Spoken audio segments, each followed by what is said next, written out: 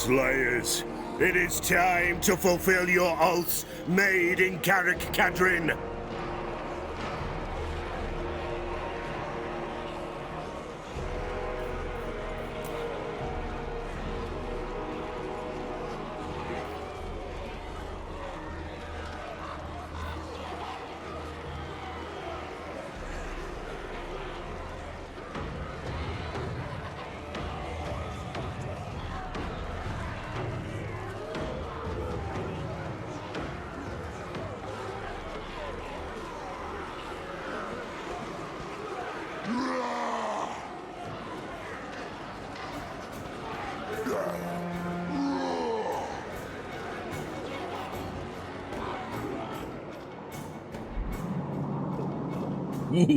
Good. Good morning, Zectaft, Loke, Palmer, Rama, No 40. Yeah, I was actually playing a bit of Taurox off camera, off camera just now. And I decided, I'm just going to hit start early because I feel like I got a good feel for him. He feels like I'd enjoy him, but, you know, after doing a decent chunk of a Corrin campaign, that's probably not going to be our IK group. But still, definitely one of the better ones. Although, specifically Taurox. Although I do like the Beastman lineup and the Beastman mechanics in general. A rune's duty is never done. So make that what you will. An accord bound by runic law. So here we are, the dwarves, who, as we all know, are secretly the people who live in the United States. United Statesians. Just call them Fredonians. My command is Nobody's gonna get that.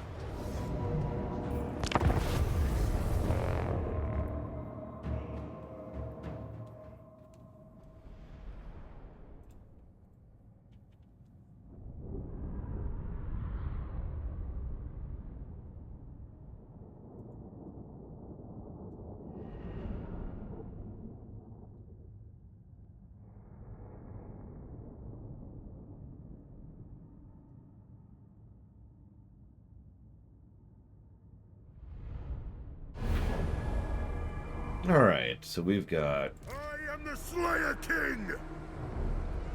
a big guy. Definitely a melee dude. It is a reckoning. A buffer. Dwarf honor is at stake. Wait, dwarves have honor? Did you know dwarves have honor? Hello, Ect, and goodbye forever. Slayers. But, before you leave, if you have time, I do think that CGB Grey actually pulled the nuclear option a little bit too early and against the wrong person. But at the same time, and I know this is going to sound weird, I don't actually blame him for doing so. Let the vengeance begin. Because the problem is, he's been dealing with fairly regular problems of people essentially stealing his copy, or his content, copying his work, and profiting off of it. And, you know, enough is enough, right? So, the actual historian dude who did it, whose name I can't remember right now, please forgive me, was probably just the latest straw, and so he decided to just go nuclear with it. Probably not the best idea, but completely understandable, which is why I think the whole situation is just kind of messed up to begin with. Torpedo missile infantry. Iron drakes. Probably Ect, but if I'm being 100% honest with myself, I personally am more with CGB Grey than I am the other guy. Even though I think that the other guy doesn't deserve to be nuked for this, and I do think that he picked the wrong shot at the wrong person. But if you put a gun to my head, I'd side with Grey. Let's start shooting. Let's put support guy up there. Let the vengeance begin. This is a weird unit layout.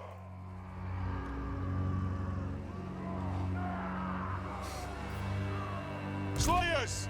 I like, by the way, that one of their abilities is fast for a dwarf. That's one of their abilities, is fast for a dwarf. Feed them and blood! Down! This is a weird unit layout. Okay, hang on. Everyone back off for a second. The gods! So you go up here.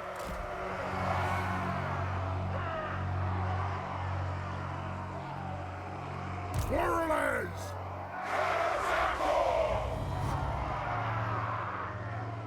I know it's probably hard to read, but look at the left there. It says Axe Infantry in gray, and below that there's 4 lines in green. Anti-large, fast for a dwarf, death blow, and whirling axes.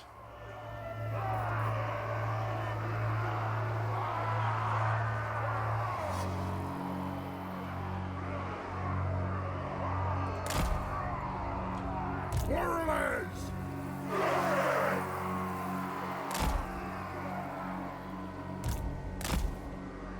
Dwarf warriors! For the High King! Warriors! War of vengeance! Sorry, I'm debating my party makeup because this is a really weird layout. Iron Drakes! Hit them! That's a little... You keep asking me these complicated situations, Act, instead of just being like, oh, it's Bob's fault. No, it's...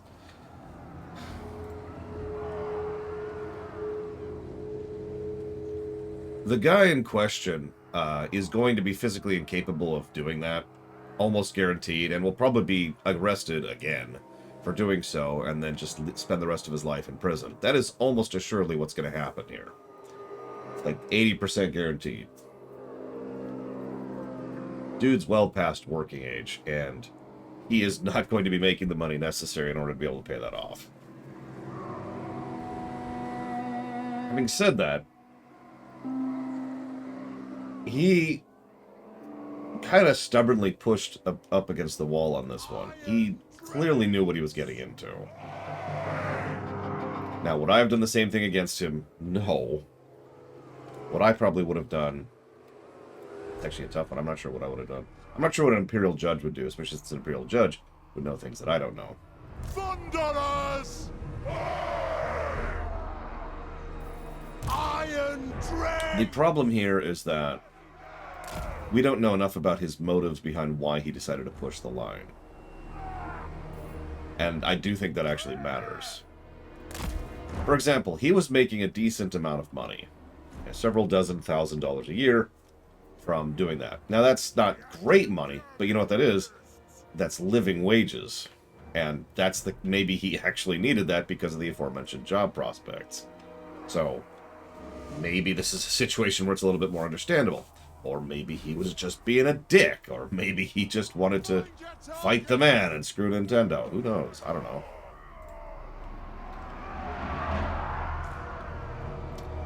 Good morning, Huthor. Yeah, I'm spending way too much time debating this because this is the weirdest troop layout I've ever seen. Oh no, they've admitted that, Plutonia. They have straight up admitted that. Even the judge presiding over the case admitted that he wanted to make an example to, and I quote, make hacking seem not cool. Which is, something I'm not in favor of, because hacking is very cool.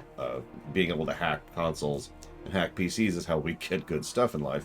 And also, I hate to point this out, but as much as people seem to have this weird opinion that the more you pull the hammer down, the less people will do a thing, historically speaking, that has always been proven wrong. So yeah, I think not only was the punishment too severe, I don't think it's going to work.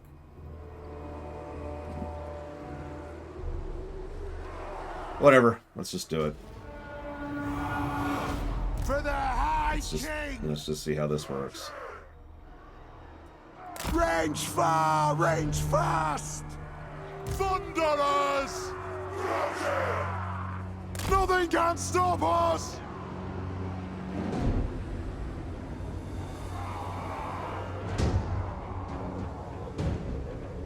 Yeah, exactly, Act. Although, again, there's some malleability there I honestly don't even want to get into, if that's okay. Ready to serve! Behold the mountain! Thunder! Good morning, Lapis. Iron Drain! Why is your range so little?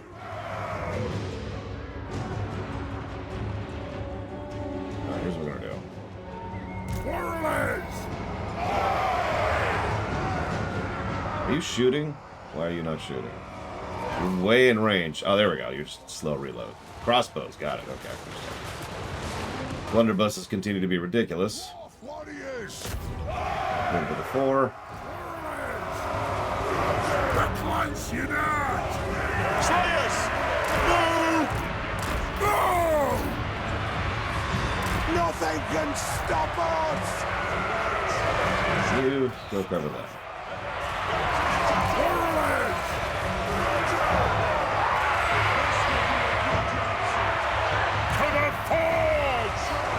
You buff them. Come on. Come on. I think the buff went off. Range far! Range fast! Slayers! Aye! Vengeance! That'll do! It's been interesting going through it. What are these? What are we shooting? Are those shotguns? Is that what this is? I'm just trying to figure out what the hell these units even are.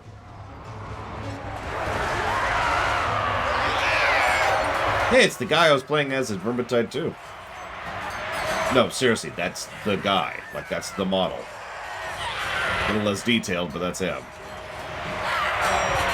You know what's funny? In Vermintide 2, according to the tier lists, that particular version of the dwarf is like the worst possible dwarf. I was absolutely wrecking face with him. Topping the kill lists and destroying bosses and saving the other rest of my party members consistently and persistently. Because I was playing as that guy.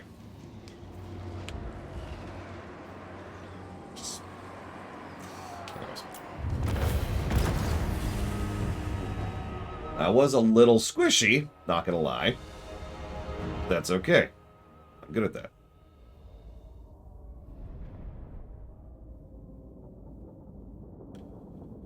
That's the album I was referring to, period.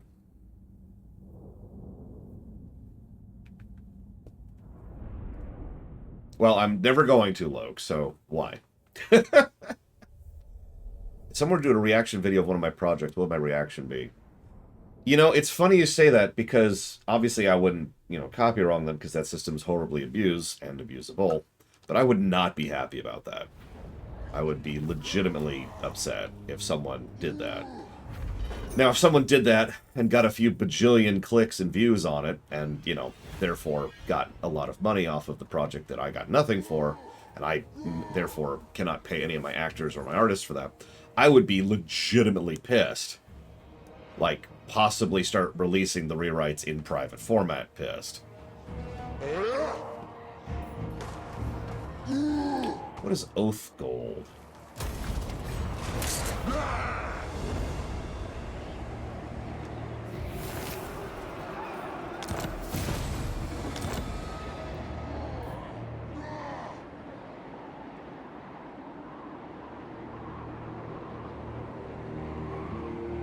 Okay, so we have Severity.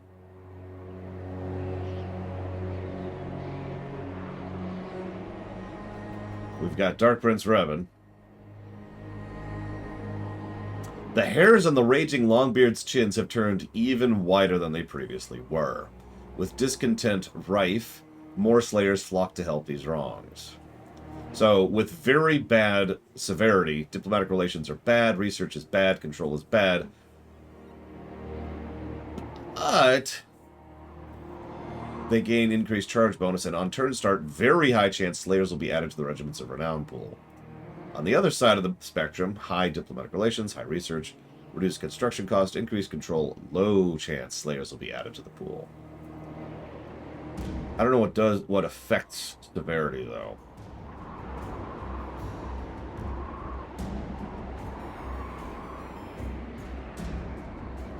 You've been picking those 3 for a while now, Dark Prince Revan, I've noticed.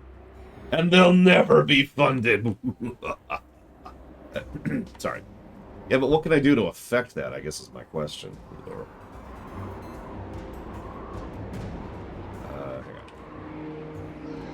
Where's my notes? Here's my notes. So you have to satisfy grudges.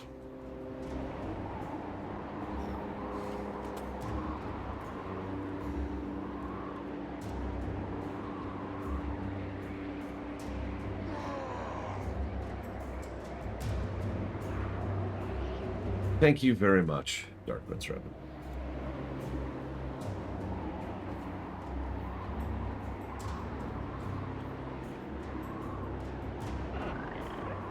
Always and ever. Much appreciate. Much obliged. Thank you. I will put that down for Ace Combat 5, Arkham's Origins and City, and Dogma.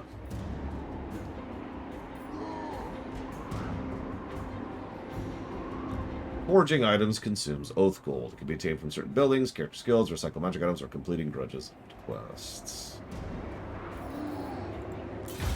Ah, so here's the grudges. If we knock out a grudge, then we gain stuff. It's like a lot of Oath Gold, and of course runes. What the hell are runes? I suppose we'll figure that out in a minute.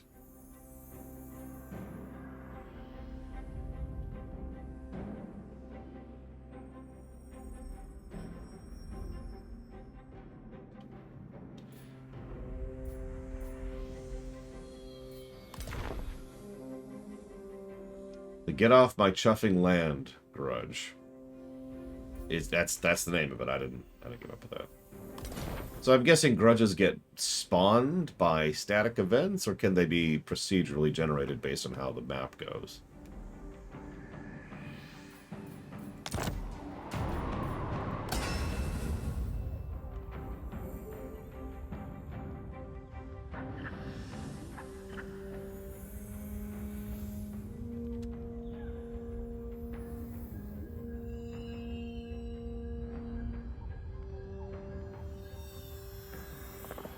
Both is fine. Both works.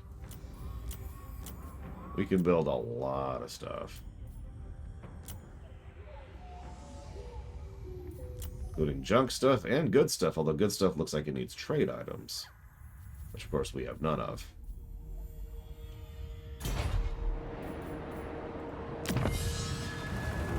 There's the guilds. There's the clans.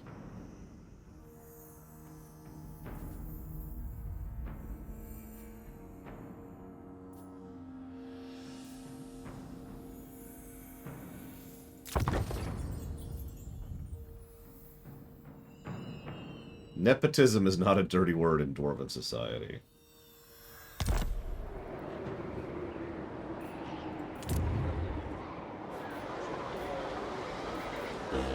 Explains a lot.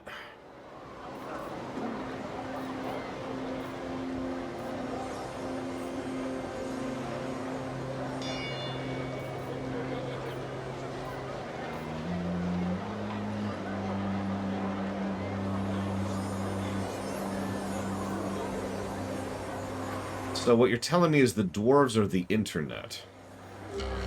They need to complain about something every X period of time, or else.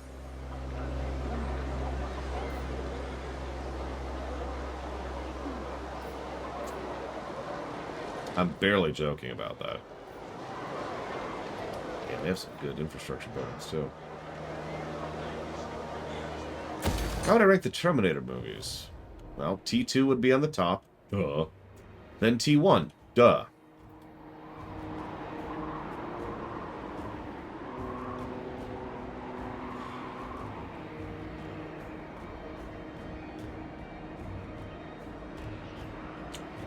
Then I'd probably go with T4. Then T3. Then the new ones. Which I don't remember the name of. Or even if there's more than one of them. Because, yeah, I would put, there were two. I was right. I would put Genesis at the absolute bottom. Good God.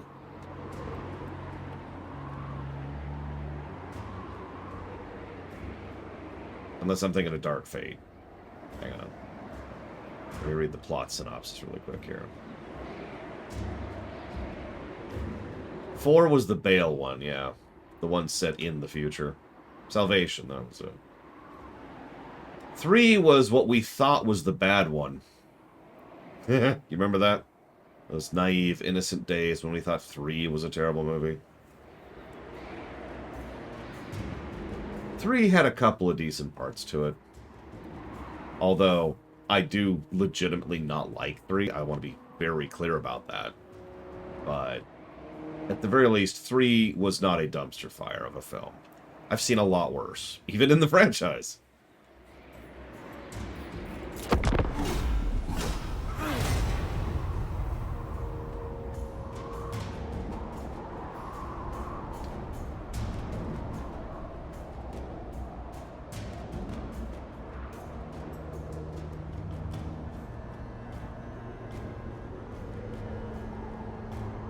Very true, Blade to Ball.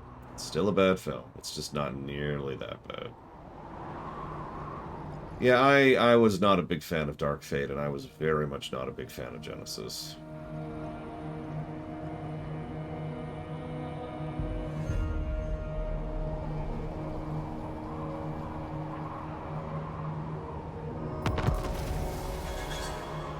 Interesting, Luke. I'd say, I suppose, maybe they have an issue portraying that in a game like this, but actually I'm pretty sure there's plenty of ways you could portray that in a game like this, so never mind.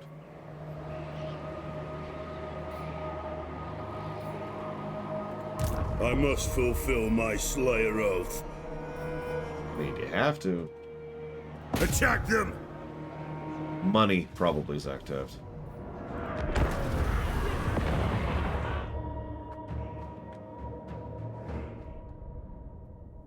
That's usually why actors agree to do things, is for money. Not always. There are other reasons actors agree to do things.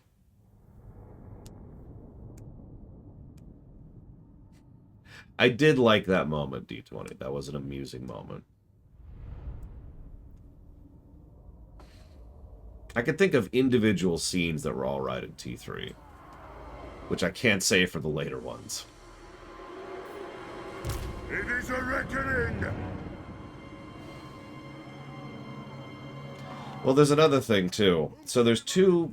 Well, actually, let's be 100% honest here.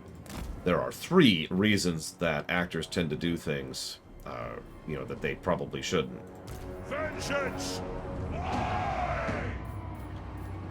Slayers! Reason number 1. Politics. I don't mean like they're supporting a faction or whatever. I mean that there's usually some kind of political push for or against an actor to take a role, and so they end up accepting it even though they probably wouldn't under normal circumstances. This is a weirdly common practice in Hollywood, and honestly should probably stop being a practice in Hollywood. If you've ever wondered why legitimately good, excellent actors tend to be in garbage projects, a lot of the time it's something like that. Point number 2. King! Some actors like to keep acting as a way to keep in practice. Dwarf warriors! As a way to make sure that they are continuing to act, to make sure that they keep their chops straight, which makes a degree of sense, and I can at least respect that. For the ancestor gods! Point number 3. Now, you'd think I'm about to say money, but it's a little bit more complex than just money, because a lot of those garbage projects don't really pay a lot. So you might be thinking, why do they do it at all? Well, because they need to have some income coming in at all.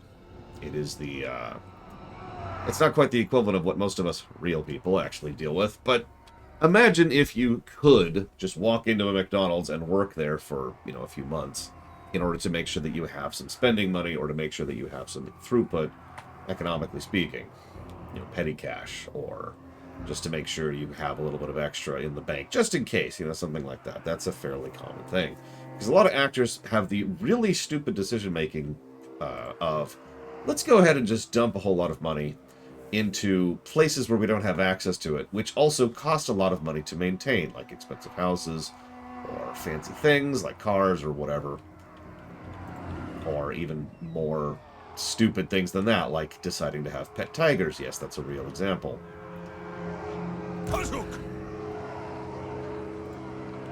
Vengeance! And it's like, well, I have a pet tiger, and that's cool, but pet tigers are expensive.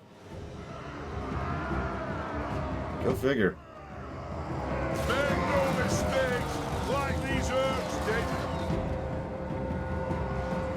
Good evening, Darkrai.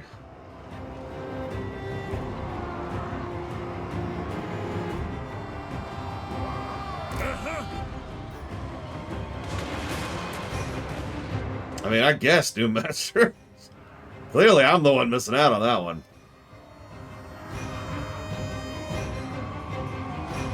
Yes! Gosh! Kill hooks!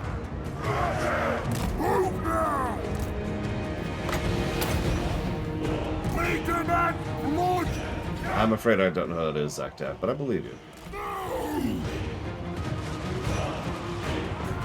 Go! War of vengeance!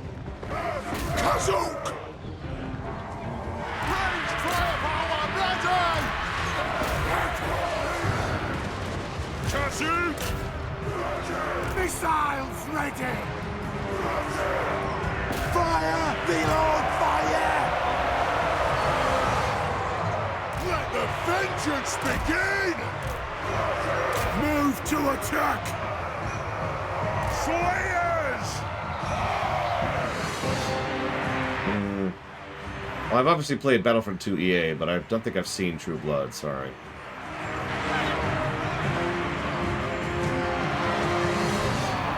Your honor is at stake! Catherine will march!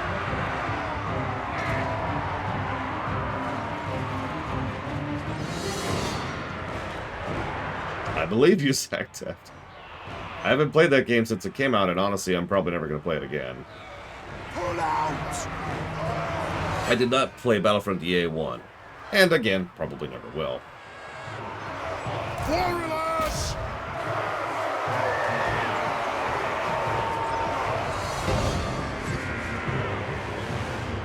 Slayers! No, I have no interest in a multiplayer-only game. Battlefront 2 EA only got on the list because it actually had a campaign mode. Runes of spellbreaking! We've actually had a rule for a very... Well, it was originally an unspoken rule, and now it's just a rule. Where the hell? But we don't play multiplayer-only games for review purposes. Warriors! Drag them! Where? Slayers! There they are. Wow, we got way stuck in, didn't we? Now, you probably weren't there for that, J. Palmer. Yes, and they were shot down. You probably weren't there for that. But I actually was probably more positive about Battlefront 2 EA than most people. Probably at least partially because all I really did was play the campaign and then walked away from it. For the Karazanko! Of those dwarfen legs! Yeah, not under the current system, so it's not an up-to-date review. But yes, you can find it in the archives. Slayers! It was okay. It had its issues. Get him!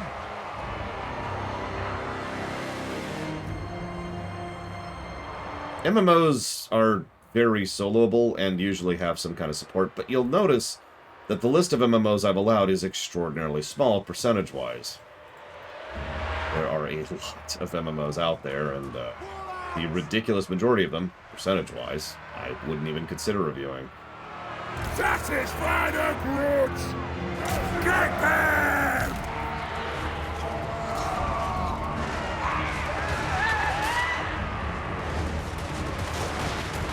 Well, it's not just a time cost thing.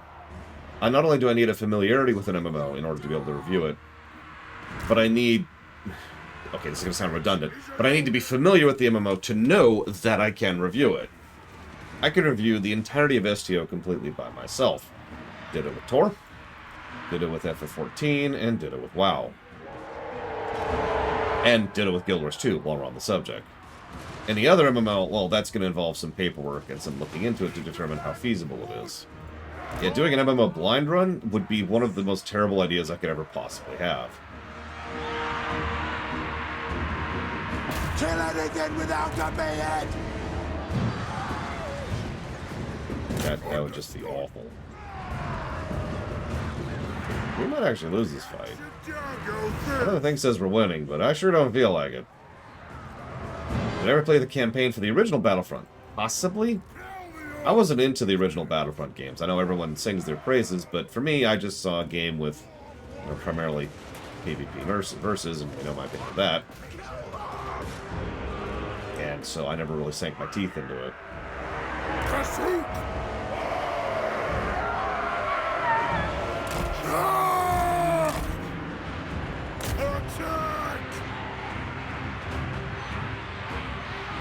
Exactly, Dr. Winter. A lot of prep work goes into an MMO review, and there's a reason only 3 of them are left on the books at this point. And that 3 is probably the list. There probably will never be another MMO added to that list. Pick your targets, bro!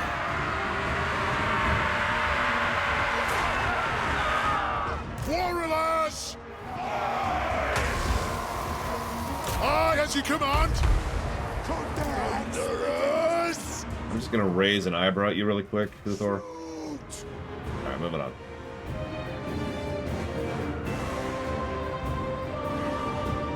Spoilers without context is the kind of thing I tend to be more okay with, and in fact tend to do all the time.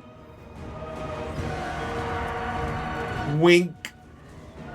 Fires! There you go, there's a spoiler without context. Targets, Lord! Fire on the foe!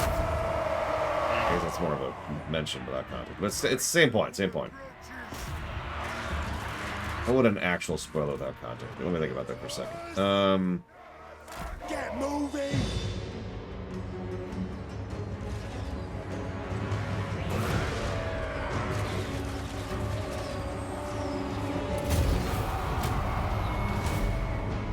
Yeah, it's effectively a non-spoiler, which is why I tend to be okay with that. It is a reckoning! And why I tend to do it myself.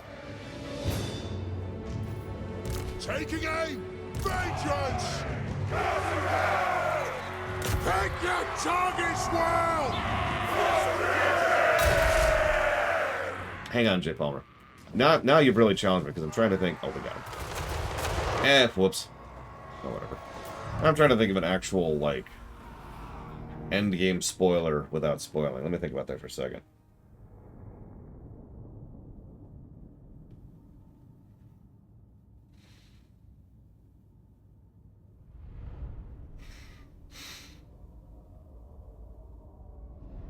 Okay. Love You 3000. No context. No attached anything. You know what? Dark Prince Revan has another good example. That's another good spoiler without context. Superman. Gotta say it right to get across the point. Like, it is possible to do plenty of inferences without actually sitting down and saying, this is what I'm saying.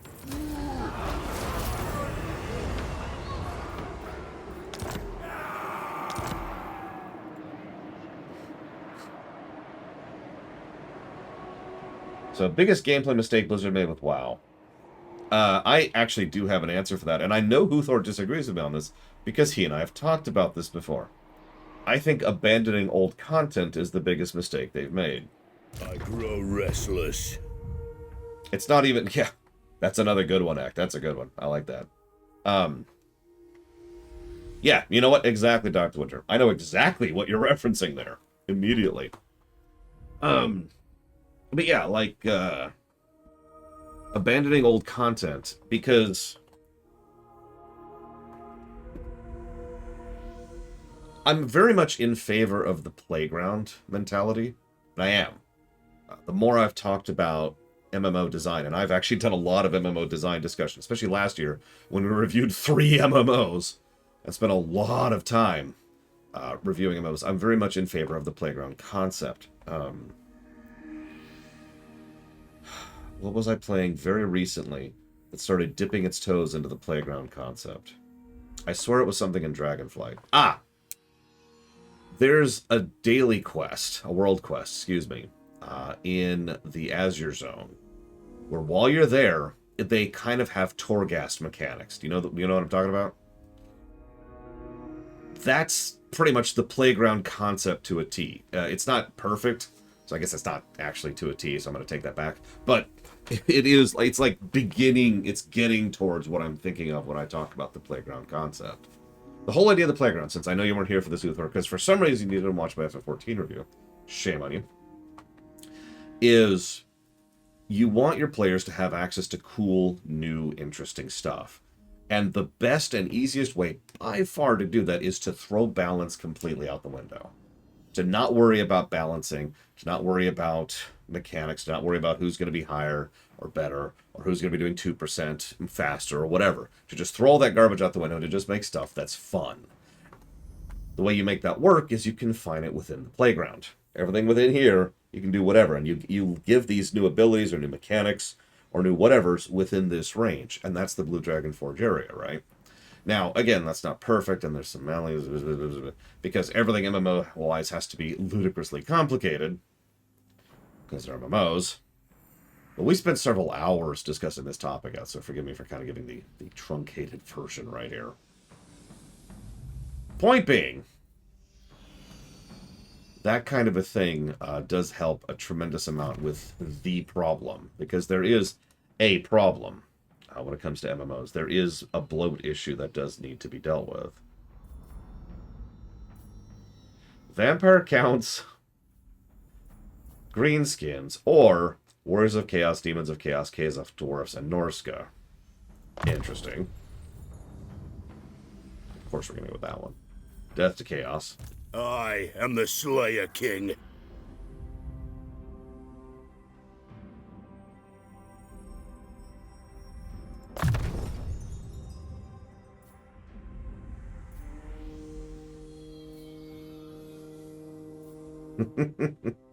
You knew what I was talking about, Uthor. Even Jay Palmer knew what I was talking about.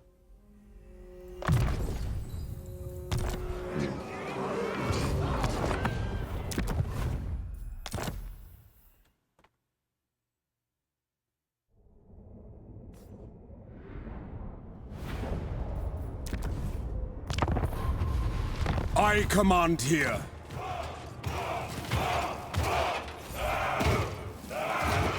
The funny thing is, a fantasy setting like Warcraft has a lot more potential when it comes to being able to have... True King of 8 Peaks.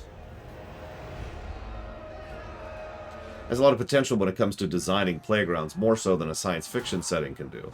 Like, Tor is kind of screwed when it comes to being able to design proper playgrounds, because it's Tor. What are you going to do with it? And STO just keeps pushing the bar further and further with regards to escalation and power creep. No, Darkrai. But I shouldn't say no so thoroughly. I would be disinterested, let me put it that way. Blow up Alderaan early. But something like Warcraft, we literally have, like, pocket dimensions and illusory magics and, you know, realms where the rules work differently and so forth and so on. Those things are already things within the confines of the setting. So there's potential there. Don't bring that up, Jay Palmer. I don't want to talk about that. Or else I might destroy you. Okay, so increased upkeep until they recapture the Carrick 8 Peaks. Oh, wow. Okay. Start with 4 Ancestor Heroes. Yeah, I notice our army is pathetic. Unique building chain at the 8 Peaks. Plus leadership when laying siege or encircling. Vanguard deployment during something battles. Not quite. Here, I'll show you what upkeep is. So every turn, I guess I could just tell you, every turn you generate X money and you spend X money. The spend X money is usually upkeep. If you go to the negatives, bad things happen.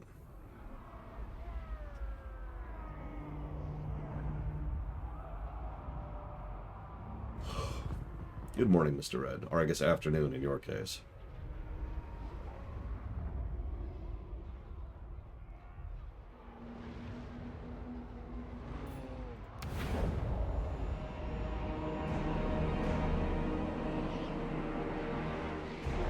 Long have I fought and suffered for my people.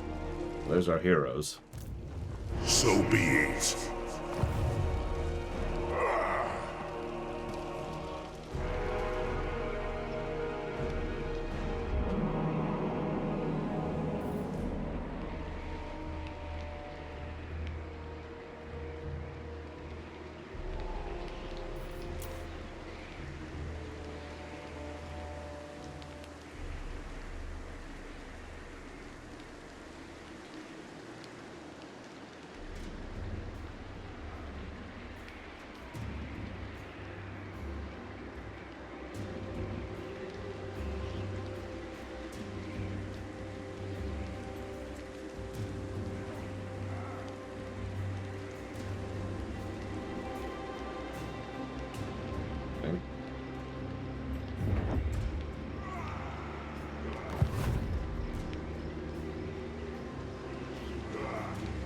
Well, A rune's duty is never done. An accord bound by runic law. Muster arms. Hone your skills, Towie. Better wheels, lad. let's see how these heroes play, shall we? Alright, we also have Carricate Peaks. You do not control Carricate Peaks. Ugh.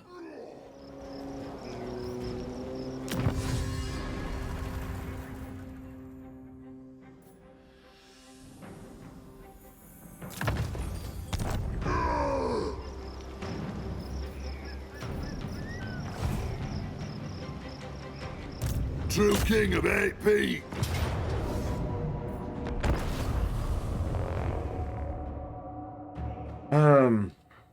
So worst series to start with the first game. Warcraft. Think about it. Super Mario Bros. 1 at least is a functional and moderately enjoyable game. Zelda 1, ditto, even though I'm pretty negative about it. Yeah, we got StarCraft, we got Civilization, which isn't great. Warhammer, Battlefront. But then you look at Warcraft 1. Warcraft 1 is a terrible game. It is a terrible, terrible game.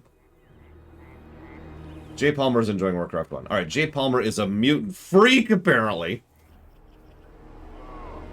I would rather play Command & Conquer 1 than Warcraft 1. Good God. I'm glad you're enjoying it, Jay Palmer. You enjoy that black licorice as much as you like. Because I cannot comprehend that. Ready to fight. What do we got here? Revenge Incarnate.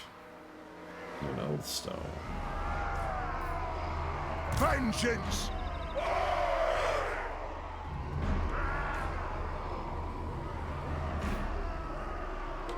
I mean, early installment syndrome is pretty common, Darkrai. If that was the only requirement, we can come up with a lot of those. We have a weird spread on this one, too. Dwarf warriors.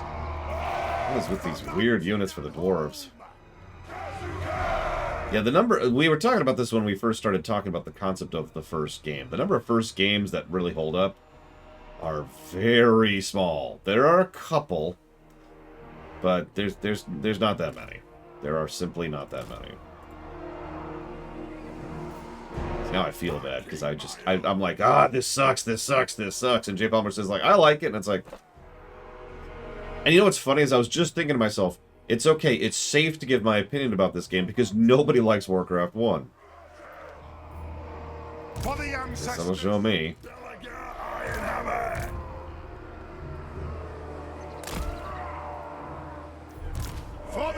So what do we got? We've got a missile, a support, a melee, and a melee.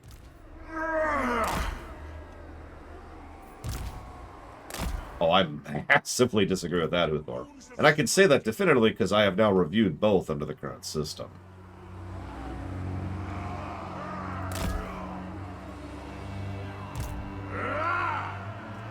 I actually had someone once accuse me, and I'm saying that very particularly, of being a climate change denier, but that was just yesterday. No, what I was actually going to talk about is I've had someone accuse me of the fact that there's something wrong with me because of the fact that I tend to prefer good games.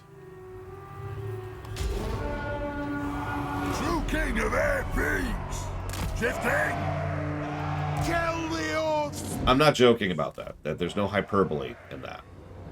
Even the person making the accusation was leveling it with the proviso that the games that I enjoy are good games, and therefore there's something wrong with me for not being able to enjoy, you know, for preferring good games over bad. Oh, that's an even stupider story, Luke. I'm not going to tell you about that one.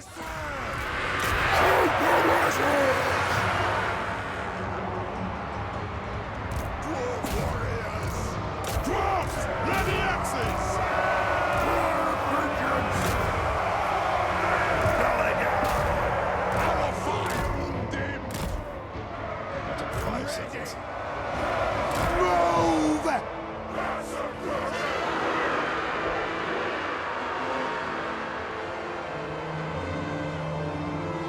Oh, I suppose I'll answer you, Luke. So, there's an episode of Star Trek The Next Generation called, I believe, Patterns of Force. It's the one where they discover that, oh my god, using warp drive is damaging the environment, and then they forget about it literally 2 episodes later.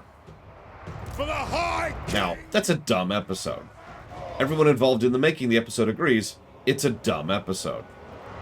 There's pretty much a universal agreement on behalf of everyone that that was a mistake and that they never should have even done that.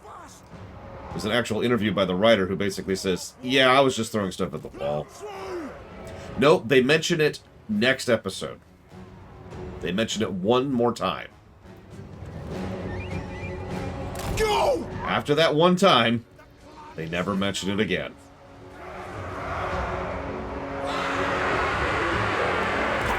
Anyways, the point being, because I didn't like that episode, I'm a climate change denier. Yes, really. Vengeance calls! Our forefathers! It's actually even stupider than that, but I'm not going to go into it. For the ancestors! Did we kill that guy? No. Could you kill that guy, please?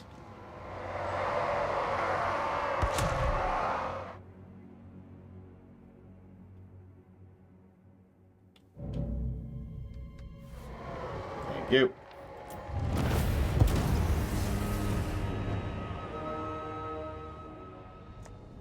I mean, if we're putting it on the list of all episodes of Trek ever, it's probably merely a below-average episode.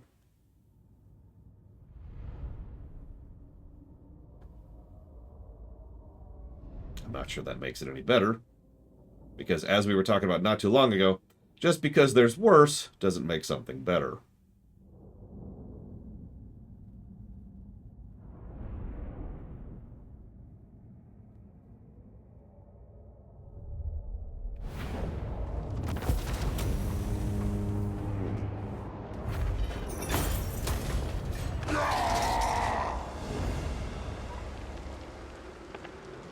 The element of wish fulfillment. You're gonna have to explain that, Uthor. Because I legitimately don't even understand that sentence.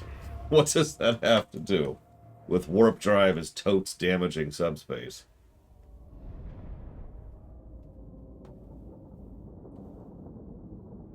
I'm not even gonna get into the fact that the whole construction of that episode was terrible. The plot was terrible. Everything about it was terrible. Like, what's triply funny is the accusation came from someone who insisted that the episode was very clearly about climate change and climate change deniers, which is factually untrue, as anybody who's ever read anything about that ever would tell you, but also the simple fact of when that episode came out. Well, before any of that ever started to enter public consciousness, especially Hollywood. I knew it. It's those damn Omega molecules. Ugh. armed and ready. Come together, lads!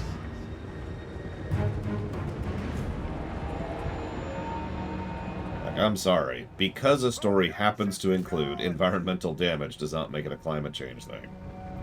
Environmental damage stories go back literal centuries. Pump those dwarven legs! Anu! Abolis! Tazu! Kill them! Go! For mountain and hall! Dwarf warriors! Move! Down! We are relentless! Kill them! First ever environmental damage story? Oh, that's easy. So once upon a time, when I go back in the past, I'll start seeding environmental damage stories to some Neanderthals. And therefore, technically, I will have actually said the very first environmental damage story.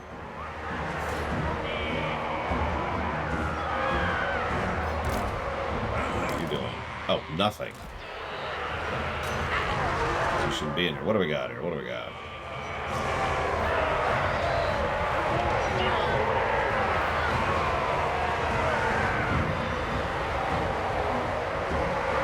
Yeah, sorry, I actually wrote the Epic of Gilgamesh. It was originally titled the Epic of Greg, but nobody went for it.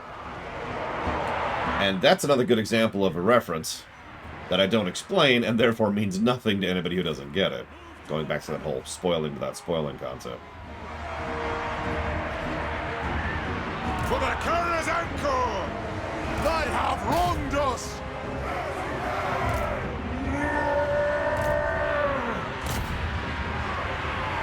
This is a curb stomp, Jesus. For Grimnir! I screwed up the initial charge. Miners! Be it ready! Vengeance! Actually, let's do this. Belligan! Miners! Dwarf warriors! Aye! Vengeance! Classic!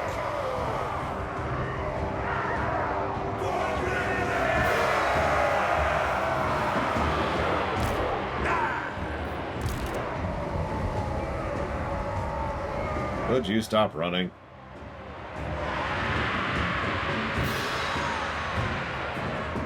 What's the game act?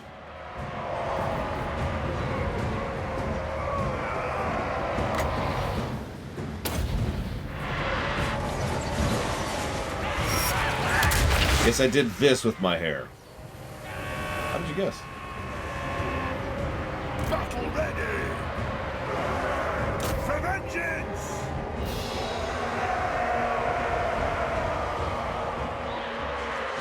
Killers! For the ancestor gods! Ready to strike! It is a reckoning! Understood!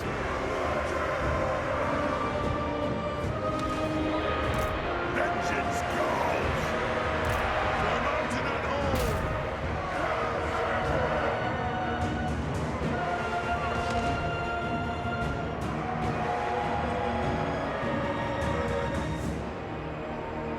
I will also admit, I probably am more receptive.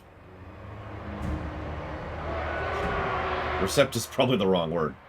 I am a little bit more affected by mild irritations in a game than some people I know. I know a lot of people who are more than willing to just put up with irritations in a game because something else makes it worthwhile for them. I've never been like that, so that's a whatever situation. I've always been the kid who gets irritated when I have to hit the button 8 times in order to save a game, right? That's like, god damn it, I just want to save my freaking game. And I don't know what else to say to that. I make no apologies for that, and I'm not going to stop being that way because I've been that way my entire life. Yeah, Hollow Knight was an example of a game that had some great combat and a lot of little irritations to it. I'm curious if they're going to polish those out. But here's the inverse of that. The rare game, and it is a rare game, that actually has really, really good and consistent quality of life features, I tend to be way more receptive towards. Yes! gods! Descendant of blood! So what's the game, X? Come on. Kill the oath splitters! And these green skips keep running and coming back and running and coming back and running and coming back. Dowie attack! For the ancestor gods! Armed and ready! They have wronged us! Ah, Rain World. For the High King! Yeah, apparently Mike Romano. No, I was playing football when I was playing as Scarbrand.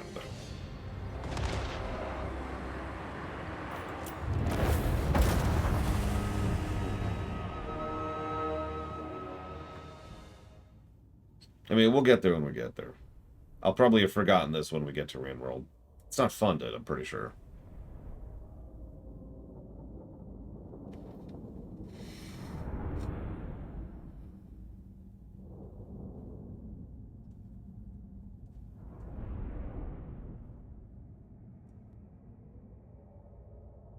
You know what? Here's a no-context spoiler. I would have made a damned good baker. It's doubly funny because it's actually the single crux line of the entire story.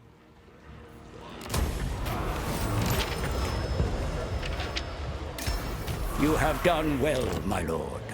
Your efforts in quelling the grievances of your kin are being celebrated across the clans. Oh, now we get the as you. Here's how you play these people. Oh, right. Hang on. Keep forgetting to do this. Okay.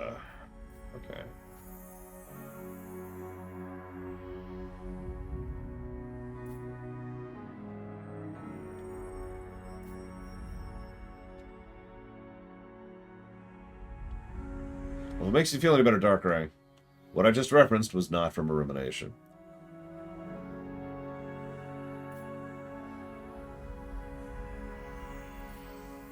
So let me give you a very minor example. Like, this is such a nittle thing that I'm sure most people never even notice this. But this is the kind of thing I appreciate when they do it right, which this game is doing wrong. Let me demonstrate really quick. So talents are laid out left to right, as you can see here. Let's boop, boop, boop, boop. Cool? Cool. All talents and tech trees are laid out left to right, and the mouse wheel scrolls through them. That's cool. That's neat. But when you mouse over them, the mouse over always shows up to the left or right.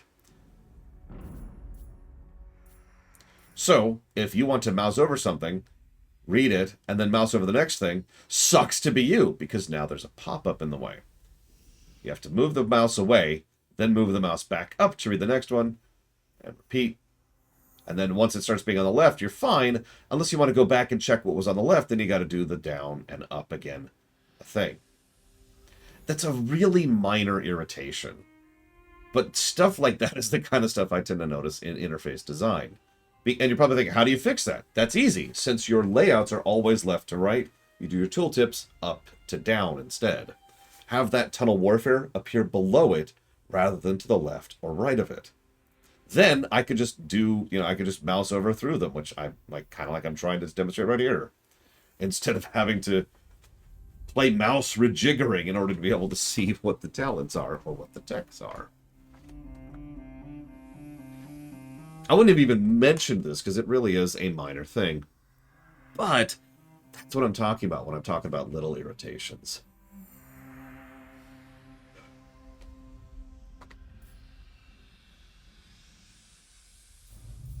Because right now, you probably aren't even noticing, but you notice that I don't go straight from one to the next. It's because I've been in the habit for the last week of mouse down, mouse over, mouse down, mouse over. Like I'm doing a little V every talent in order to just be able to read these properly.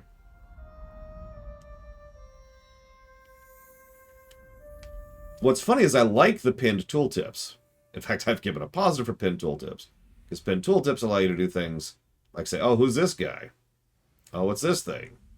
And so forth and so on. But Move the frickin' window. Anyways, we're done. We're done.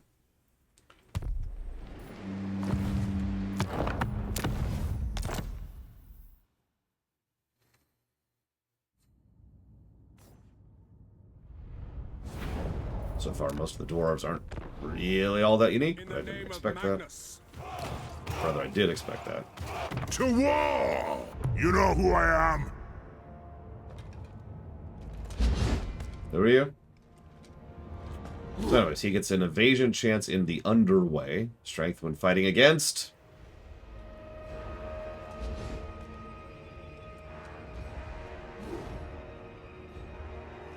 I disagree with that, D20 Archon.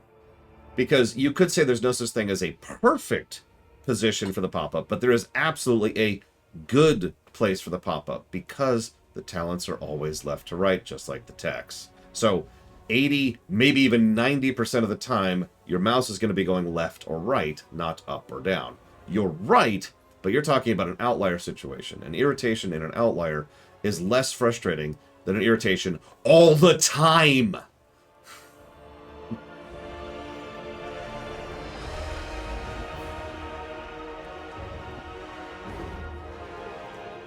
Having said that, there's another thing you could do too that just occurred to me. But I can't show you right now because I'm not staring at it. Oh, give me a second. I'm trying to figure out, what do I get weapon strength when fighting against?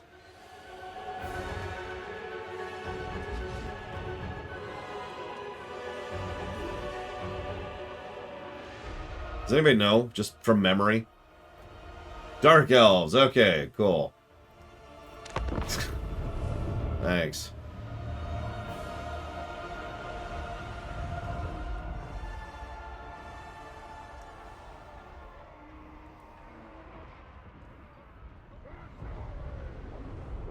I was gonna say, I'm feeling I can guess where I'm about to start.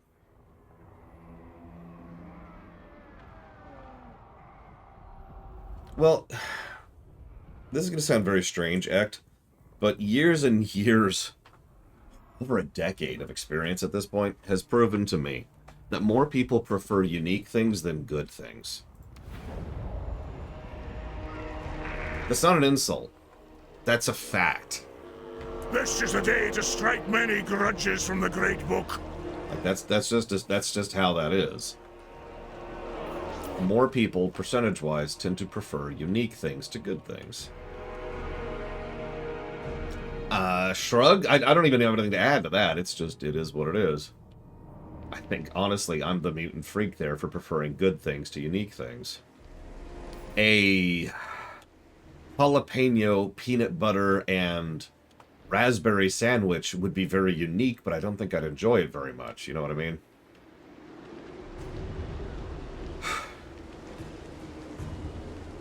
So that people can see chat on the VOD, Invocariki? Probably saying that completely wrong. So hang on. Grab me. The dwarfs need me. Grab this. So, here's my alternative. Here's my proposed alternative. Rather than having the tooltip pop up right next to the mouse, why not go ahead and make it so that it's a malleable thing? So, right now we have the mouse over, and then it's locked in, right? I do like the indicator of that. Why not make it so you could just grab the damn thing and drag it, like it is currently not allowing me to do? And then it just stays there, wherever you put it. Right? So, on this exact screen, I could move it down into the lower right area, for example, where it's out of the way of everything, and it's just there.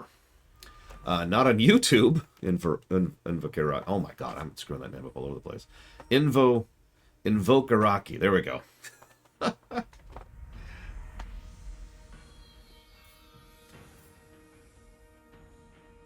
So yeah, being able to actually move the tooltip around would kind of solve all of these problems. Because at that point, it's all on you, the player. You put it wherever you want to put it, right?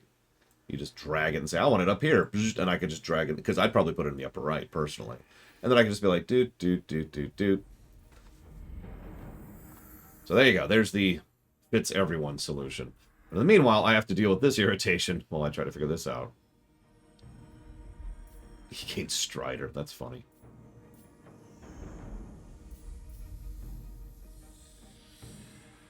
Iron Drakes. What the hell are Iron Drakes? Oh, okay. Flamethrowers. Got it. Yeah, I always upload my stuff to YouTube. I have an entire channel that's just, you know, stream VODs. I've been doing that for 8 years? God, I don't know. I've been doing this job for a while. What do you want from me? No, need my warp token stash. Valea's will binds me to you. An accord bound by runic law. To battle! Well, let's go kill some Skaven, shall we?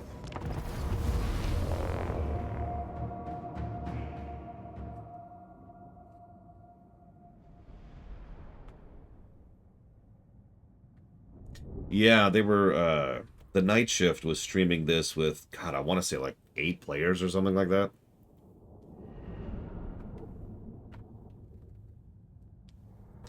If you're asking, is there eventually a straw that breaks my back, the answer is yes. Oh my God, it's been 10 years. It's actually been over 10 years. Thank you, Jay Palmer. Jesus. But yeah, the night shift was doing 8-player games of this, and it was rather amusing. Do I like Warhammer Orc equipment design? It's a good question. I haven't seen it yet. I'll go look at it when we get there. What do we got to start? We got a caster. Nobody likes casters. Hammers. Always with the miners. We can actually start with some Iron Drakes. Let's play with those this time. Cheers! Brandengrong! Who are we fighting? We're fighting Skaven. Lord of vengeance! There is a limit to the VODs you can have on Twitch. And they only stay for X amount of time unless you decide to break the system. And if you break the system, then Twitch tends to come down on you and say, hey, stop doing that. So, that's all archived on YouTube. I just decided to skip that entire problem. I like how they have an ability called Death from Above. Oh yeah, that's the other thing. VODs on Twitch suck. The player sucks, the timestamp sucks, seeking sucks, pausing sucks, saving your place sucks. YouTube is just better about VODs, like it or not.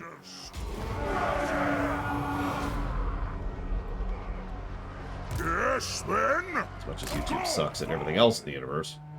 Put those dwarfen legs! Always autoplay, because screw you. Yeah. Nothing can stop us! Hey, Jujuce. Iron Drakes!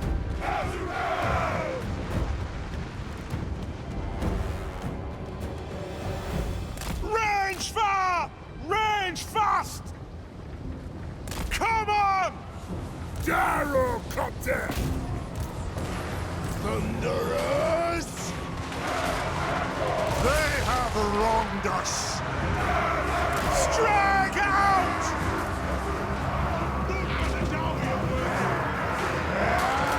Okay, I've only been doing this for, I think we're at 12 years as of this year. Jesus Christ. That was for the flamethrower, not the thing. God, they broke instantly. Just instantly. They're still burning. Oh my God.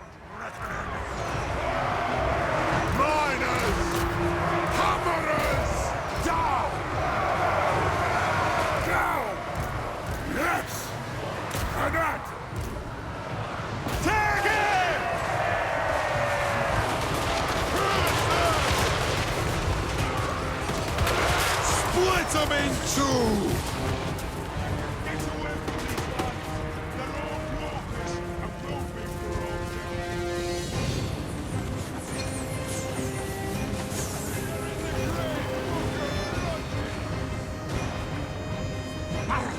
We breed! We care!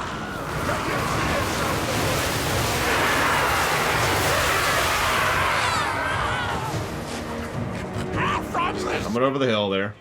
Don't mind me.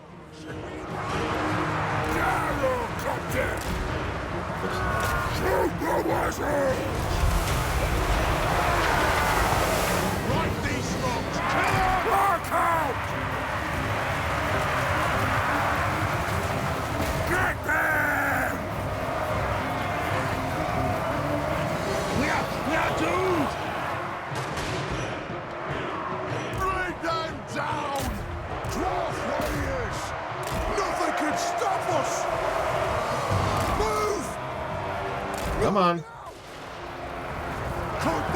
Oh wow, they are dead. Just dead. My goodness. Iron tracks! Rangers up! Axes out! Yes, J. Palmer. Kill anything without a beard! Fire on the foe! I'm still getting used to them, von Falkenstein. Fire on the foe!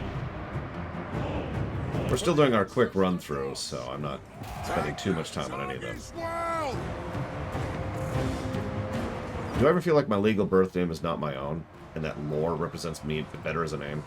Actually, no. It takes legitimate mental effort to readjust my name to lore periodically. Now, Runner, I could feel that, because Runner's just a surname, and it actually suits me quite well.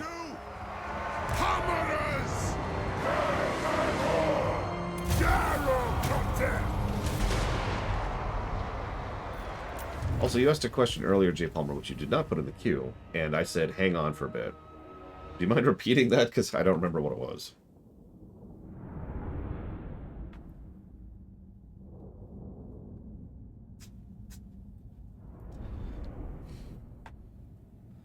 Damn, we lost 13 people that fight.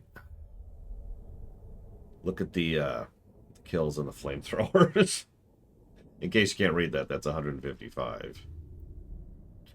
Well, you did ask what artifact weapon default skin from WoW Legion do I dislike the most. Probably one of the warrior ones. They all suck. Like sword and shield, sword and board. Just, ugh.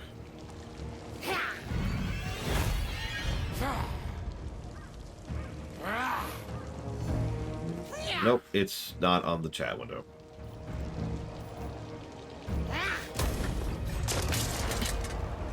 Yeah, the only sword and board look I liked for the artifact was the one that looked like Deathwing skin. Unlike Paladin, several of the Paladin abilities all look pretty good. Well, we're doing the Scion approach of hitting every hero for 1 or 2 battles each and trying to rapid fire these as hard and fast as we can. It'd be nice to actually start playing the game long term. But at the same time, maybe it won't be. Who knows? Maybe we only enjoy the early game. It wouldn't be the only strategy game like that.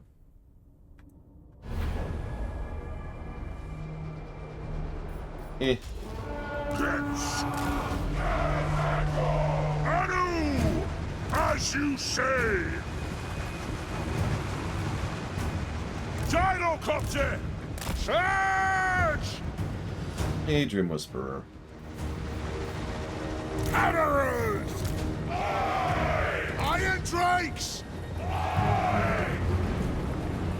Correct, Loke. In fact, I'm marking it down on the reveal document so people can keep an eye on that sort of thing if they actually feel like it. For the High King!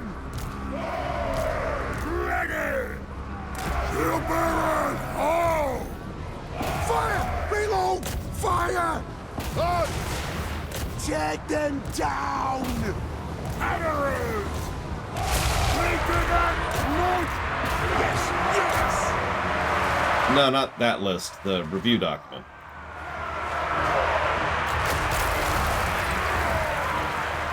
The clans unite! Shine like blue! On my oath! Rage beyond reckoning! I shall! Nothing can stop us! Fight! Take an aim! Kill them!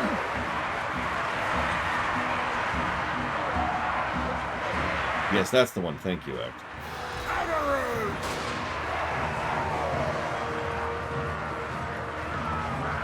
Thank you, Jesus. I'm not sure if that's really a good thing or not, but I'll take it. Let the vengeance! It was actually really tasking, especially since I had to do the whole thing one take with no edits.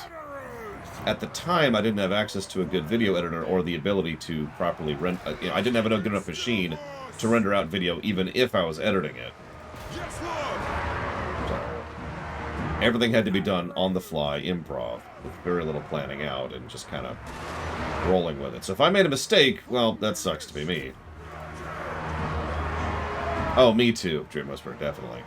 If there's one thing I've learned over this, it's that, while this is definitely its own unique thing, I prefer a more traditional RTS experience, like Age of Mythology, StarCraft 2, Age of Empires, Supreme Commander, etc.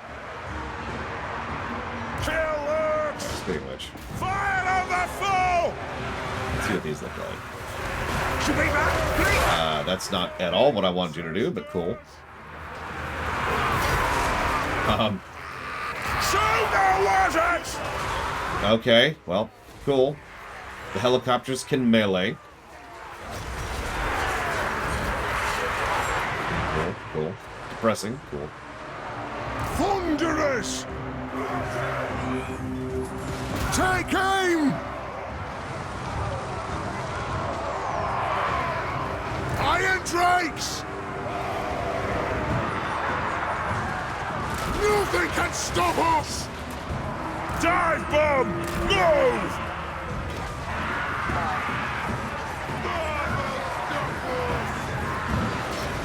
Now works! Feel our rock! Range far! Range fast! Thunderous! Da! Da! Vengeance! Will do! Wait him up, Lord! I, as ye command! Sir! Right, burn that village and preferably not. And by village, I mean trees. Preferably not me. Nothing can stop us!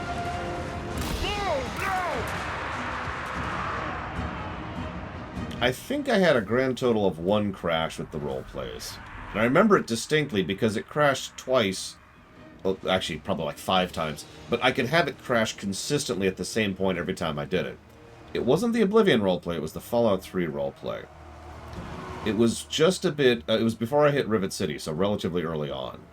And I could point out the spot on a map, so forgive me for describing it vaguely, but it's like when you're heading through the DC waste, like when you start getting into the cityscape, and there's a river that goes through it. There's a bunch of bridges that go over the river, and there's a bunch of dungeons, including the one dungeon you go to for Moira, right along that river edge. That's as far as I'm going to go with describing that. But every time I would leave that dungeon and re-enter that cell, it would spawn something and crash. Consistently. And I had to rewind. Thankfully, when I do the roleplays, I do lots of backup saves. So I had to rewind an entire jump to the beginning of the roleplay to reset my route, so to speak, to try and bypass that.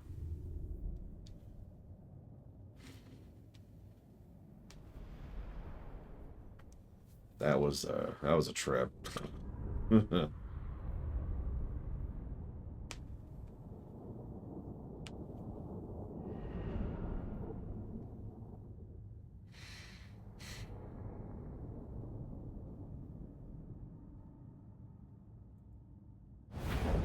Yeah, the Fallout 3 roleplay. It was done almost immediately after the Oblivion roleplay. It's also the last roleplay because, at the time, nobody watched the roleplays and nobody liked them.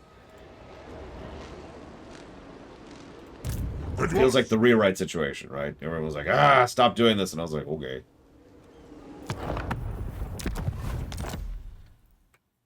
Which just goes to show, never listen to people.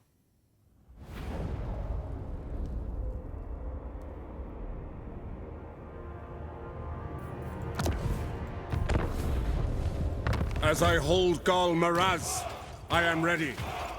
Send me to vengeance. Thorek, master of ancient lore. Oath gold increase, oath gold increase, hero rank increase for runesmiths. Armor up, armor piercing up, reload time, specifically for, looks like, artillery.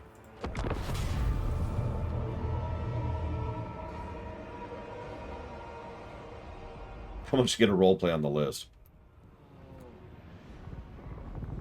Tell you what, if I win the lottery, I'll continue the story of Matthew, which I was going to do, anyways, someday, in New Vegas. Because, spoilers, that's where it ends, him going west towards New Vegas. It's actually funny, Dream Whisperer. I am joking, obviously, about the don't listen to people. It's the MMO paradox. You need to know when to listen to people and when not to listen to people. Because if you never listen to your players, or your viewers in my case, then you're screwed. But if you always listen to them, then you're screwed. And so finding when exactly you should listen and not listen, and how much, it's an art. And it's an imprecise thing.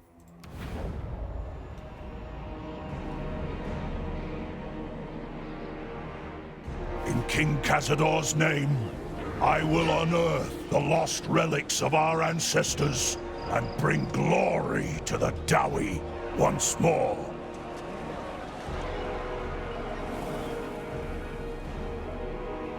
The runes are ready. The rune's duty is never... That was the idea, yeah, Luke. The concept was he would eventually go on to become the main character of New Vegas, become a courier, get shot in the head, get a donation from Kaisa Wheel, and then once that donation goes through, he would be able to say thank you very, very much for that support.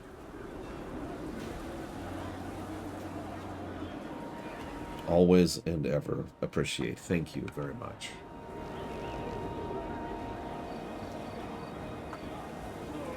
Now, fortunately, I don't have much of a comment here, so I don't know what you want to put that towards or how you want that to go. But thank you. Thorek Ironbrow! Right. Yep, his body got looted for 25 bucks. I mean, this is Fallout. Someone killing someone for 25 bucks totally makes sense in Fallout.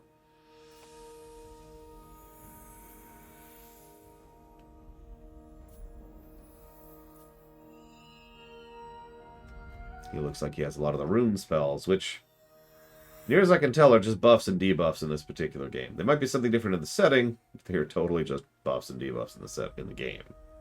Which is fine. Nothing wrong with that.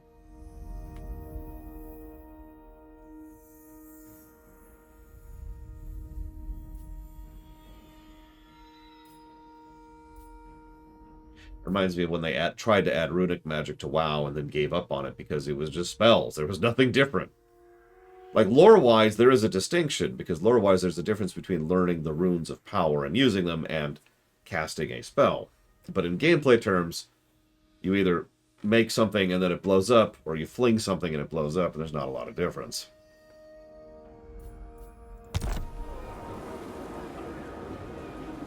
Scores to settle!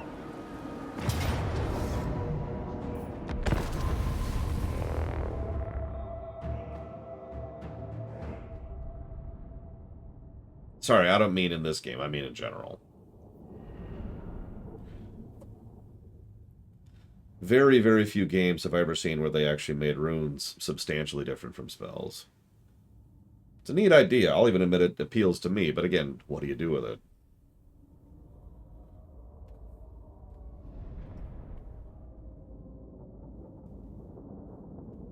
We're killing a lot of greenskins as the dwarves. Clearly it's racist. Alright, what do we got here? He is a rune mage, which means he's junk! Get out of here. Correct, J. Palmer. Those aren't runes. Those are just swapping out your enchants on your sword so you don't have to talk to an actual enchanter. And another support. Junk! Get out of my army. Okay, what else we got here? Let's see. Junk, Loke! Let's see. A lot more infantry than the other groups. Like, decent infantry, other than just miners. So what you're saying is every game needs to come out on the DS from now on. I like it. Oh, those runes. No, that's not runes. That's not runic magic. That's a completely different mechanic. We also get a grudge thrower. We'll look at those in a second. We fire on your command! We've actually looked at these before, but we were in the middle of something, so we didn't get a good shot of the grudge throwers. I do like how it's stylized like a hand. The Switch, I think, has a touchscreen. I'm not actually sure about that. Don't quote me on that. Okay, fine. You can join my army, I guess. Get up here. Iron breakers! Hurry! Right.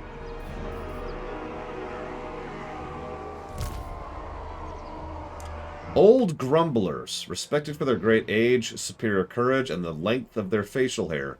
Longbeards have an encouraging effect on their allies' leadership should the Lord be absent.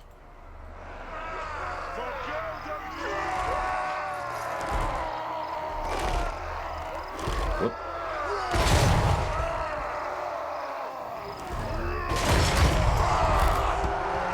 Can't actually see the projectile.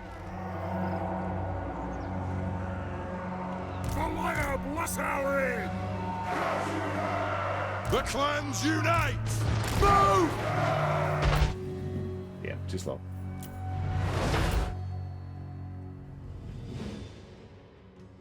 So, there's the projectiles that they're shooting.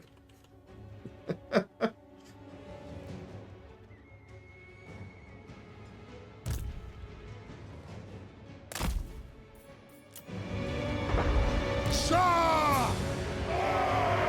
We demand blood! Shoot the wizards! Dwarf warriors! Kill them! Fighter riders. I'm gonna leave the camera up here for a while. No reason. It's just, it's gonna be a thing. We demand blood! Dwarf warriors! Right far, right fast! Yes, act. Done. Okay, there we go. Whew. It's a close one. We almost had to watch an incredible show. Dwarf warriors!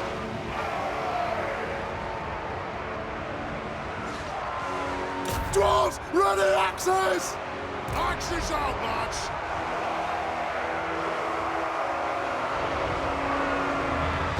Shoot! Well, I would zoom in, but there's a bunch of spiders down there, so we're not gonna do that.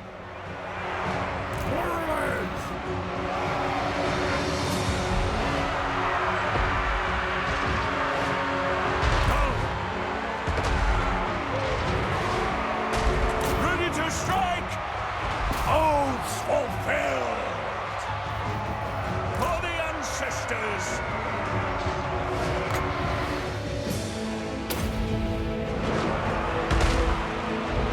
We have not, Dakota.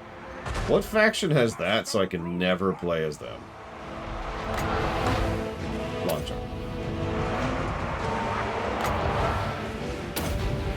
Greenskins. Hey. Grudge thrower! This won't misfire! The clans unite! Shield bearers home!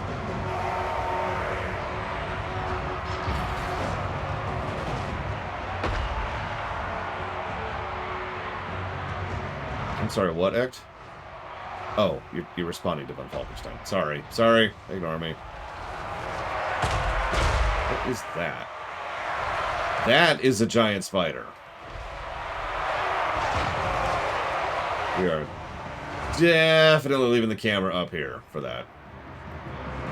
Runes of smiting upon them. Gut!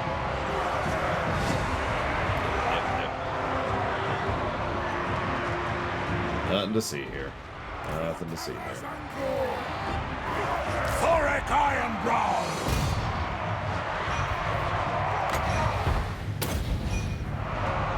I do like a good boar. A boar was the best part of Far Cry New Dawn. No, actually, most spiders in video games don't bother me. It is the rare exceptions when they do. Dwarf warriors! Down! Down! Kazoo! Players will. Yeah, there's another example of a no-context spoiler. What's the best part of Far Cry New Dawn? Horatio! Well, I could find out, Loke, or I could keep the camera up here and not have to worry about it.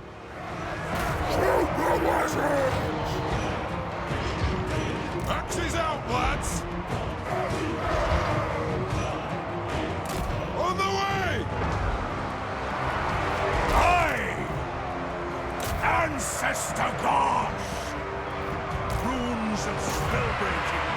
warning. Yeah. The runes are cast! I suppose I should at least see. So I'm going to give an arachnophobia warning, okay? I'm about to zoom in on some giant spiders. Giant spiders, giant spiders, giant spiders. Okay, here we go. Let's see what we got.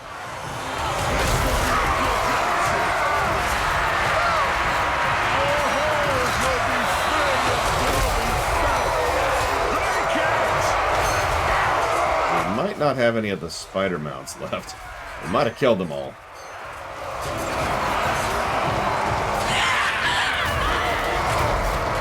There's some.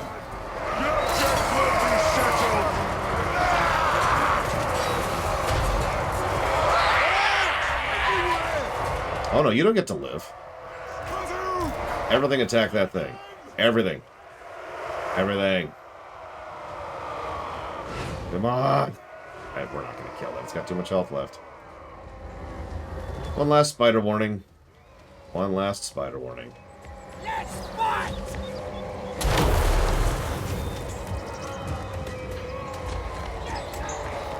See, that actually doesn't bother me. Not going to use them, but that doesn't bother me.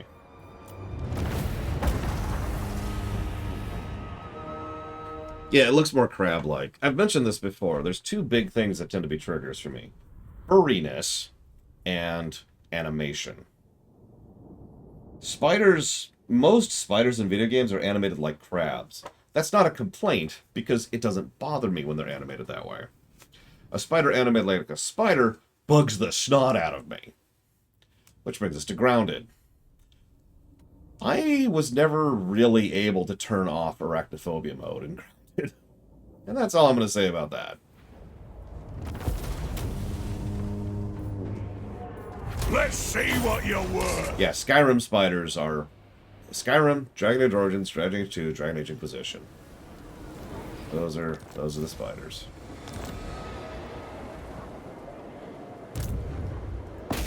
One more grudge of...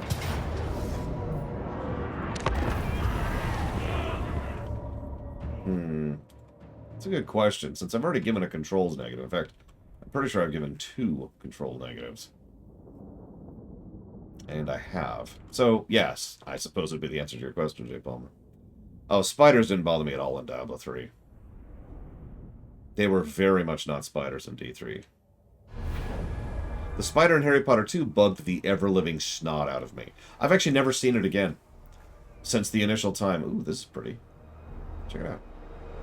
Since the very, very first time I first watched Harry Potter 2, which was in the theaters, I have never rewatched those scenes, and I never will. I have only watched the scenes in Return of the King twice.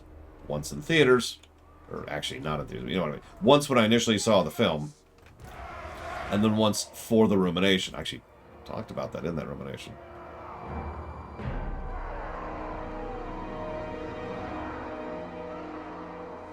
Grudge thrower! Honestly, you just stay there. Dom Grom!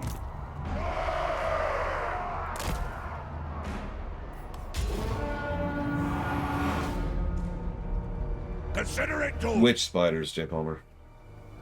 We've talked about several. It's this beautiful, beautiful water right here. This is what we're fighting over.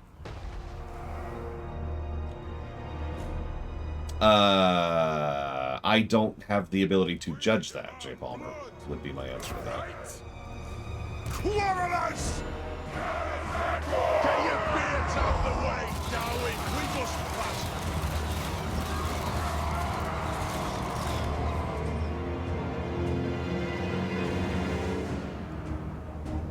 Grudge thrower!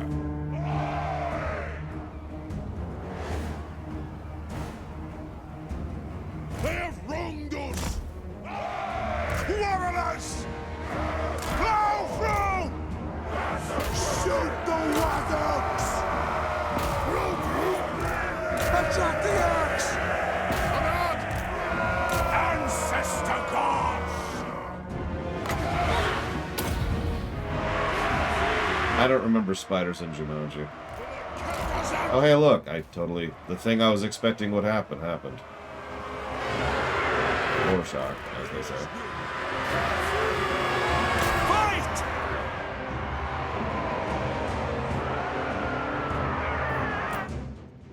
I just like centipedes more in real life, but they don't bother me the same way.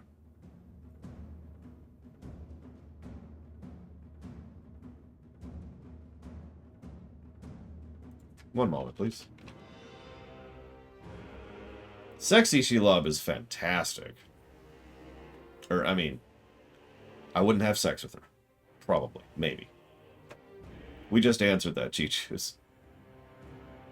5 seconds ago. It's like, literally. Here we go.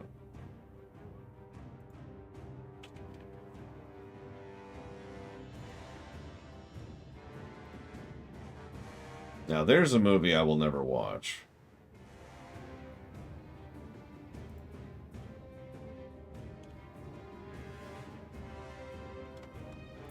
That's what I thought.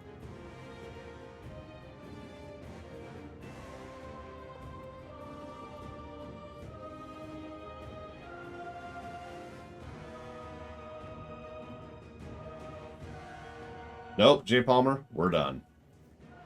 You want to look it up, you got to do it on your own time. I'm not going to help you with that.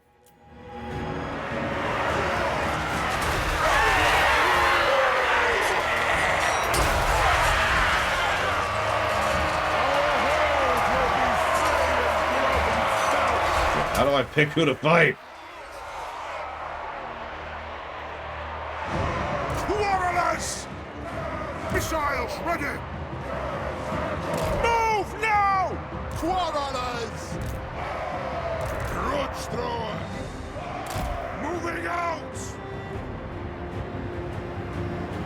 Just swing. Just swing. The carrier's anchor! And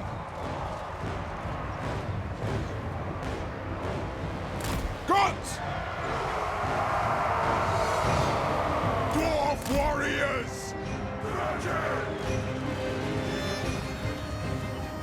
Go! Aren't you? The runes are cast! Will of iron! For Grimnir! Hunt the orcs! Come on! Quarrelers! Not at all, Ect. Do you know why?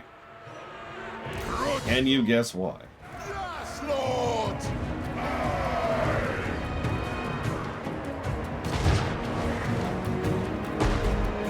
Move! Kill orcs! Plow through! Quarrelers! Correct, too, Thor. Not that... Wow, you... Ect, your name has changed so much. It's a different color and everything. No, the correct answer is because it is not funded. Come on! I've talked about this before and I'll talk about it again. I'm at a point in my life where I don't really think about games that are coming out or might come out someday or whatever. I think about the games that are coming up next on my plate. Games that are funded. I wasn't even thinking about this game until like mid last week. Brunriki! See it done! I mean, I was very positive about Jedi Fallen Hero. More than most people. I have heard complaints about it that I flatly do not agree with. But then again, I did play it on hard. That's not an elitism thing. It's just... I was obviously into the game. Because I didn't do what I normally do with a stream and play it on normal. I played it on hard. What did I say, Jay Palmer? Oh, by the way, 9 losses. Just pointing it out. Costly victory, my ass. Oh, absolutely, Von Falkenstein. Jedi Fallen Order is definitely one of the best Star Wars games ever. Claim it for the throne! In fact, let me think about that for a second.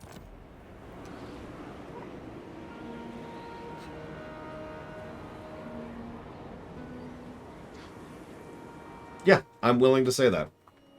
Jedi Fallen Order is the best Star Wars game to ever come out, in my opinion. Pound for pound, counting everything.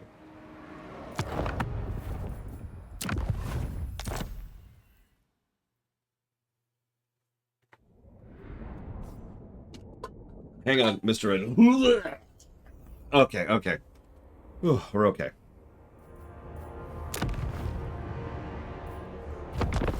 You know, ironically, I would agree with you, Jay Palmer. That is extremely sad. Tor is a very problematic game that should only be played with several asterisks attached. Battlefront 2 EA is a below-average game. Republic Commando is an okay game. Squadrons I haven't played. I have no idea about that. But none of them would even be on the same level as KOTOR 2, which I put below Jedi Fallen Order.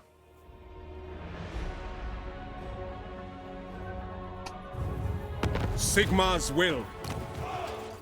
To war! Okay. Time to finally play the recommended dwarf. Chance to receive additional random rewards every time a grudge is resolved. Increased Diplo with dwarves. Reduced upkeep for longbeards and hammer or somethings. Recruit rate for hammerers. All commandments have more powerful effects.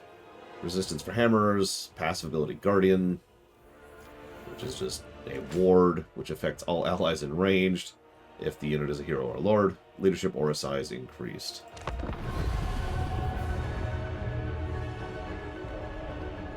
If you say so, Zactout. I'm happy you enjoy it. We need more enjoyment in the world. But yeah, when I think of the Star Wars games that I have enjoyed the most, a lot of those games have so many asterisks attached to them that I can't even put them in the good games or better or great games category, like TIE Fighter or KOTOR 1 or Star Wars Rebellion. And then there's the inordinate shotgunning of trash we got back in the early aughts. Most people don't even remember that. Oh yeah, or Jedi Knight 2, yeah. Like, is there some good there? Yeah. March on! Well, that's an interesting thing to say, Jay Palmer. Let's go look at the review list, shall we? Let's see here. Ace Combat, not a current review. TIE Fighter, current review. Golden number 40.78. And that says all it needs to, I think. Alright, so we start smack dab in the middle here, don't we?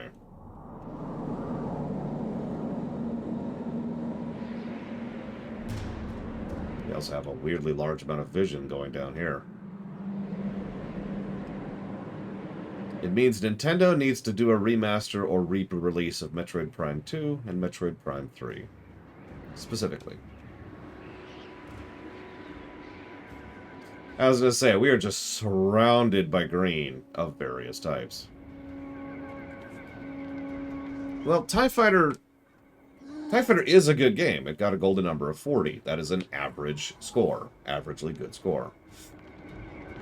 Problem is, TIE Fighter has a lot of irritations to it, even before you get to the expansion. And the expansion, yeah, the expansion just started to get bad.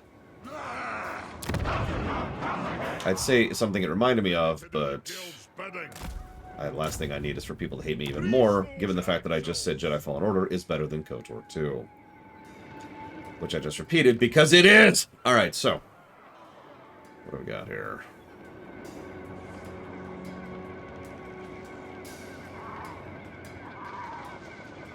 Interesting. Good. Grimnir's act. Not in the story, no, but that's not what I said, is it?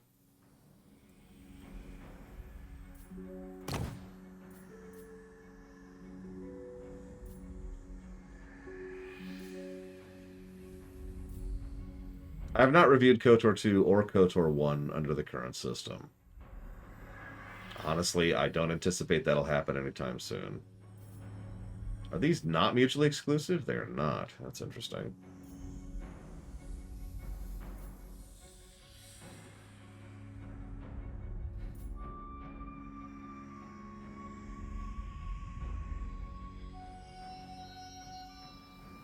Well, Jedi Fallen Order is also not a current review on Falkenstein. But the answer is simple. Because Jedi Fallen Order is fun to play. Also has a very well-told story, even if the plot itself is fairly vanilla.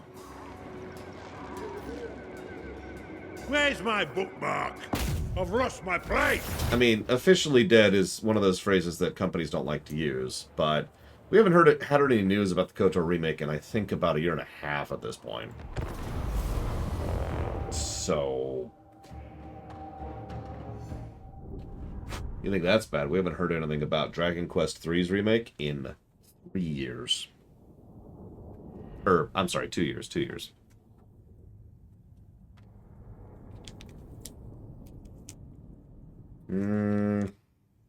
Remind me when it happens, Act, and I will absolutely go for that.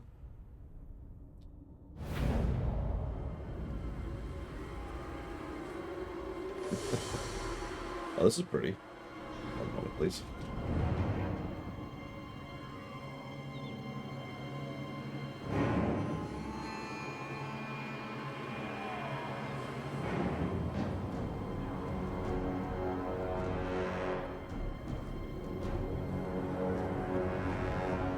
Yeah, a little less generic of a map. I like that desert map we were just on, too. We've been doing a lot of Chaos Wastes maps, and honestly, those kind of suck. In fact, I'm actually going to jot down a negative for that.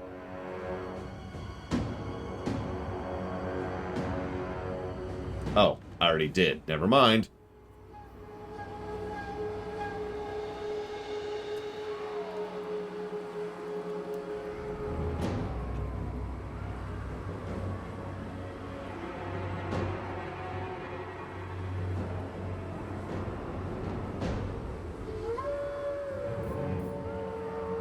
Let's me about this!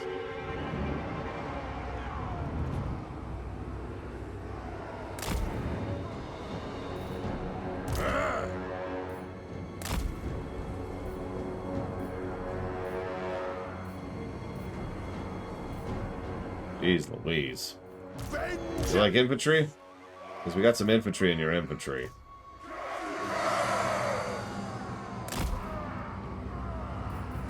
Locked and loaded! They have wronged us! Actually, no, I want you as wide as possible. There we go. Go! Dive bomb! So that looks different than the other one we had. Even though it looks like it has the same stats and abilities.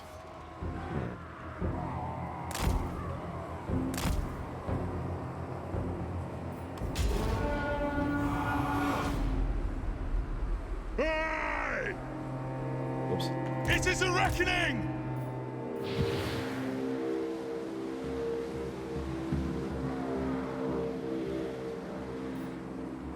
There's nothing I can't fix.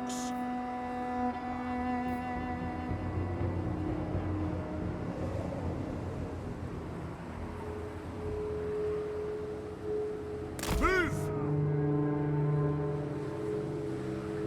I'll have to zoom in and see. Oh, wait. Oh, that reminds me, Bacchius. I have a very strange question.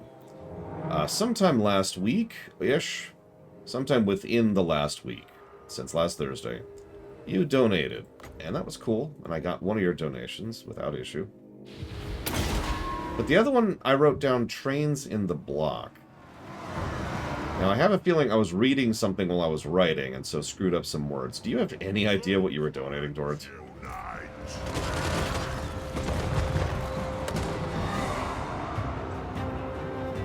Vengeance! Thank you. Trails in the Sky. Block. There we go. Okay. Thank you.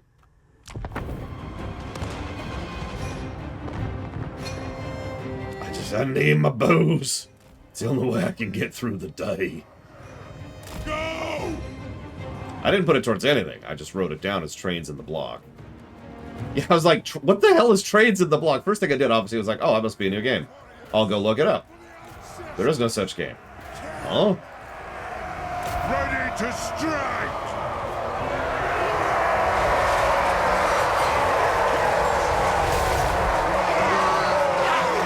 crap, he's being carried. I'm just gonna walk away from that. Off we go! Long beards! They have wronged us! For the ancestors! Charge! Enjoy the river, Yura. Nothing can stop us! As you command! I understand.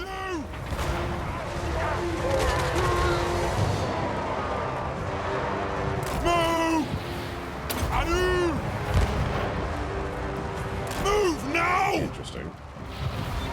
On! Strike out! Charge! Through! Through! Range far! Range fast! Yes! Yes! Right! Interesting. Move now! Good morning, Walker. Move now! They have wronged us! Gallywix is a decent villain who the game tends to forget he is actually a villain. Plow through! A lot of BFA had several severe character issues, and Gallywix is only one of them. Quarrelers! Kill them all! Come on! Don't do that. Range far! Range fast!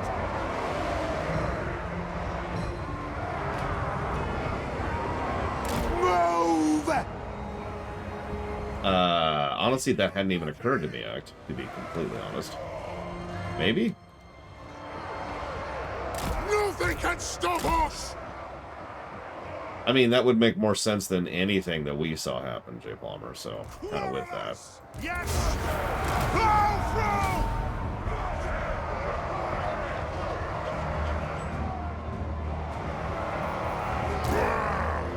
through! Yes!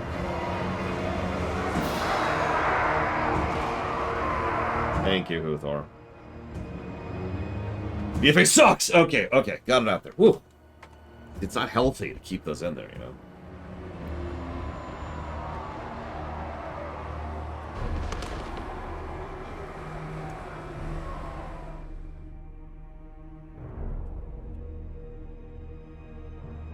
Is it not gonna let me?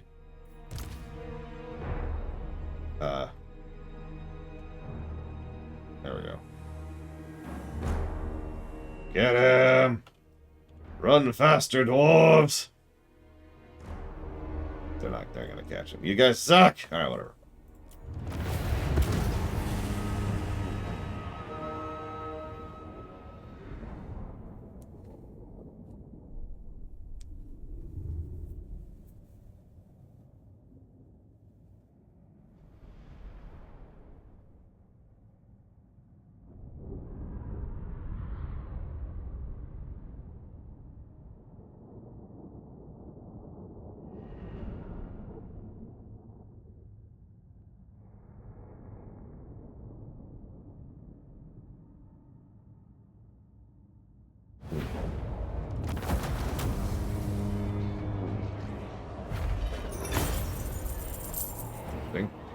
Favorite race so far? Well, if we check the list, because I've been keeping track of them in order, that would be Cathay.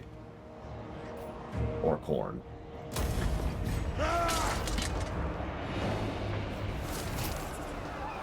Throne bearers! Let's march! So traverse underground terrain that would be normally impassable. Immune to most attrition, ambush chance increased.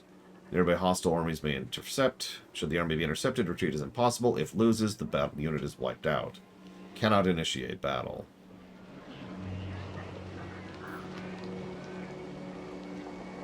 Thag them!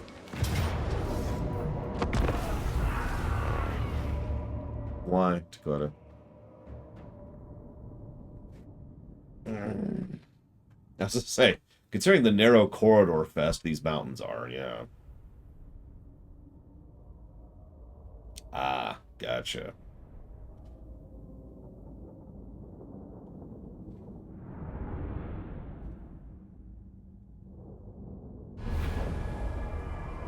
What's his face is a better leader for the goblins, anyways. I can't even think of his damn name, but I'm still right. War of vengeance! Gazlo, thank you. I'll say he is the current leader, whoever that is. The might of Let's do a test, just for the hell of it.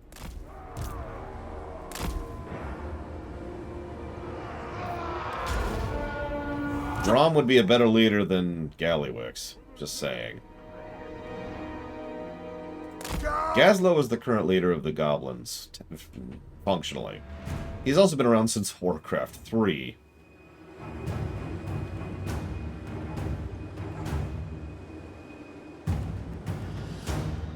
Not that that really necessarily gives him chops, I'm just pointing it out because he's been around for a while. In WoW Vanilla, he was given minor NPC status of Ratchet, I want to say? Something like that.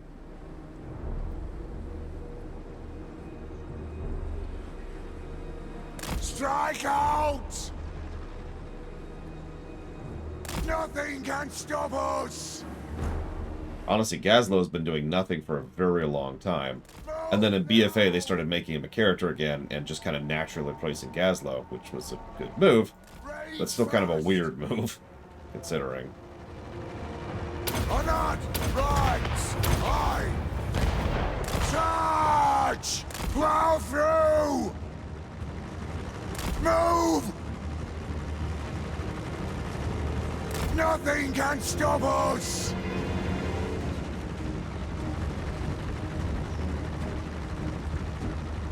I don't remember, honestly, J. Palmer. Yes! Yes! Charge!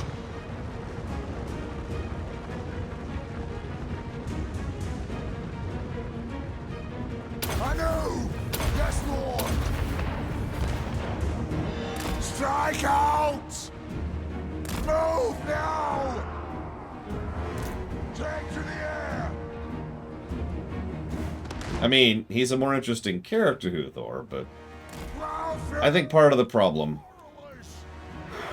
this is an out-of-character problem, is that for some reason WoW feels the need to have big, obvious named units, individuals, that is to say, representing an entire faction of people, which I get why they're doing with that. It doesn't make it any less stupid.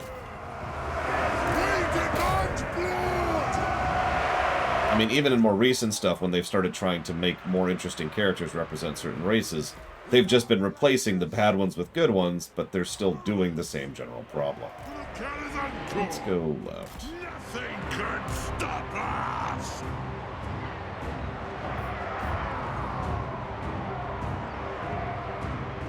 I'll get my tools! Pick your targets well!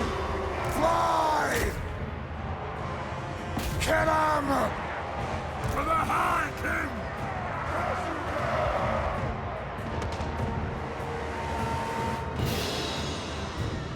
Quarrelers! I was gonna say, so far I just seem to be absolutely mopping the floor with the Greenskins, despite their massively improved numbers. Or, not improved, superior numbers.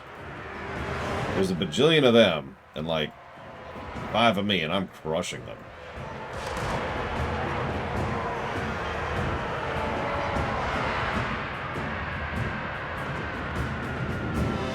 See, I disagree with that, Huthor. But the only way I could possibly answer that disagreement is with Mortal Kombat. Don't want to get copywronged.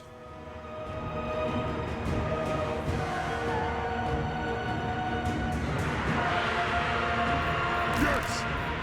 Oh, they're dead. Giant Bomber! Quarrelers! Kill us!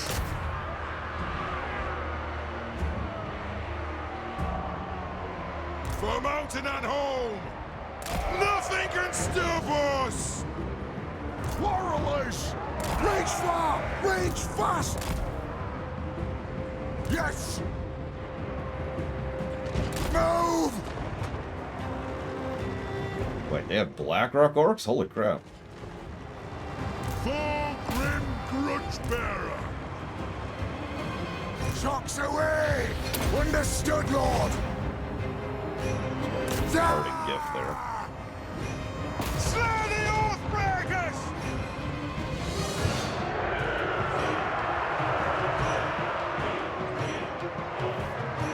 Dwarf warriors! Hurt those dwarven lads!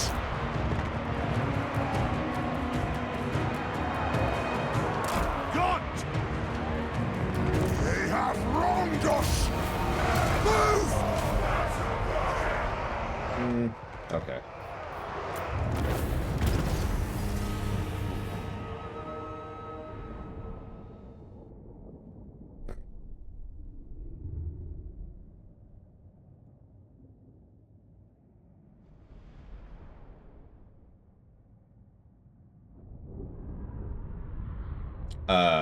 Who's Grimgore, Loke?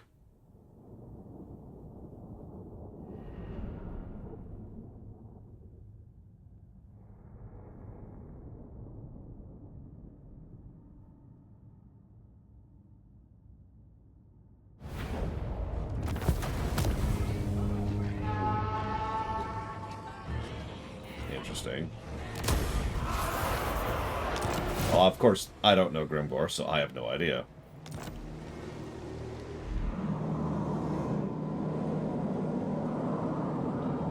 God, we are just spoiled for choice of targets, aren't we? Look at this nonsense.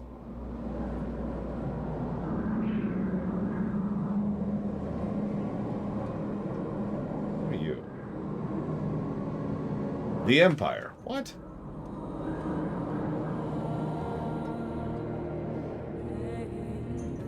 Why are... Probably not, Jay Palmer. We are not where I thought we were. Like, we're on a different continent of where I thought we were. We're like in the Ottomans.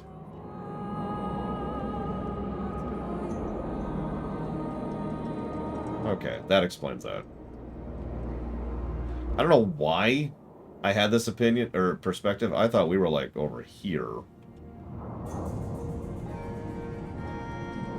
Down here.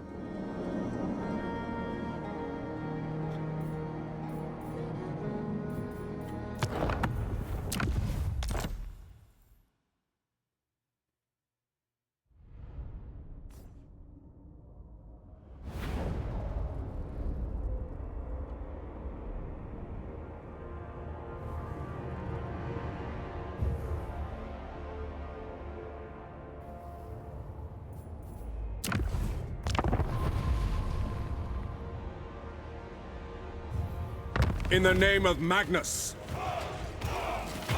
Let's see, who am I supposed to play as for these guys? Carl and Marcus. Empire's blessings, yes.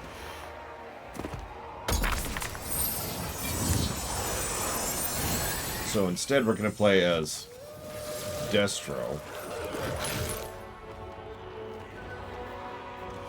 Increase hero capacity for wizards, reduce upkeep for wizards, armor for all.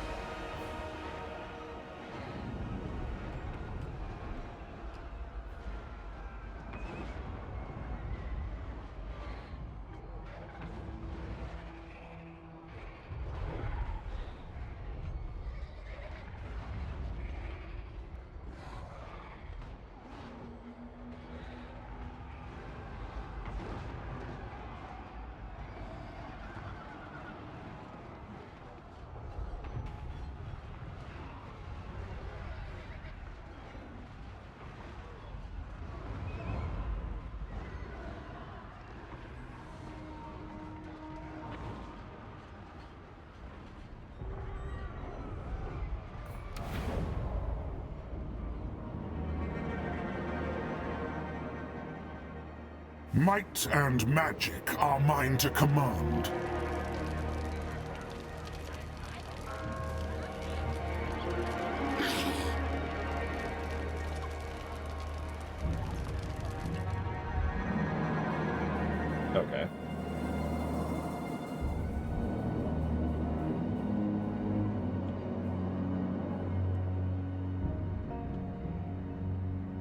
Interesting.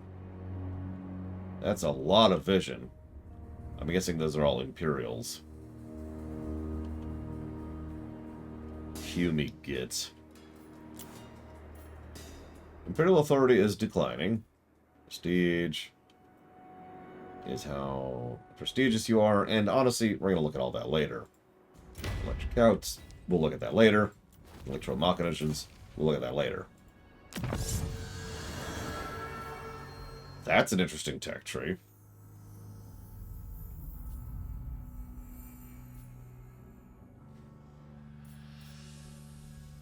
So we can just straight up pay money to get some bonuses with or for, excuse me, with or against certain factions. I do like how it's actually categorized neatly, you know. Infrastructure, infantry, cavalry, war machines, missiles, and mages. Do not waste my potential.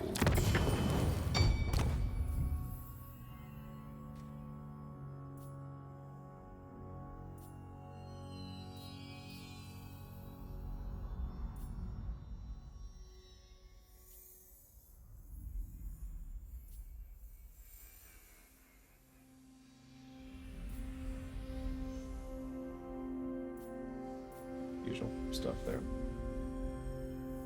Interesting.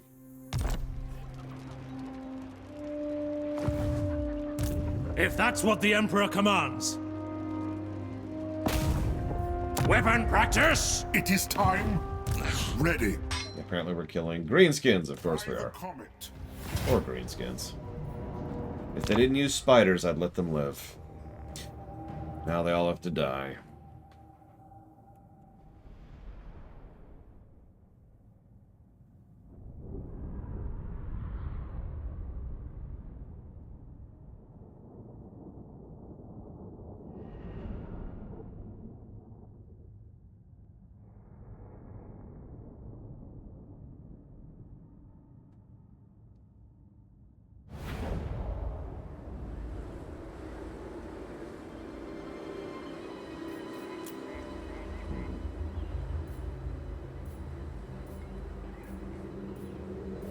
Jeez Louise. Okay. Ready for war!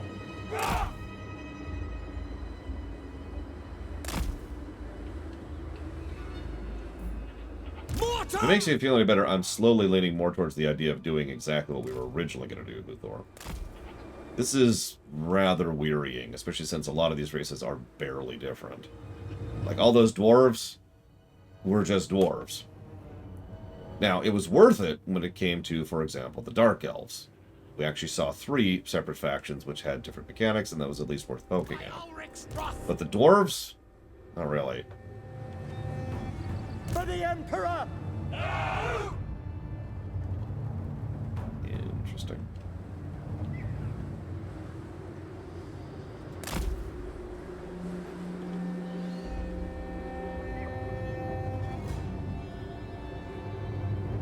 I mean, it's to be expected. There's only so far you can really stretch faction variants across leaders, right? Now, as I was telling Scion, literally yesterday, do they get some credit for having different start, different initial enemies, different initial forces? Yeah, of course they do. Work, time, and effort has been done into that. But playing as them, not really substantially noteworthy. Balthazar Gelt! Yeah, exactly, Uthor. And at that point, it's like, well, We are Sigmar's heirs! Mortar!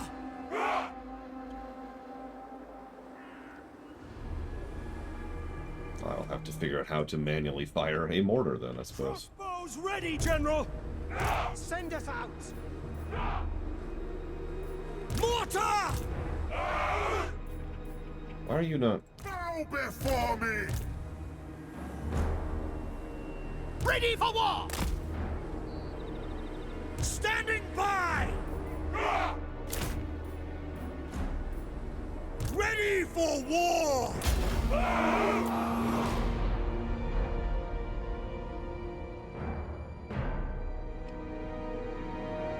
Well, let's see what happens.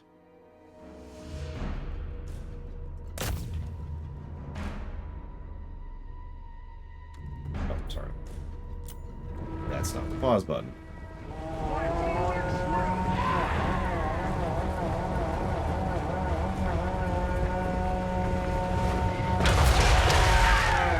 Jesus. Cannons are nice.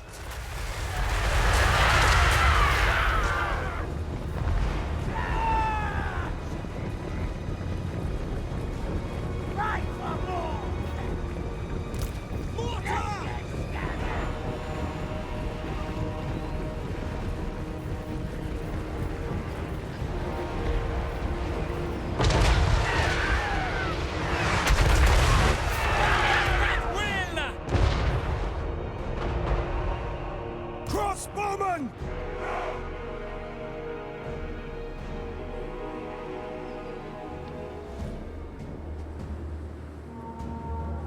Already broken. Didn't even reach us. Take aim! Formation! March! Yes! No lingering!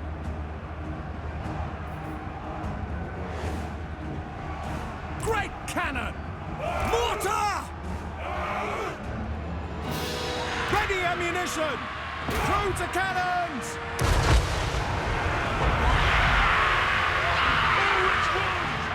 Finding range, sir! For Sigma! Fire!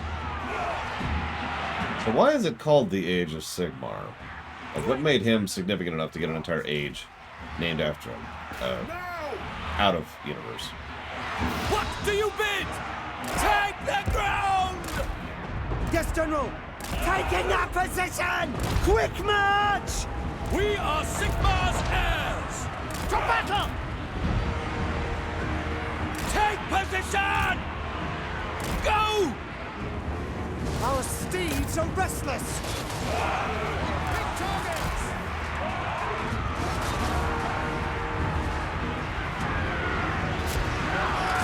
I was just slow about it when Falkenstein. I'm kind of not trying right now, if I'm being completely honest.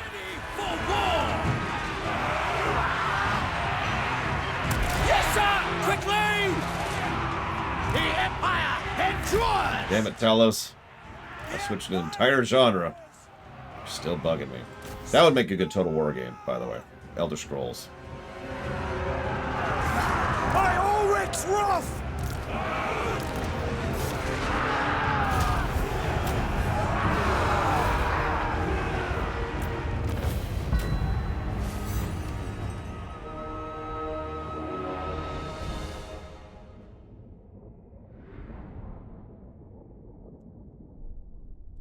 Okay.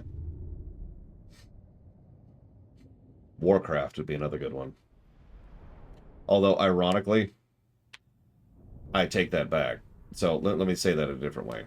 I think Total War fans would hate a Warcraft Total War game, and I think Warcraft fans would hate a Total War game, Total War Warcraft game.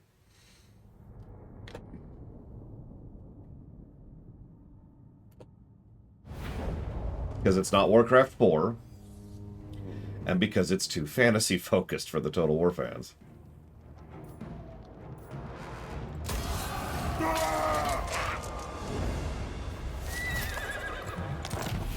Like I've said it before, Azeroth is a very high-tier setting. If you're both, then you're double pissed off. It's like layered pissed off. Having said that, I actually still think it would make a good game. And I mean that. There's a lot of factions with a lot of variety to how they function. A lot of flavor there that you could really stretch out to make it feel different to play as the different sides. Probably not the 50,000 lords and factions that Warhammer 3 has, but, you know, you could have like a good dozen or so.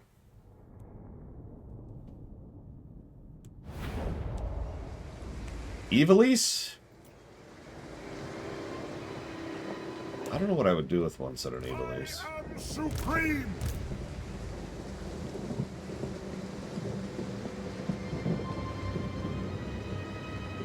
Whoa! You feel bad for these people. No, that's not what I meant. Sorry. Could you reform the line? We just... Okay.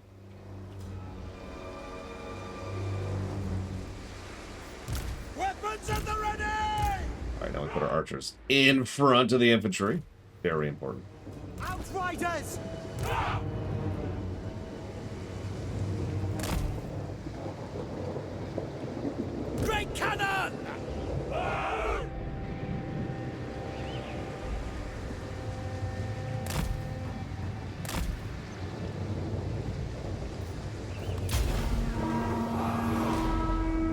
Yeah, the orcs are just like, are they done yet? No, they're not done yet. Okay. What's that? I can't get the camera over there or not. There's like a statue or something over there. Like a lighthouse? I don't know. These are Outriders. Crossbows ready, General! The Heldenhammer!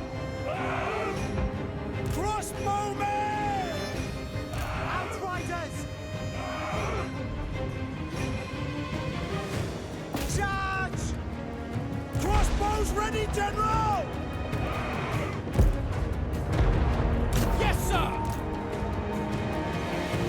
The Empire endures! Formation! March! Outriders with grenade launchers sounds like a joke. Awaiting orders! Swordsman! They really slanted their charge way more than I was expecting them to. That's okay. Quicker! Spearman! The earliest game I know of that was story-focused? This is going to sound like a strange statement, but could you define story-focused for me, please?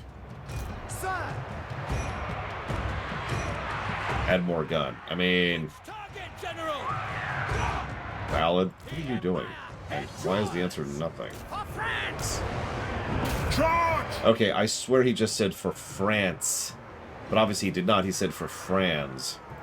Spearman! So it has a clear story, but it doesn't have to be focused on the story. Okay. Let me think about that for a second, because that changes my answer. Quick march! Standing by! Sigma guides us! Now!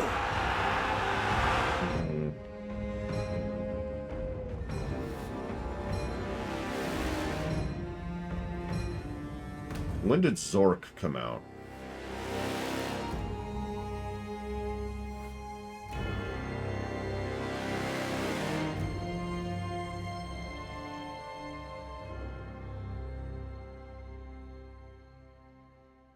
$1980. Okay. 1977. Conflicting information.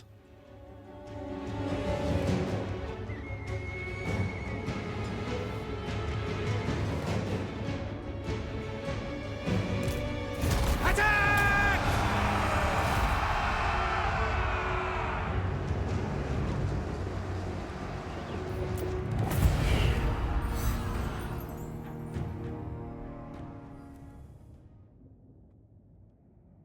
1978 and a half.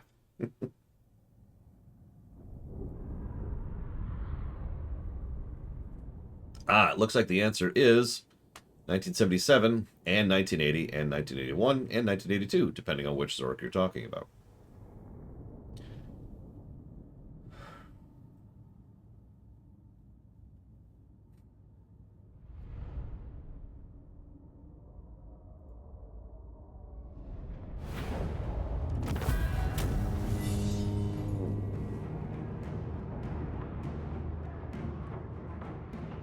Okay.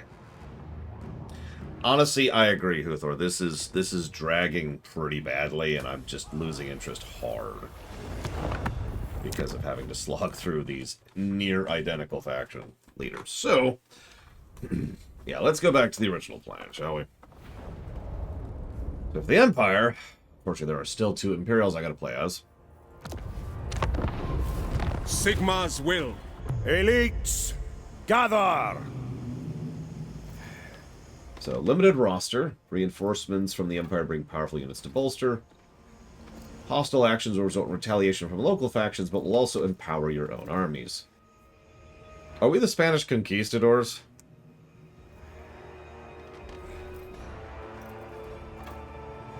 Huntsman generals are better. Diplomatic relations with the Lizardmen.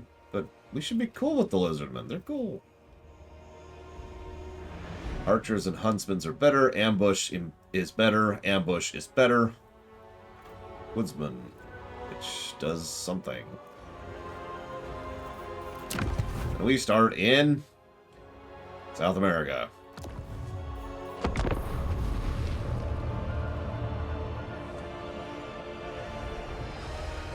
Okay. So, whoever asked what the first game was, the first narrative-focused games, I actually have an answer for you. You ready for this? The Colossal Cave Adventure, which came out in 1976 on the PDP-10. There you go. That's as far back as I've been able to find.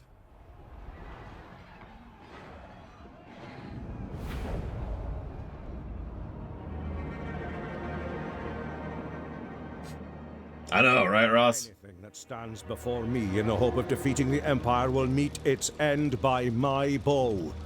It is the Emperor's will. Right. Anyways, the Colossal Cave Adventure.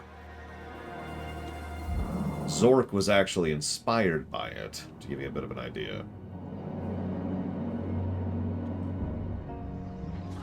Oh, hey, look. Skaven.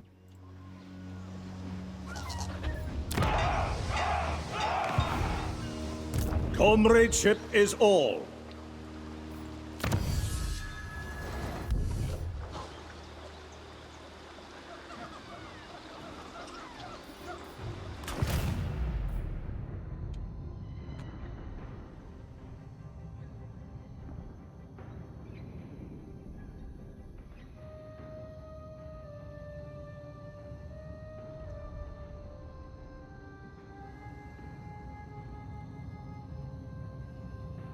Interesting.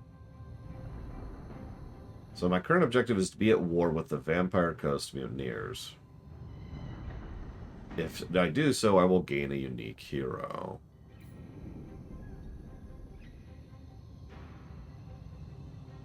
That hero is good at killing undead and can be specialized as a veteran warrior or a supporting healer. That means I need to reach the Spine of Sotek. That means I need to have at least 20 hostility at the start of my turn. That means I need to move a character to this region. And there's a little story for them, which unfortunately I can't see the further ends of that. Interesting.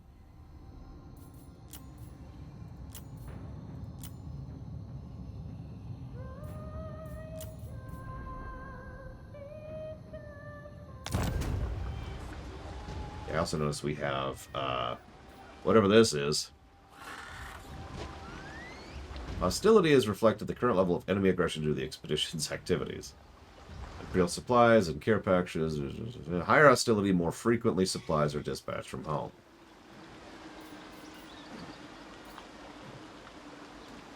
If we are super hostile, we get Imperial supplies immediately. Hostility also resets after a few turns. Enemy leadership is increased, enemy weapon strength is increased, and control is reduced. Okay. And of course, we have the Scouts of the Empire. This game determines... So this determines... Our hostility determines how frequently we get supplies. This determines what the supplies are.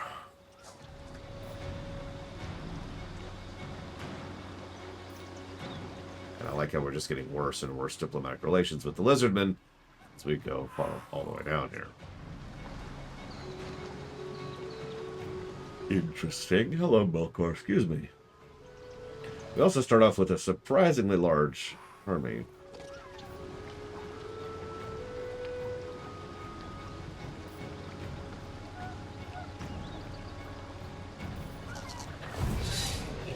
No greater marksman. As I notice, we can recruit spearmen, archers, and that's it.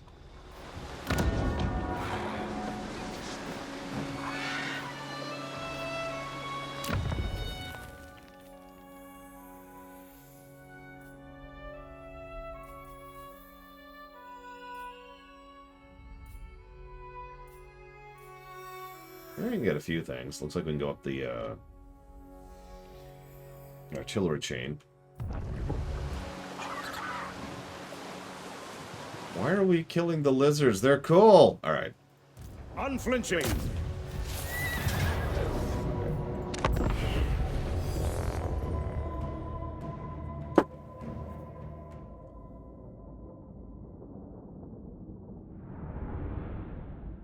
Look, anybody who's anti-chaos, am I right? They have gold? Never mind, murder them all. Kill their babies. Sorry. I saw gold for a second there. Don't mind me. Give pelts. Yeah, murder. Alright. Wait. Melkor actually likes Tom Bombadil? Well, okay, I'll let you live for now. Unless you have gold or pelts. So we've got...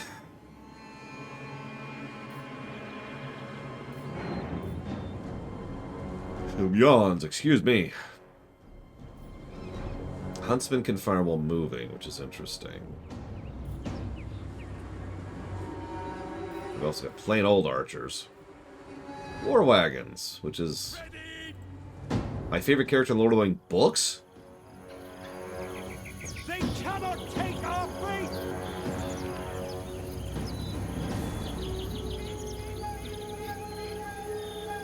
Pass. Okay, so just by looking at that, I can get the idea of what a war wagon is. But that doesn't look great. Sir! It's probably the kind of unit I wouldn't use too much.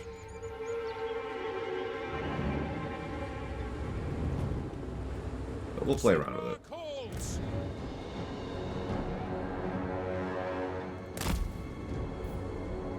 Watch your backs! Halberdiers! Show us the foe! How bad do they used to be? No. Equipped! Ready, my lord! I don't know what skirmish mode is, but I'm totally gonna do it.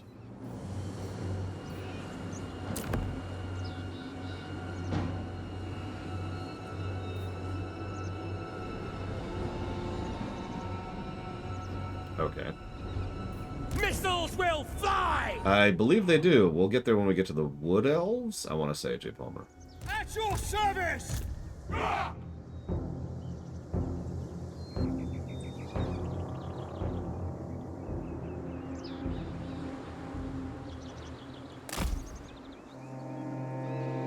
Marcus Wolfhard!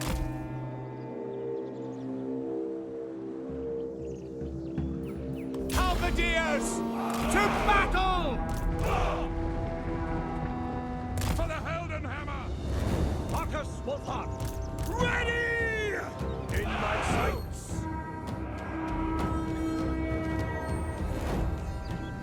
Hunts Marshal! Yes, General!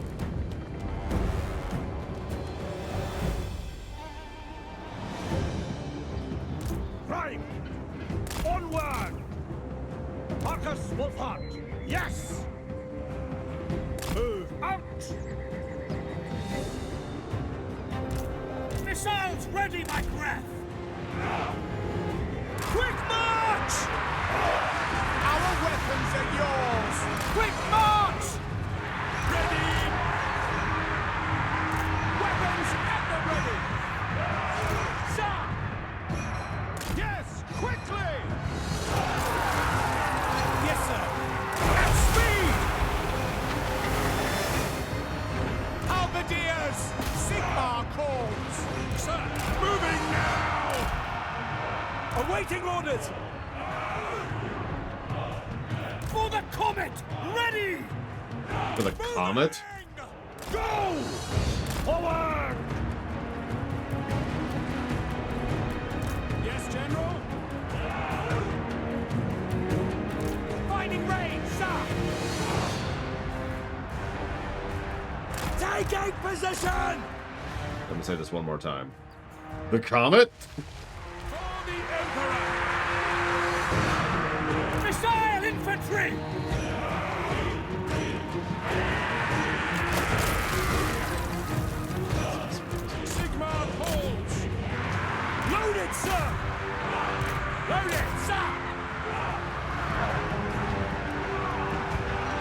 The only thing comets are to me is a sign of rep going down. Or stability going down, excuse me. Sigma!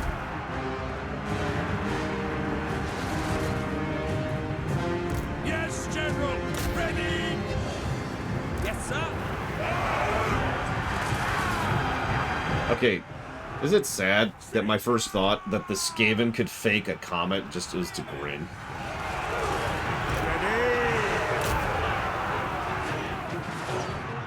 Spotters the target! Take position! Whoops, I did not mean to do that at all.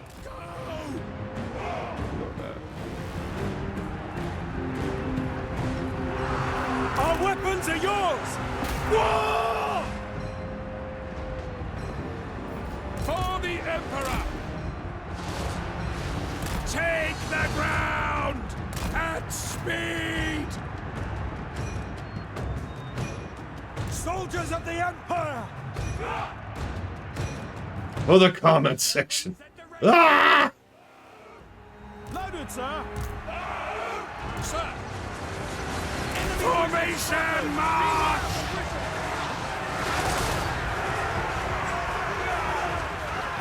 For Heldenhammer!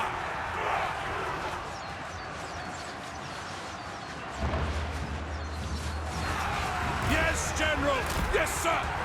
Keep your heads down! Yes, sir! Quickly!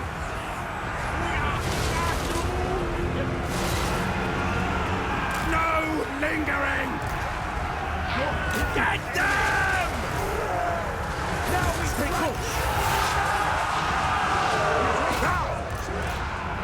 Your hand is with me! Quick march! In the name of the twin-tailed comet! Should we run? Flee?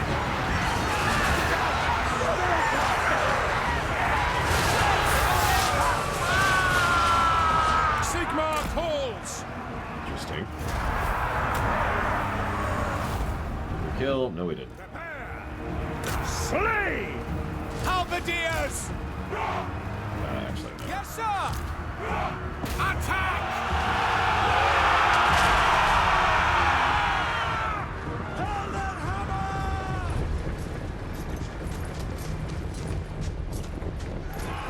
It's a tree. Fight!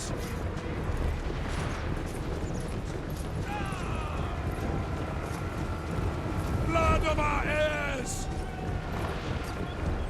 See you around, J. Palmer. I'm sorry, I just find this entire chase amusing. I probably shouldn't. Smash them aside!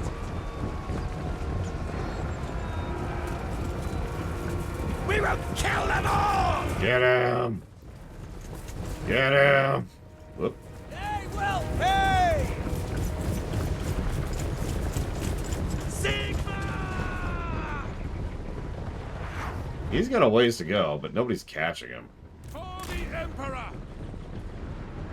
We are Sigmar's heirs! Ready for war! Go! Marcus Wolfhard! Wait, you're allowed to enjoy games? Ready! Taking position!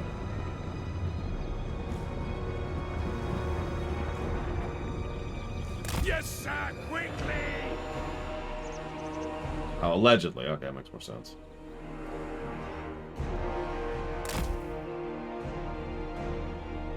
Yeah, they're not going to make it. You can poke at him a bit, but that's all they're going to be able to do before he despawns.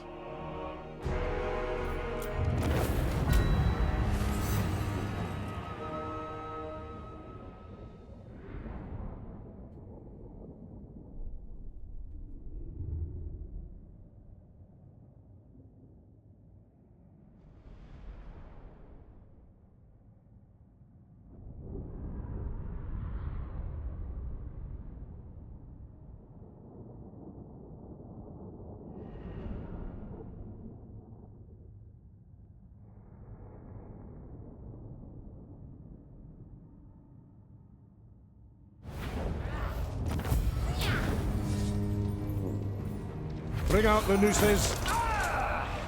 Okay, Uther. I can do that. Comradeship is all.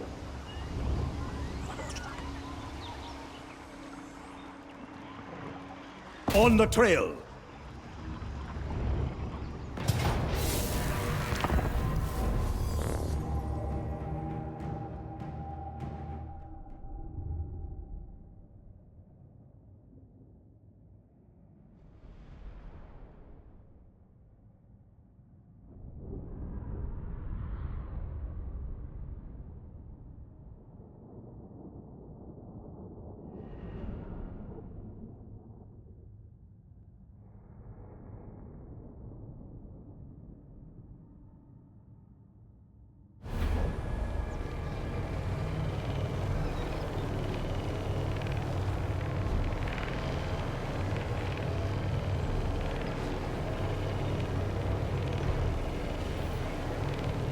Bowstrings hot!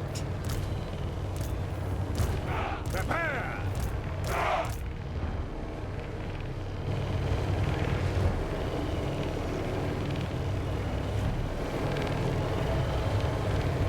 Question mark.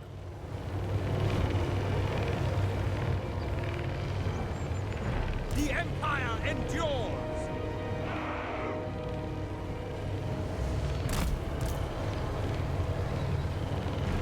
Also, aren't we here to fight lizardmen? Why are there just skaven everywhere? God. Watch your backs! State troops ready!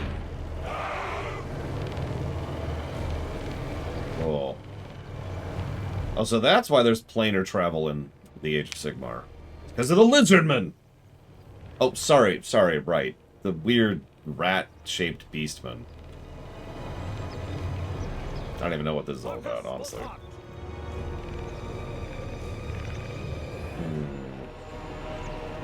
Halberdiers!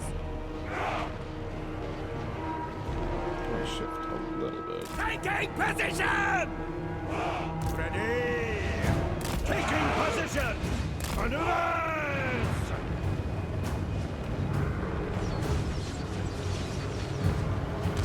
Sigma calls! Taking position!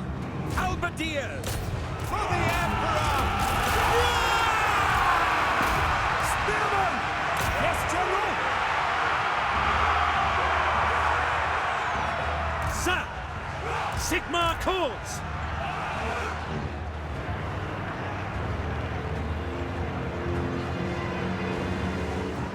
In my sights! On it! Go! See it through! No lingering! At speed! Avoiding combat! To battle! Spearman! Formation march!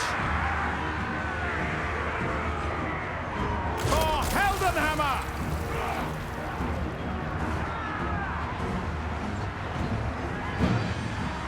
Soldiers of the Empire! Now! Take the ground!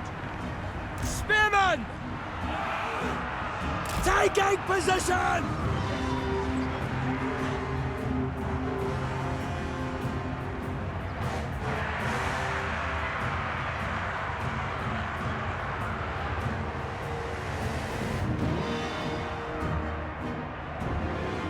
What, the 4.5 types of undead on Wolfenstein?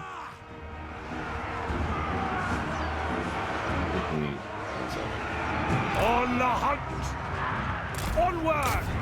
Ready! So there's type 1 undead, which isn't actually undead at all. Type 1 undead are just golems. You have animated a bunch of... You've made a golem out of bones and meat and parts. Cool. But that's it. It's not actually undead in any real sense of the word. By Ulrich's wrath! Then you've got type 2 undead. That's what we call natural undead. If someone dies badly and their ghost haunts an area, or, there's like a phantom, or revenant, or whatever like that, that kind of stuff. That's type 2. Type 3 is when we get fascinating, because Type 3 first of all, has two types. There's Type 3A and Type 3B.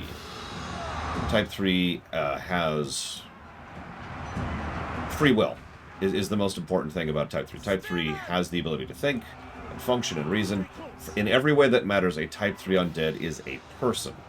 Now, the distinction... Oh, let's shift up here. Take position! The distinction is that... Endures!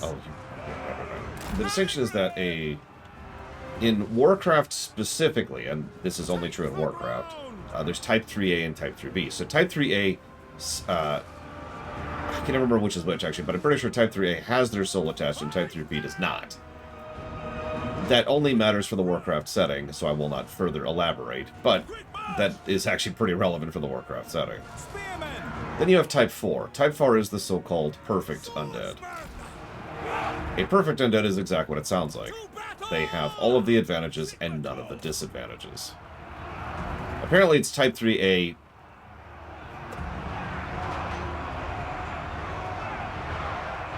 I can never remember which is which. Whatever. One of the Type 3s has souls, and one of the Type 3s does not. But yeah, so, yeah, perfect undead is just a person who doesn't age, who exists as a form of undeath energy. They don't rot, they don't have, like, any issues with their muscles not working properly. They are just an eternal undead entity. That would make sense, and I can see why I would have said it that way, too. So, I'll believe you, Luthor. I guess I'll believe myself. Ready! Sylvanas is actually a Type 3A. Yes, General! Or at least she was for most of her existence. We are Sigmar's heirs! Missiles will... Although, and I don't want to speak too negatively about Shadowlands here, because Luthor might kill me.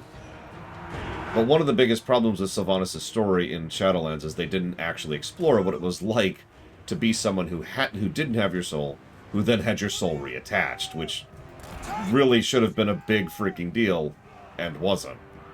At speed! Like, they're like, alright, we're done with her story. Boom, it's done. And it's like, well, but... okay.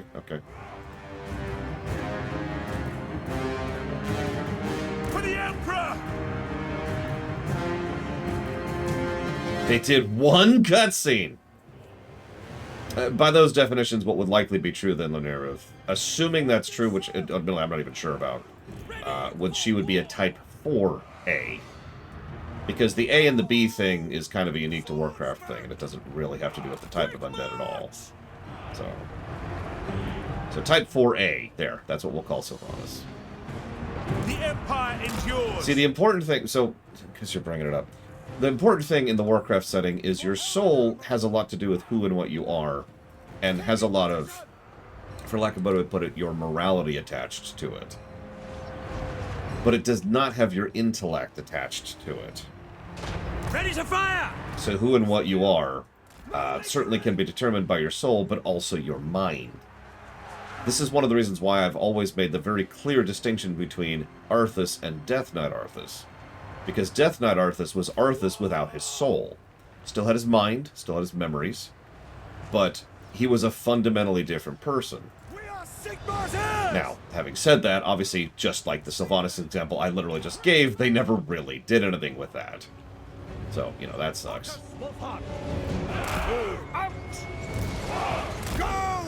Would you stop routing and then coming back and then routing and coming back? Jesus. Ready for war! Tiresome. Formation! Prime! Well, good news, Uthor. Neither did Blizzard. Moving in! I honestly feel that there was also some disagreement in the writers' room about all this stuff. Sir! Moving now! I mean, honestly, sure, Lenareth. I don't care at this point. You win. I give up.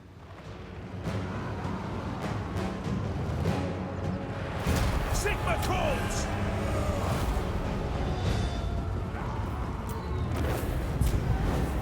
The real problem is we have very, very few specific examples of the variance between someone with their soul and someone without. Because in almost every case where they are absent their soul, they're also being controlled by someone who is definitively evil. Perfect example, the Death Knight player characters, who actually were Type 3A and became Type 3B.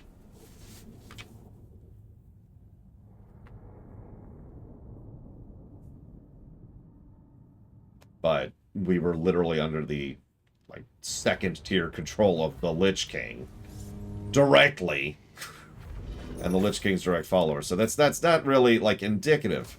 It is entirely possible. No, of course.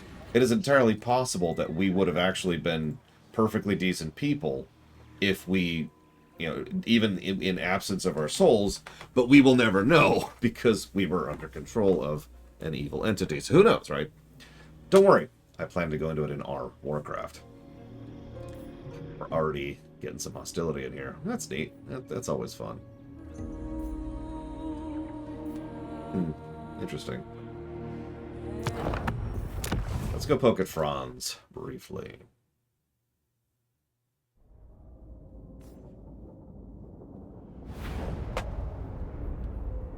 I mean, okay. Yes, the Death Knight players did regain their souls. How exactly?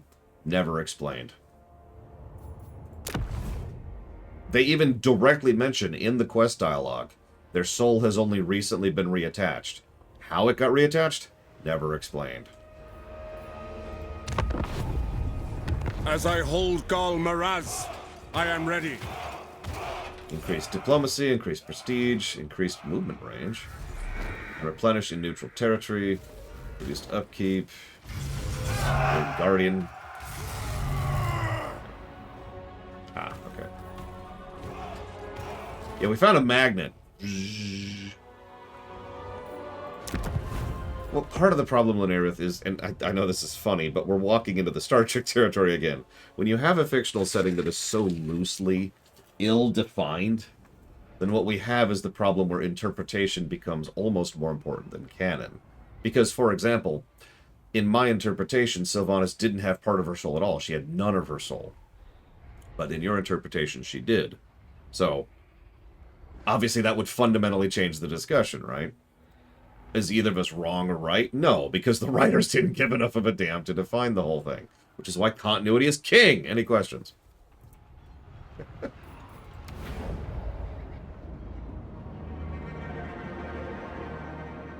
Roth. Ghost Rider. Now's the time, men of the Empire, to unite! It would not surprise me if we sat down Chris Metzen right now.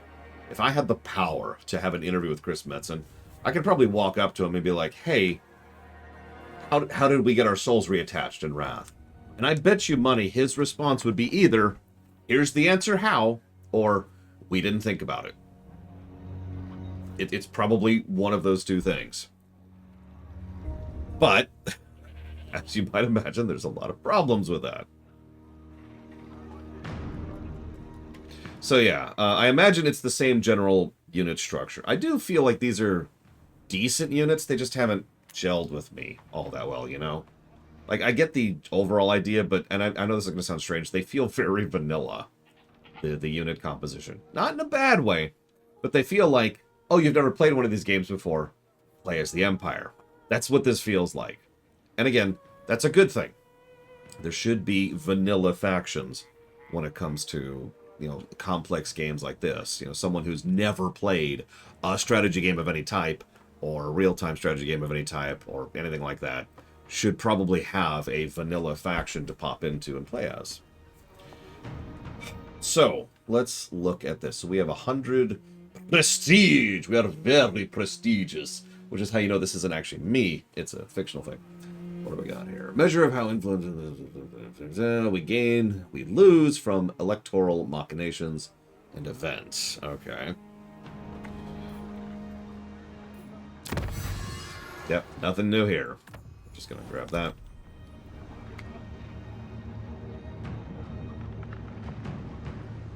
You get my point, right, Linnea Ruth? We have to interpret because they didn't tell us. Don't mistake me for saying you're wrong, Linnea Ruth. That's very much not what I'm saying.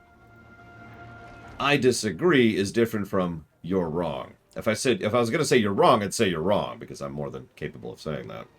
Why am I going to fight another... Oh, the secessionist. Ew, okay. Oh. Cathay, Empire. Why is it always with the rebels? Alright, moving on.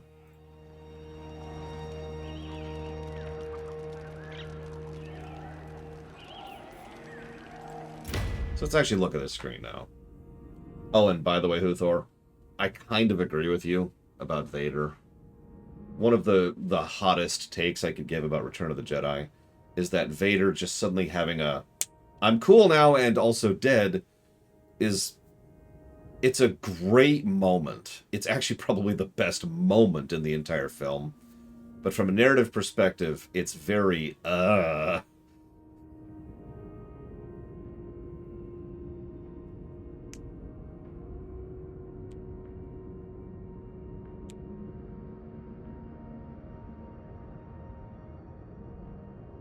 Steam tanks, laser cannons, and monstrous cavalry. Ugh.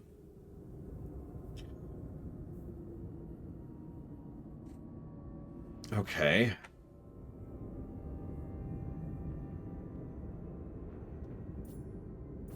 I mean, there have been several what-if stories on what if Vader lived. They have been interesting, because that is a legitimately complex topic. Probably exactly why that didn't happen in Return of the Jedi. Look, I like Return of the Jedi, but it is a very simple film. By design. A quote I will never actually forget is when Lucas was talking to someone about the writing of Return of the Jedi. And I forget the exact quote, so paraphrased. This is my story, not your story, and I want my story to have a happy ending. And so Return of the Jedi is a happy ending because he wanted it to be. Nothing against that, it's just... It is a very simple story.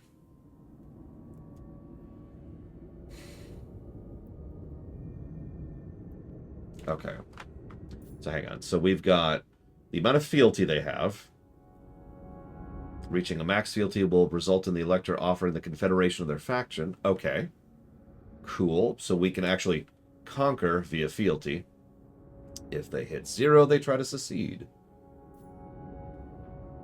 If... Okay.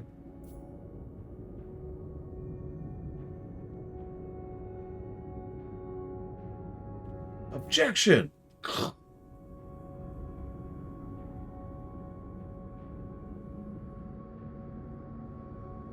Okay. So, I have a question. Why is he one of the Elector Counts?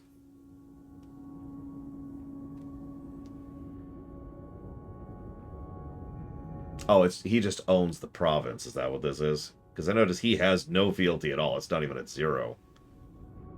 He's just there. Does anybody else have none? Yep, he has none.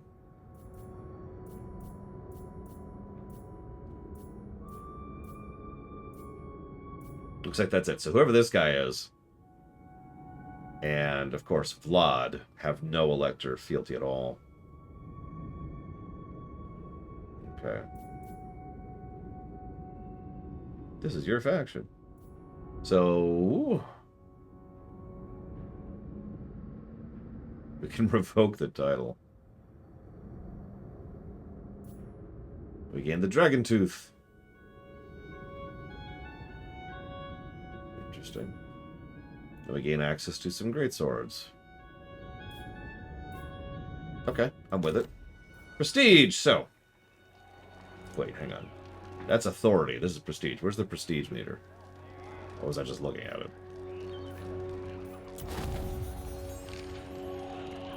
So we can... Oh, okay, hang on. Back. So authority. Okay, so Imperial authority. Measure of how much they view your faction. Low. Loses confidence and may get you ousted. We're currently at 0. Which reduces growth, so 0 is bad. If we are absolute, increase fealty chance every turn. Increase growth, increase income for everyone. Then we get into the negatives.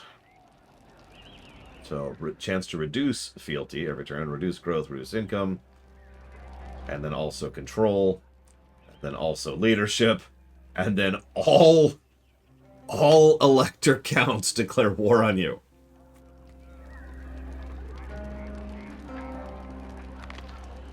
Okay.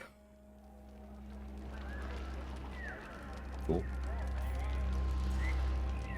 But there's no negative to having imperial authority, near as I can tell. So we gain prestige from doing stuff. We spend prestige to raise this, I guess? How do we do that? So hang on. We can improve relations by spending prestige. Can we do stuff between other factions? We can. But can we do anything other than improve or decrease relations?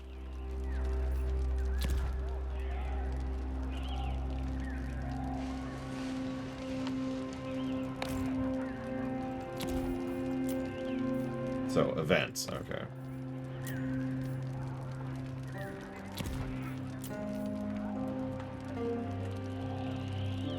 Hang on. I am unstoppable.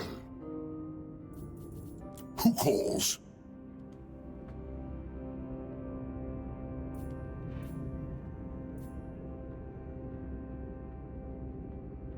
Uh-oh. He's not very loyal. Oh, nice, Uthor.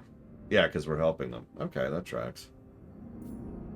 So if we... So, okay, let me ask a hypothetical. Let's say we somehow magically wander over and stomp Vlad. Champion of the Dark.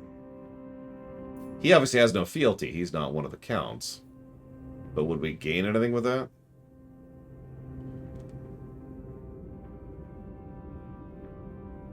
I suppose. Same question for him. Unstoppable. That's kind of what I was asking, Lo. Could we then replace Vlad with an actual elector?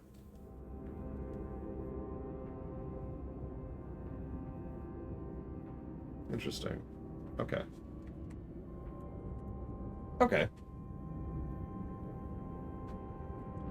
Now, what's interesting is he apparently does count as an elector, even though he doesn't even have a fealty thing.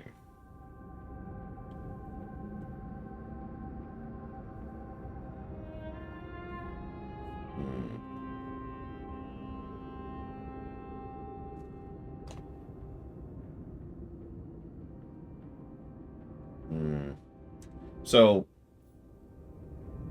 is this the same situation as Vlad, or could we, like, pull him in politically rather than pull him in militarily? Because obviously we can always pull someone in militarily, right? Okay, same as Vlad. Okay.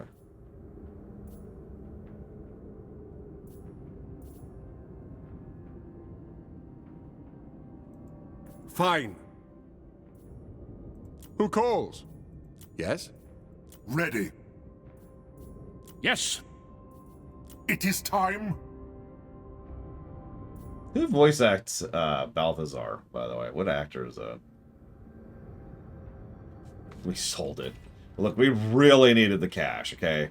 Like, you don't even know. This is the wasteland? This looks nicer than where I live. In real life.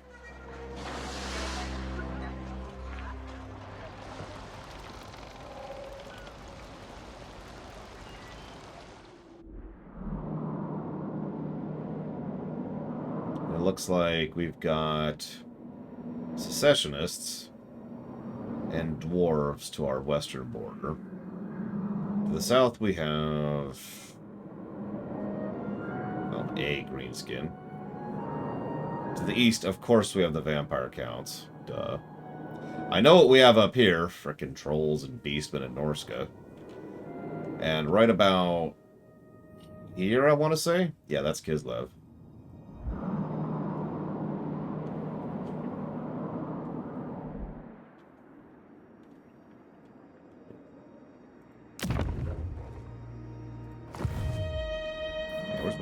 Bring me to my men. There's a lot of movement. Whoops.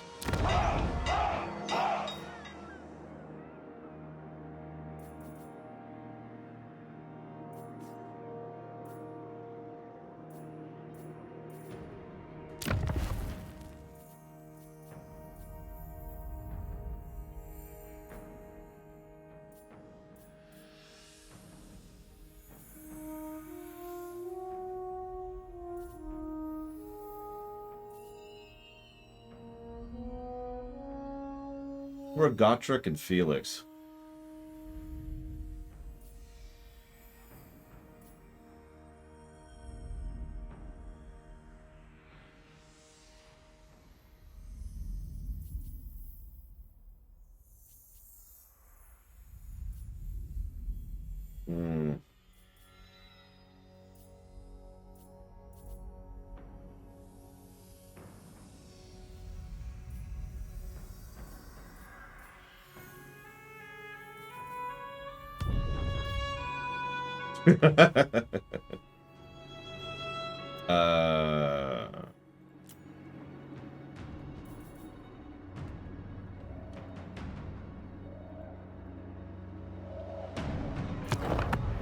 Whoa, whoa, whoa.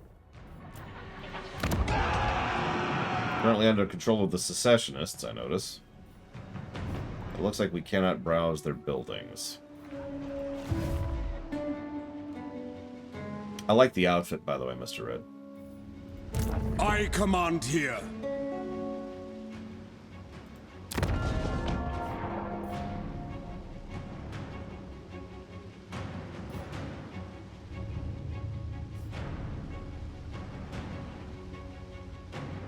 The Red Moon Inn.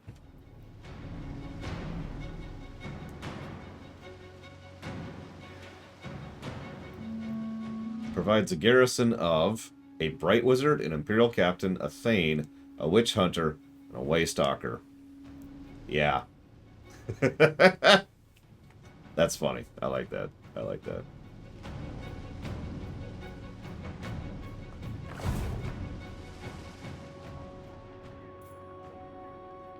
God, there's a lot of landmarks in Imperial territory. Yeah, honestly, this is going to sound strange, but I think I would like playing as the Empire. The Elector Accounts thing is neat, and they actually have a pretty decent spread of units. And like I said, they're vanilla, but not in a bad way. So, let's jot down some thoughts here.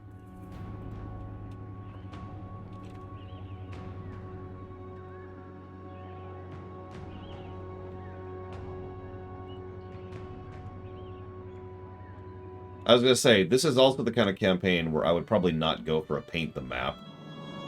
Probably just try to secure Germany, because this is a lot of borders to be hit from.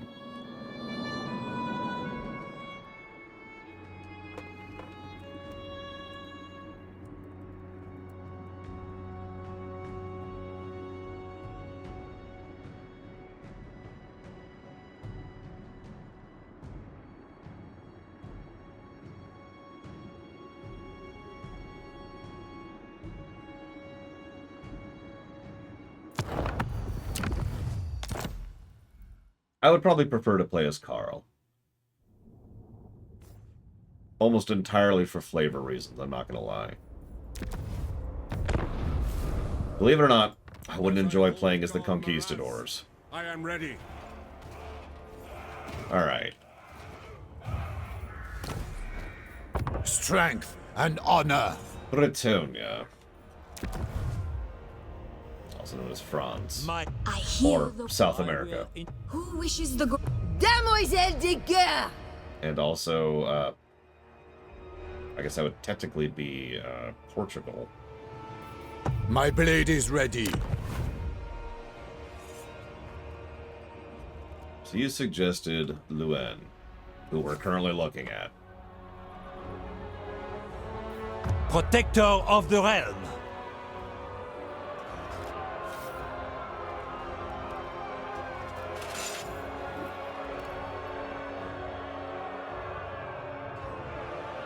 Interesting. You have the favor of the Fae. Why is she hovering? Why is she toasting? Okay.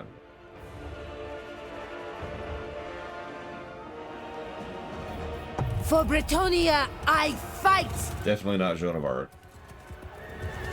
Diplomatic relation with the Vampire Counts, Vampire Coast, and Tomb Kings. -80.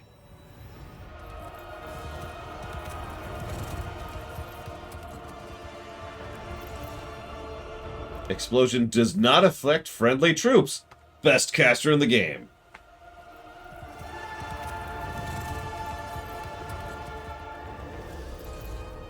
Cord Plucker sounds vaguely obscene, Mr. Red, which is why I don't think you should go with that. Maybe something like Note Plucker or...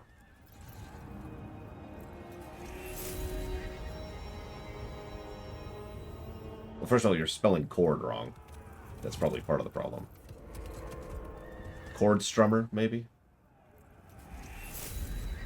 For Lizardman, he recommended Cogprogar, Nakai, and Oxyotl. Warrior King.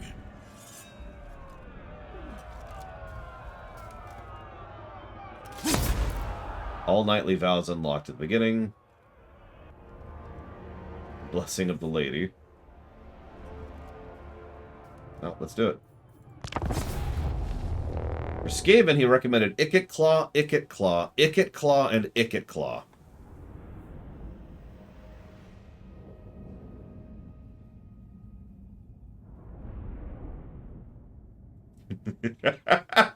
No, it's actually Queek, Icket... Skaven, he had the highest number of recommendations. Queek, Icket Claw, Snikch, and Thraught.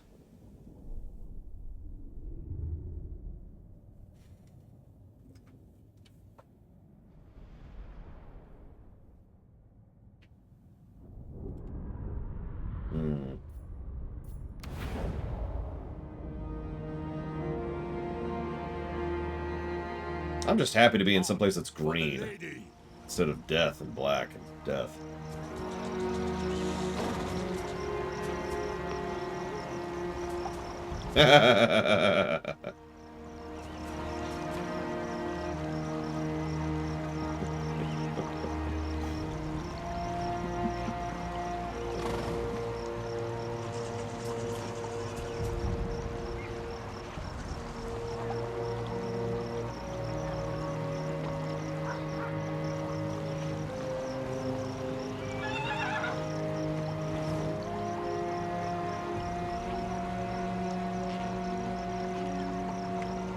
Ooh, no friendly fire. Yes, tell me more. Tell me lies. Tell me sweet, sweet lies. Alright, so we start here. Obviously, we're going to go attack Britannia. Death to Albion.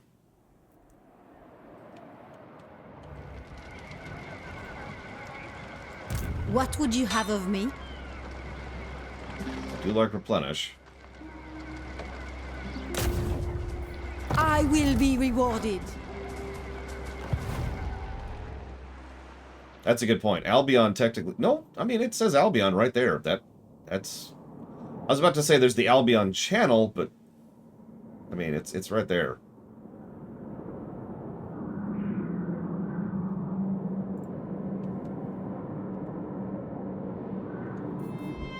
Alright.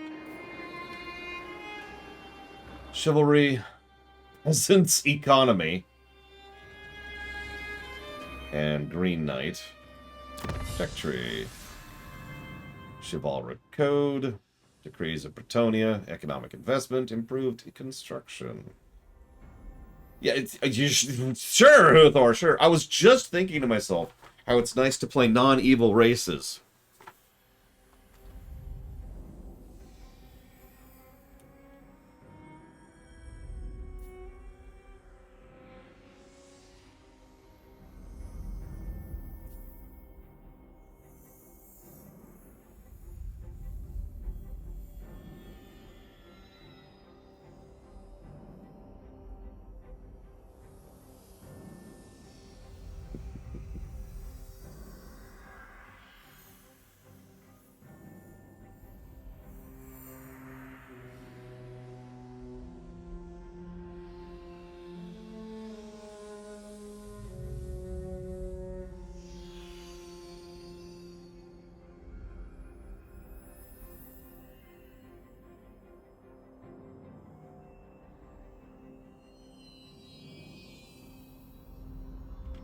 So, my sister is a teacher, and some of her students needed a bit of a mental health break, because that's part of a teacher's job nowadays. So, she decided to go ahead and let them unwind by watching her and my Mario Kart tournament. How many of you even remember that that was a thing? They apparently are very much enjoying it.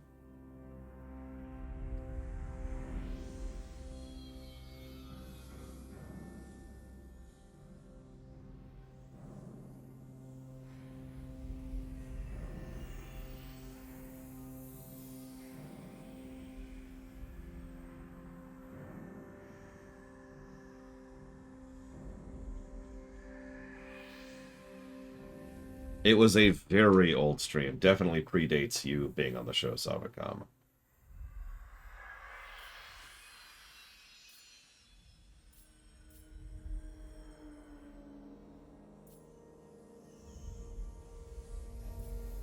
Interesting.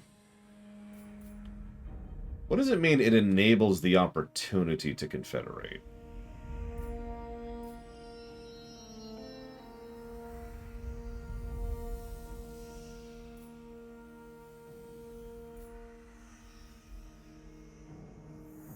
So, this is going to sound very strange.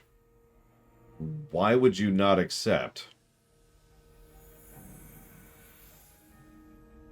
Because that technology, which you have to specifically reach out and go for, is to confederate them, increase your chivalry, and get diplomatic relations with them. Like, I get that overextension is a problem, and I get that that's a thing, but my point is, wouldn't you then just wait to take that tech for when you're ready to expand your borders?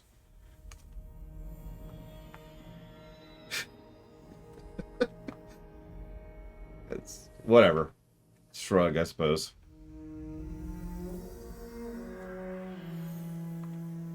Yeah, I guess it's there for bonus chivalry if you don't want the land. Whatever.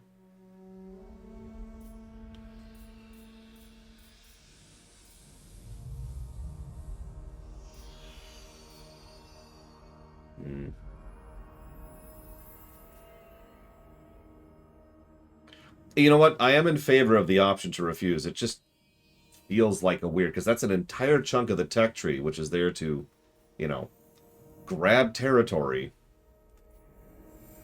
It's whatever. It's whatever.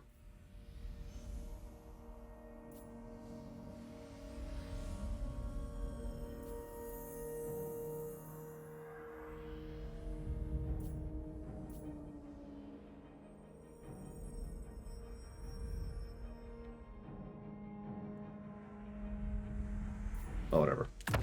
The boring option here. Okay, so, peasants' economy. For each settlement you control, your armies can sustain an additional 2 peasant units, with your capital being able to sustain 8. When peasants are recruited, they cannot continue working their farms. As such, farming income will go down. Currently, our farms are at full capacity. We have reduced upkeep for peasant mobs, and reduced upkeep for non-knights. Interesting. King Lewin Leoncoeur. We do, in fact, have peasant bowmen right there.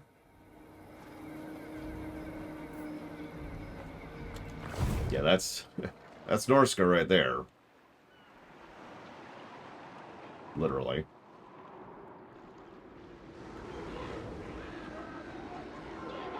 There's some greens. There's Death Mountain. By the light of the lady.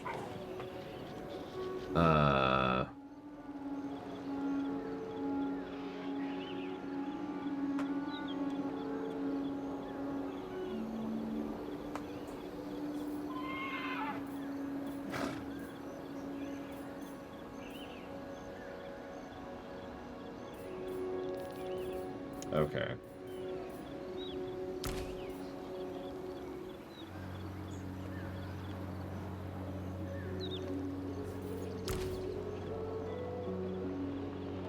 This unit requires a commanding lord to have the knight's vow, else it will have a large upkeep penalty.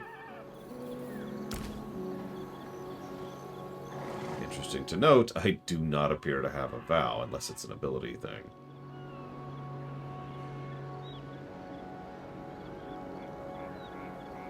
Nope. No vow. Okay.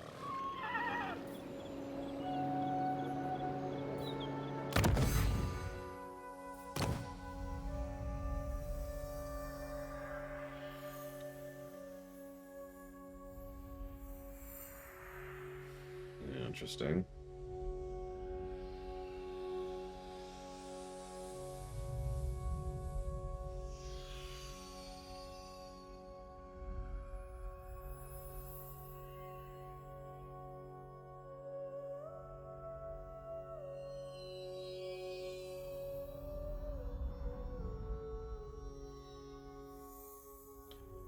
It's apparently I can't talk. It's apparently an Italian onion, period.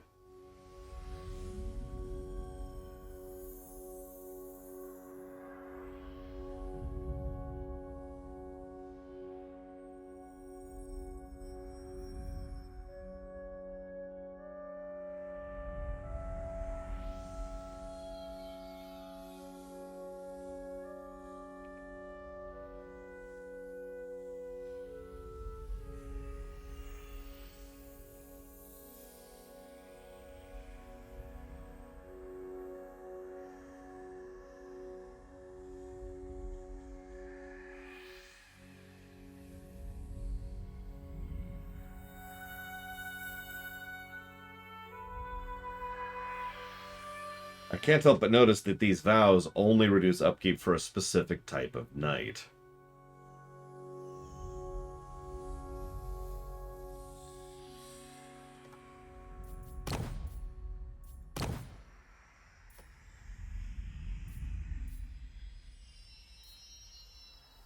We apparently get a Pegasus eventually, so that's cool.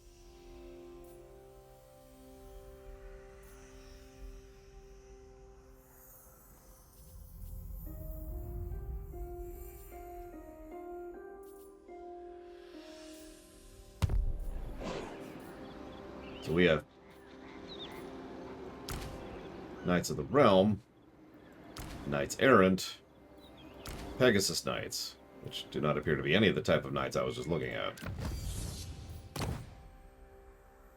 Nope, never mind. Knights Errant, Knights of the Realm, Pegasus Knights are apparently all Knights' vows.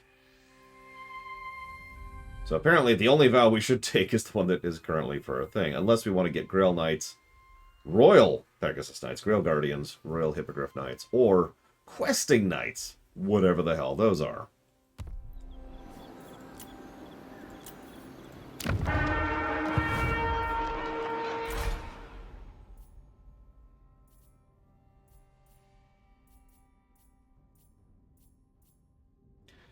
Questing Knights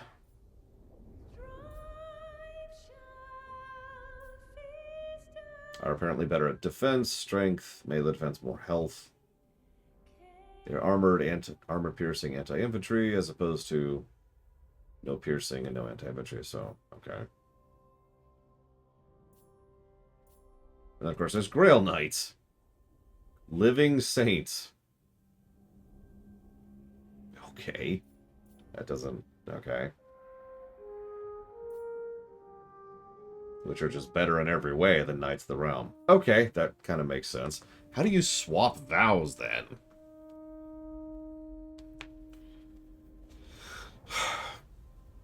Oh, because it sounds like we want to upgrade our vows over time, if I'm reading that correctly. A king stands with you. Either way, thank you, Papa Neeks. I'm afraid you cannot be a living saint, Mr. Red. Sorry.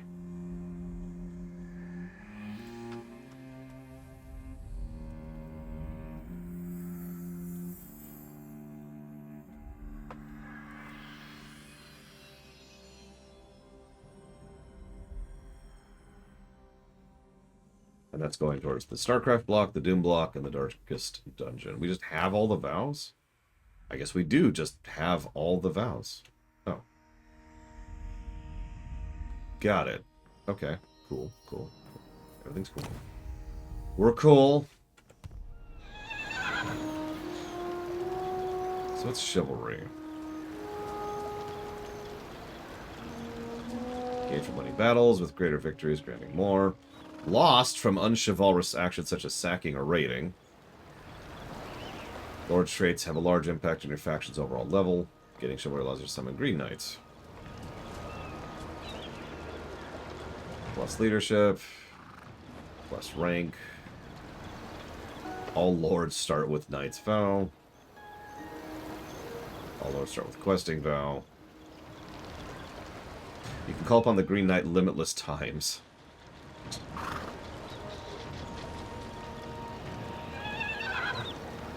Okay, so I hate to go back into here, but what is the Green Knight?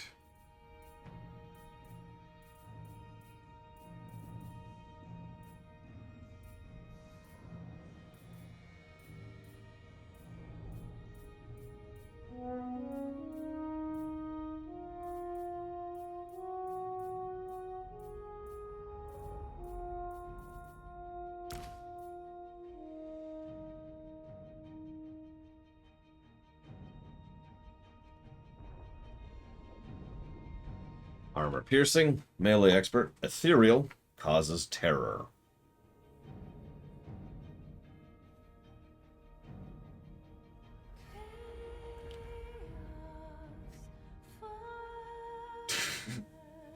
Got it.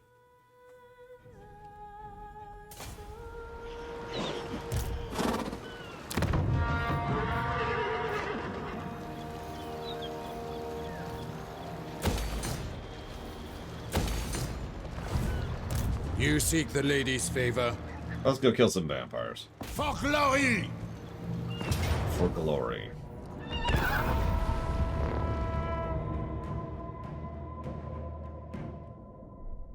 Silver string actually has a good ring to it, Mr. Red. You can also go with... No, that doesn't work.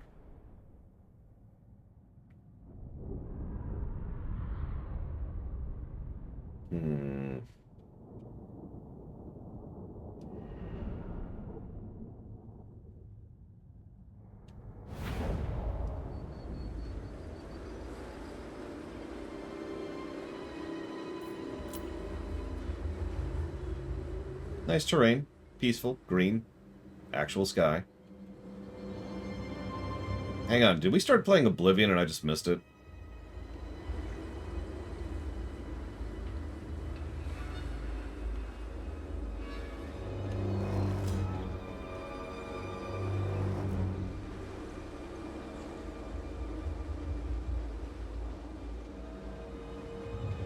So what I'm trying to figure out, Mr. Red, is a way to tie in, instead of...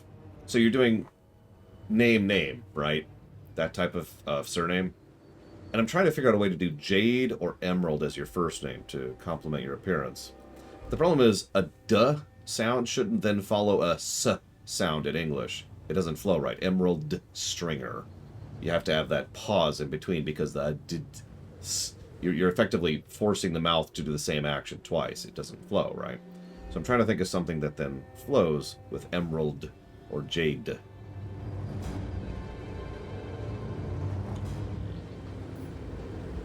King Luan Leocoeur!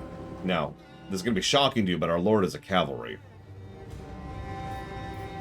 Child of light!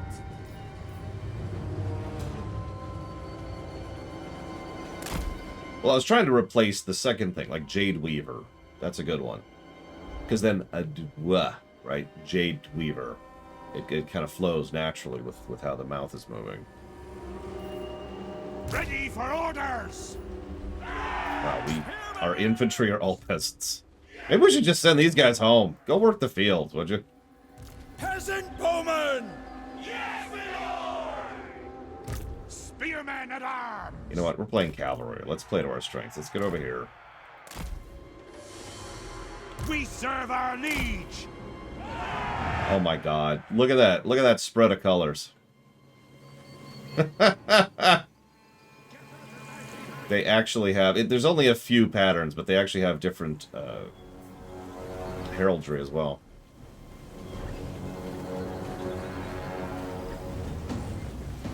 Yep. Different helmets, different armor, different tabards. That's amusing. Okay, so we've got Knights of the Realm, which are just shock cavalry. We have Knights Errant, which are shock cavalry. And then we've got Pegasus Knights. Wait, I'm sorry, we have Pegasus Knights? Of course they still have the same heraldry problems. I say problem, that's not a problem, it's actually kind of neat. Also, I like how our flag is very obvious on the field, unlike some of the other flags we've seen. Knights of the Helm! So let's do this.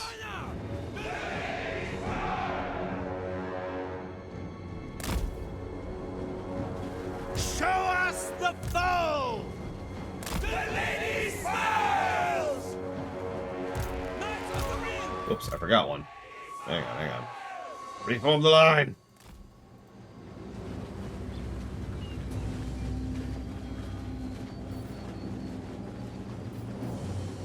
King Luen Leoncoeur! Knights of the Ring! You know what? Hang on. Reform the line again! Battle ready! Now let's do it. Knights of the Ring! Put it! The lady wills it! Ready to loose! Yes, my lord! All knights! The lady smiles!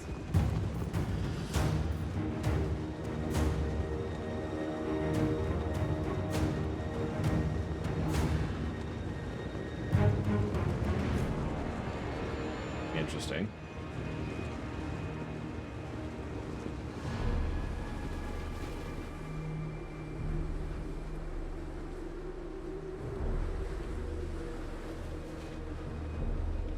Pegasus Knights!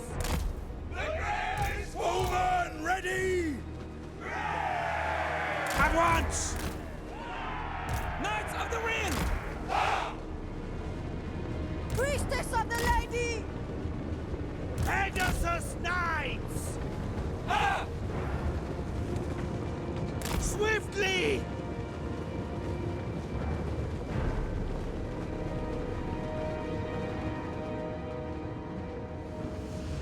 What's your class, Mr. Red? Because I've been assuming this whole time you're playing a minstrel. Also known as the best class in the game. At least it was when I was playing. Spearmen at arms! By the lady! Men of Bretonia! Shift it! Knights of the Ring! At once! Hey, you know that rule about how newer classes tend to be better? That never applied to Lotro. Full tilt! When they added the two new classes, which was Runeweaver and I don't even remember the other one, they sucked. They were outperformed across the board by the old classes. There we go. I can't believe that actually worked. So the enemy likes to tilt their formation based on where your rough army is. So I just tilted them until they were in range over here, and now we're just peppering them a little bit. And I've got spearmen protecting from the cavalry on my archers. I'm just gonna keep peppering them for a bit. Maybe scooch forward a little bit closer. Quick now! Hot speed! Bold knights! I was just trying that as a random, let's see if this works sort of a thing. Let's see if we can provoke them in a charger. Soon, lads! Soon, we...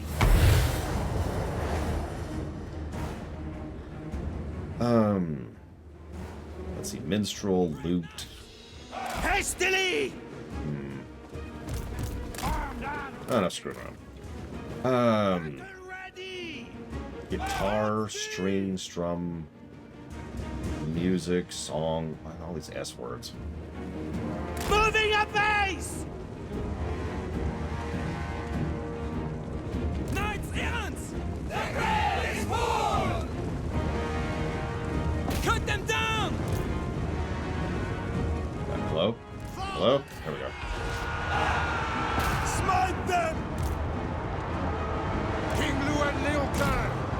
shall prevail! To victory! Knights of the Iron!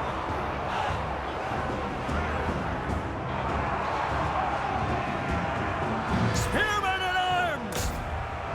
We serve our liege!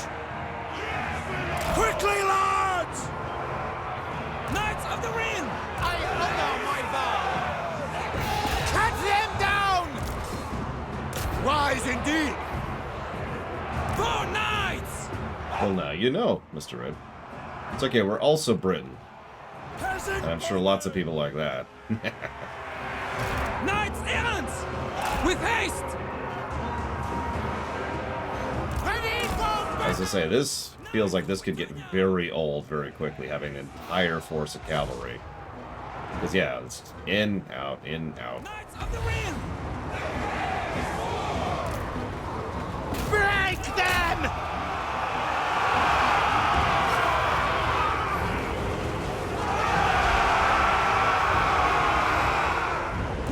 I've actually seen the AI do very natural charges several times, and I found myself thinking each time, how the hell? Sorceress! Defenders of the Ring! It shall be! Remember your vows!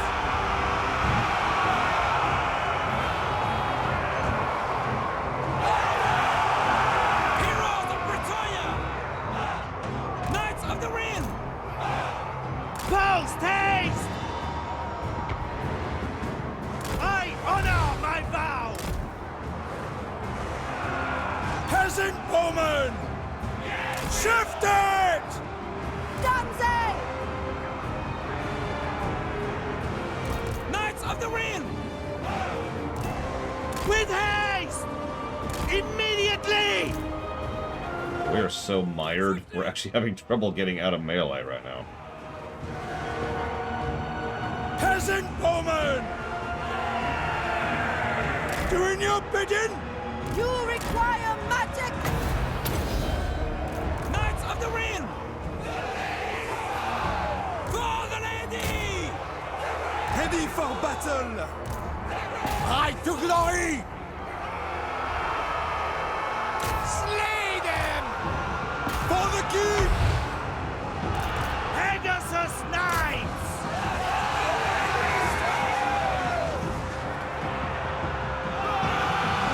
Awaiting orders! Take the ground! Armed and ready! My gifts are yours! I also have to admit, I'm kind of getting tired of hearing I will be done! Knights of the Ring! that. The lady's chosen! Brave knights! Hastily! No, you're absolutely right, Dakota. Like, I've kind of noticed it before now, but it's really obvious playing as Britonia. Legate! Swiftly! Defenders of the realm! Knights of the Ring! On to glory! What do you bid?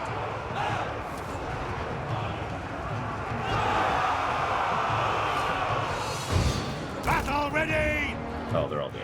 Oh, wait, no, they're not. We serve! Finish killing the zombies. Spearmen at arms!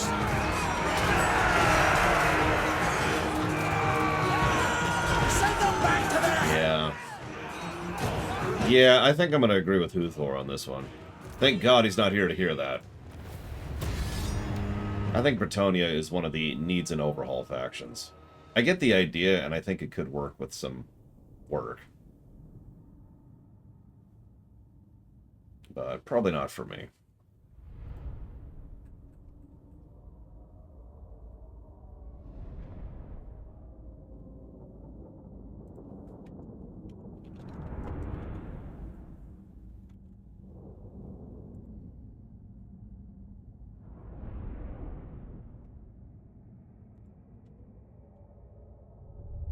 I mean, that's how it works. You need to kind of cycle development to get people up to date.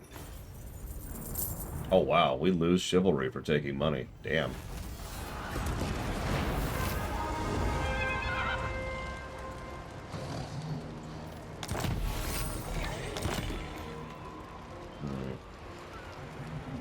Yep, okay. And we're not playing all the other Bretonians. So, let's see.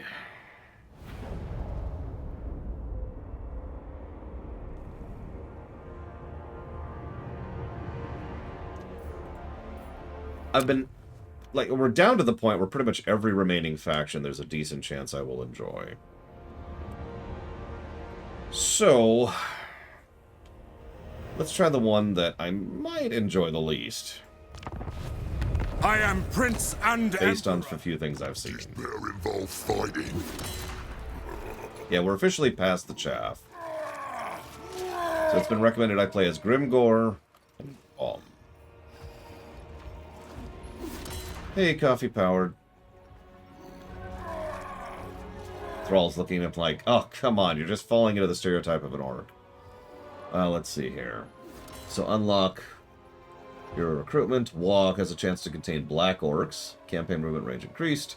Upkeep reduced for black orcs. Income from post-battle loot increased. Armor increased for black... Okay, I get it. You're a black orc guy. Jesus. Grimgor's Wog. Increased weapon damage, armor piercing, melee attack, immune to psychology. Well, the other one that was suggested... The biggest, meanest gobbo ever! has access to Grom's Cauldron. We'll figure that in a minute. Massively reduced diplomatic relations with the High Elves. Global recruitment duration recruits for Goblin and something. Increased leadership when fighting elves. Physical resistance increased for goblins. Upkeep reduced for chariots and pump wagons. Grom's Wog is the same as the other Wog. Almost exactly. I'm the one true Git. Ha! As I did. Just to look at them.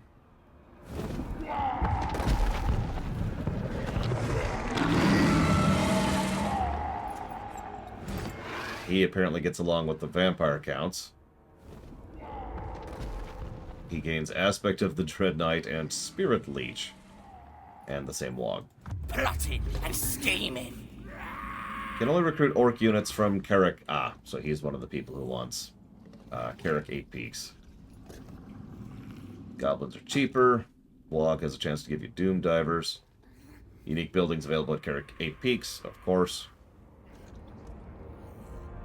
Can do lightning strikes when there are reinforcements present. His Wog is slightly different. Missile damage and armor-piercing missile damage. I'm the prophet. No comment. Wog has a chance to contain Savage Orcs. Charge bonus for Savage Orcs. Upkeep for Savage Orcs. Recruitment cost, Savage Orcs. Physical resistance, Savage Orcs. His Wog is the same as everybody else's. Damn it, Saffron. Goblin King, for now and ever. Let's poke at him first. We're going to start off in Europe. Where do you start? Ready for murdering. Jeez. Got it. Everything belongs to Grom.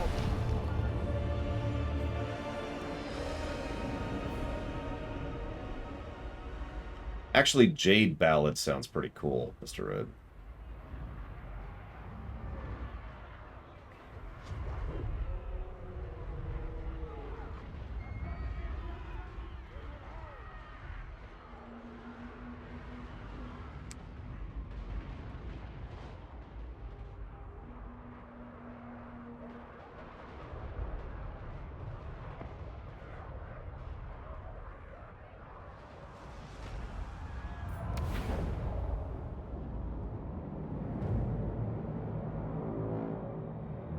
You gonna help Grom conquer the world, or what?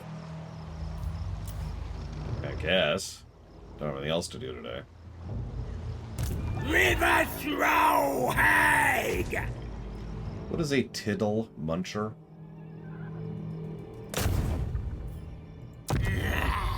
Here, mate! Here! The first research is called Wog. That is an interesting tech tree. The last tech is called the Biggest Wog. There's Gork and Mork.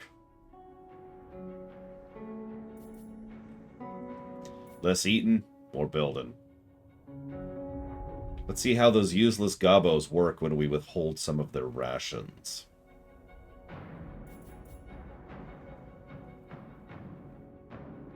They taste like death, but do the opposite. That's the Healy mushrooms. Spider worship. No. We've got boar riding. Yes.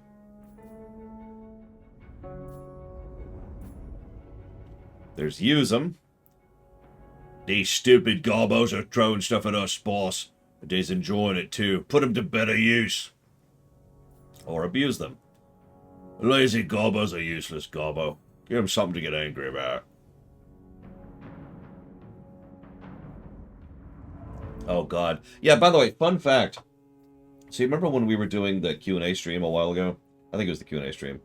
And I briefly and casually mentioned how Star Wars, at several points in its history, has been a allegory for fascism.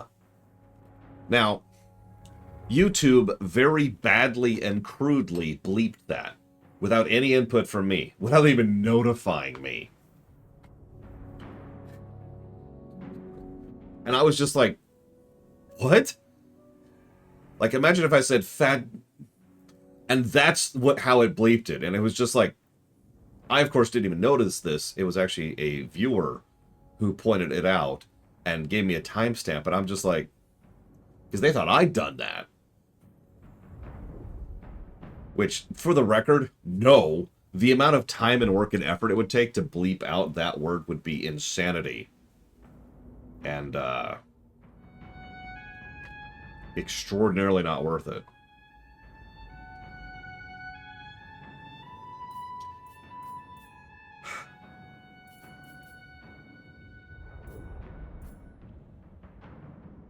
Everyone knows that a bit of red paint on anything makes anything go faster.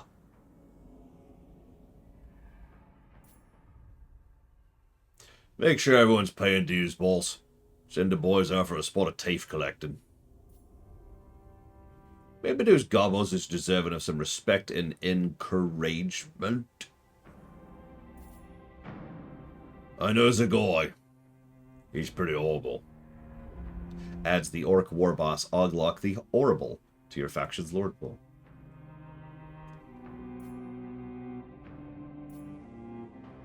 This tech is called Lads.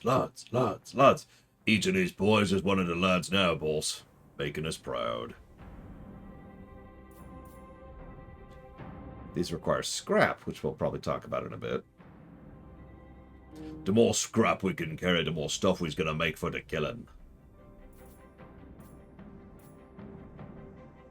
A bit of protection for the roydy lads. Means more of them surviving to squash things. This is called Second Thought. What?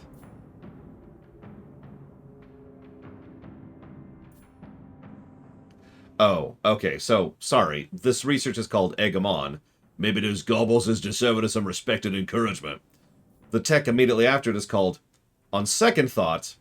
I don't know what we was thinking, boss. The gobos is definitely expendable. They make the best fodder.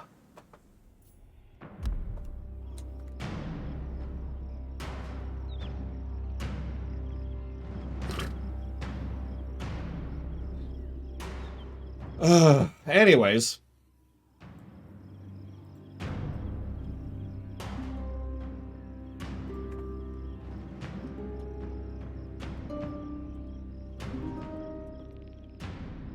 Yeah, where's the cauldron? We don't have a lot of ingredients. We do have troll might. Already half cooked to stop regenerating. Who's better cook it till it's block. Passive ability, regeneration for goblin and night goblin infantry units. Blech.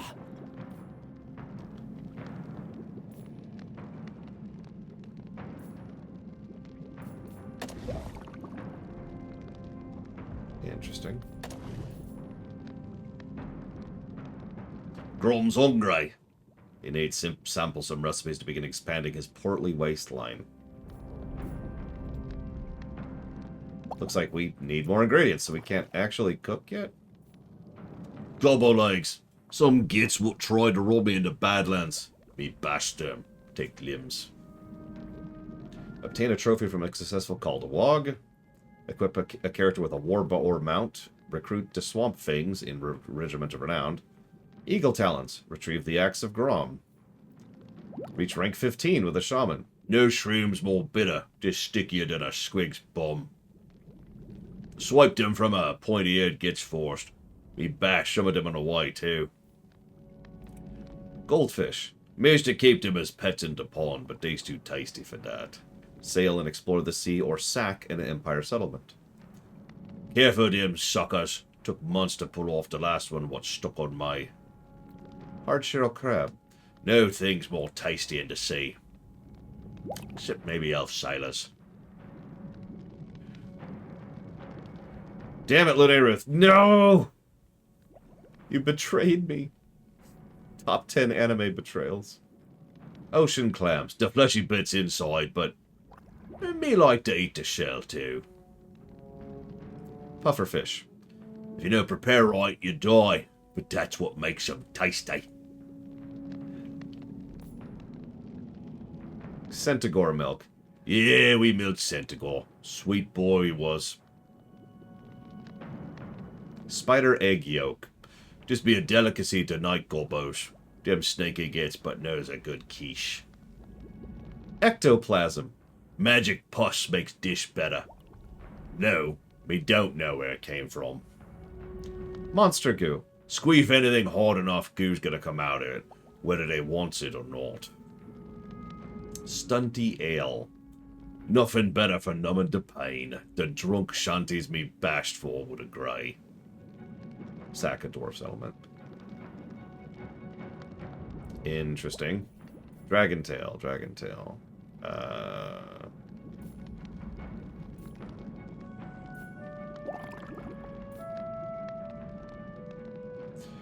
Most exotic meat of all, mate. Nothing chewier. You gotta win a battle against an army containing a dragon, wyvern, or frostworm. Includes mounts. Dragon's Breath ammunition, which is projectiles that cause explosive damage, for goblins and night goblin missile units. All armies. Very cute. This looks like a cool mechanic, and I like that there's just kind of built-in quests to go get stuff.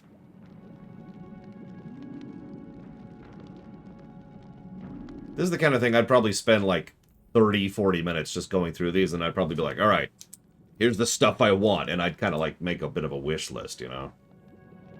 I like it. So there's the Warg Beta. We'll get to that in a minute. Once a Warg is made, a preview trophy with race-specific effects will be displayed here. There, we're starving, and there's our recipes. Yep, okay. We also have scrap! Greenskins are not above pilfering used weapons out of the junk. Scrap is our secondary resource. There's a lot of secondary resources in this game. I don't mind that. Yep, it shaves the recipes for easy cooking. I'm with it. I like it. Grom the Poach! Tonight, on Bottom Gear, we set off to get some grub. I agreed with you about Bretonia. They need an overhaul. I'll go ahead and give it away, Huthor. Since Lunarith betrayed me... I don't know why I've looked over here. She's probably up here. His great immensity.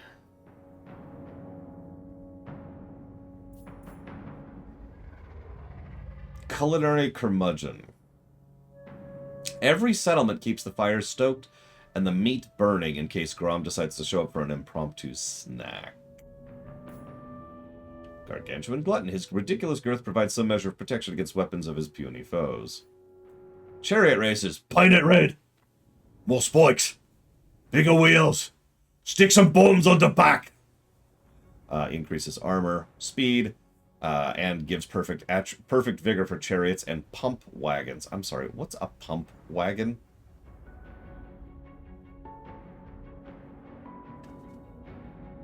Yeah, no kidding, PM Triox. Because, yeah, the Grom predates the Ogres by quite a bit, right? I mean, right? Right! Grom's appetite cannot be contained merely to the culinary realm. We's gonna have we's gonna discombobulate him good. Is that even a word? Dunno. Attacks cause rattled effect. Reducing combat ability. Increased charge bonus by 50%. Those of great stature often overlook the bumbling goblin. Goblins, however, are almost preternaturally aware of nearby shins in need of good stabbing. Bonus versus large for all goblin units. Like any good war boss, Grom understands well the art of getting back up after every setback. Enemy leadership for elven units and wound recovery time reduced. He's got, I was glancing at some of these earlier, he's got a lot of plus goblin stuff. Okay, so what do we got in our squad here? Let's go ahead and go kill some Bretonians. Under Grob's wheels! Goblins is good eating.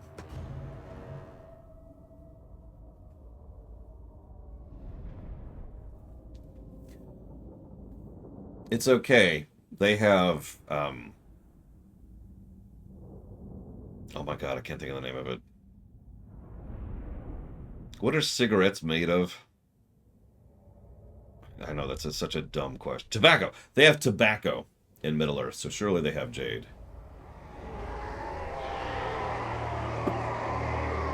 Alright. Shut up, PM Triox. Don't make fun. Alright, so these are rock lobas. They look astonishingly similar in structure to the dwarven ones, but that's okay. That's okay. Over here's the fish guy. We're gonna pretend we never saw that. These are some orc Arab, oh my god! Archers!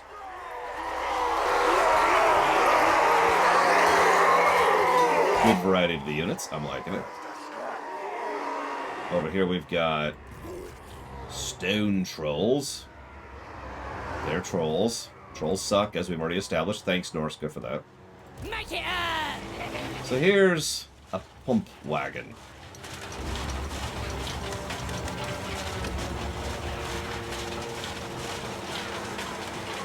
They look like they're having fun. Probably because they're high on mushrooms. In case you can't tell what those are. Oh wait, they're trolls that don't suck? Holy crap! Norska's ruined me. So here we've got basic old goblins. Which would be basic, except we have the guy who buffs the hell out of goblins. More gobos. River trolls. Do these suck too?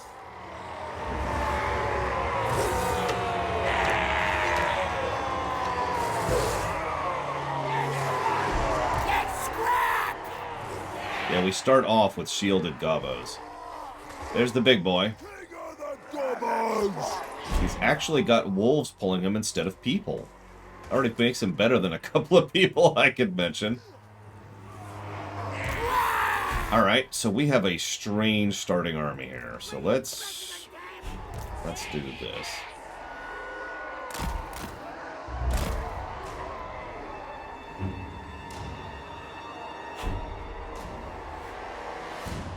I'll be right back, sorry.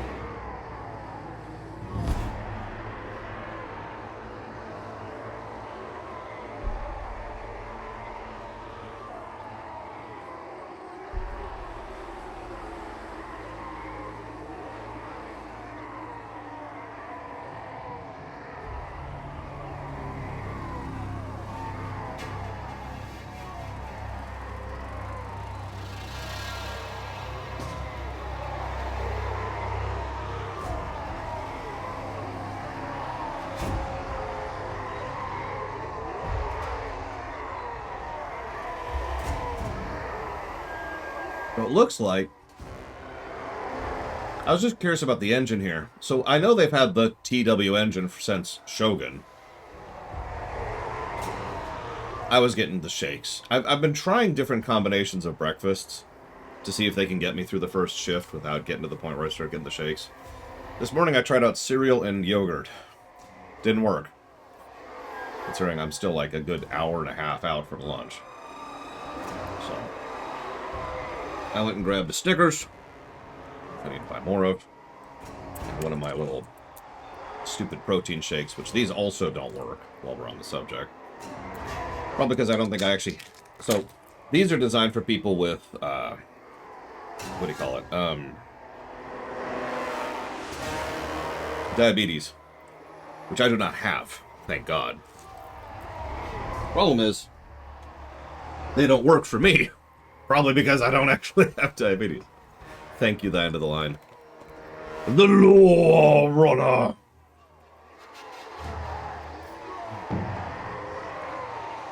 Sorry. You can call me Lork. I admit, and I will freely always admit this,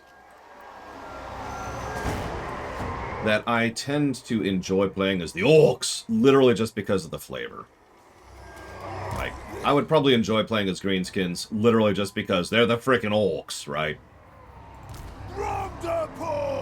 So he is a chariot. Let's put him over here with these guys. Orcs like to get stuck in with the boys. I will freely admit I have the bad habit of calling it stuck in whether I'm playing the orcs or not. Because the concept's a concept, right? No, that's actually not what I wanted. I wanted this. No. Yeah, if the faction's actually fun to play, that's even better. And I tend to enjoy playing as them, like we pointed out back in Dawn of War 1.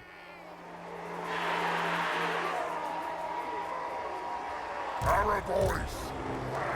There's my arrow boys. I don't trust you to get over here. We're not going to be much for archers, I'm sure. And you just kind of be here and be ready with your spells. Alright. Hang on. Not a problem. It also probably helps, Lenarith, that most of the ground stuff is pretty low detail. Like... Well, no, actually, I'm lying. Those are decent textures on the ground. Huh. Never mind. Anyways, the only thing I was going to look up, because, so they have a custom engine, the Total War Engine 1, which they use for Shogun and Medieval. I'm staring at it right here. They updated it 2, they updated it 3. 3 carried them from Empire up to Attila. Then they did a 64-bit update for Total Warhammer 1, which they carried forward up until the modern engine, which has 32-bit and 64-bit capability, and that's what Troy and Warhammer 3 both use. But yeah, no, those are impressive. And yeah, the vegetation is not exactly shabby. I am more impressed than I thought I'd be. The only thing I think looks actually bad, and I've seen this before, are trees. Trees are not great. Trees look like this. I've seen better. They're not terrible. They're not bad. Three Kingdoms is the Total War 3 engine, which is the 64-bit update. That was the Total Warhammer 1 up to Three Kingdoms used that engine. And then Troy and Warhammer 3 use this engine. Yeah, trees are pointy brown rocks. Also, they do this weird culling thing. Watch this. You see that? I get why they do it, but it looks weird. They just, all the leaves go away when you get close. If that wasn't obvious here, watch the trees as I go away from them. It becomes a lot more obvious when you start to see the leaves just kind of pop into existence there. Yeah, I do have a death CPU. So that's probably at least part of it. Anyways, the real reason I paused is I want to see what we're flinging. Probably just a rock. Yeah, it's just a rock. Sadness, nothing fancy or special about the rock, except, behold, there is something fancy and special about the rock. Check it out. Hard to get the camera there, but it's got an orc skull going, "Rrr," and it's painted red, so it'll shoot faster.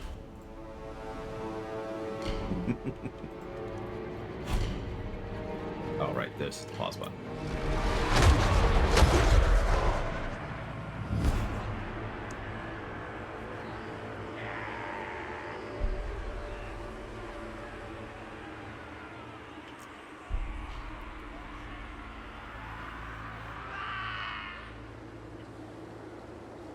I feel really bad for the people who live over here. Although, speaking of good brickwork, look at that. Look at that. Like, I mean, no offense, but like this looks better than Lotro does. To use a specific example. Like, it's not the best. Like, it has almost a total absence of doodads, for example. But that's some decent texturing.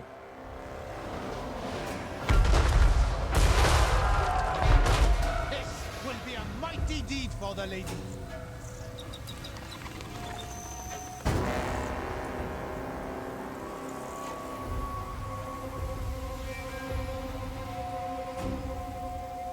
For King Leoncoeur, we fight within us. I was gonna say, I'm gonna hit you enough times, you're gonna eventually start coming after me. Yeah, that's why they do it. That's what I mentioned, Tenhetta. The reason the leaves go away is so you can see what's happening when you do this. You get the camera into the forest. Stickers ready! Moving fast! Yeah, they were just letting me wail. I've got one of their units at frickin' half. They're already wavering because they just stood there. Stupid Hueys. Here from dogs!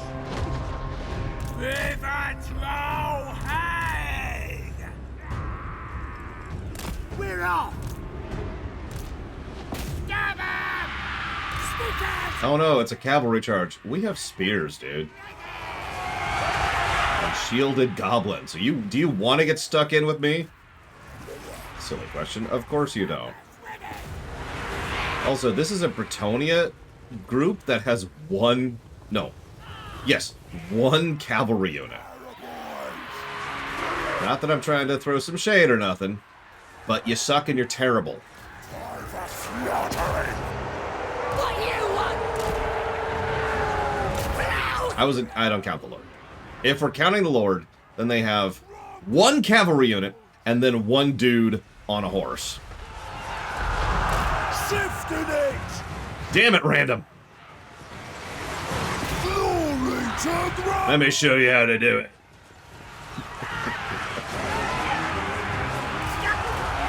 Scummy time! We're the grain time!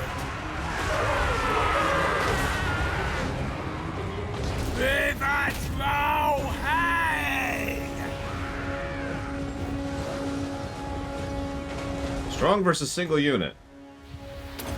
Sure.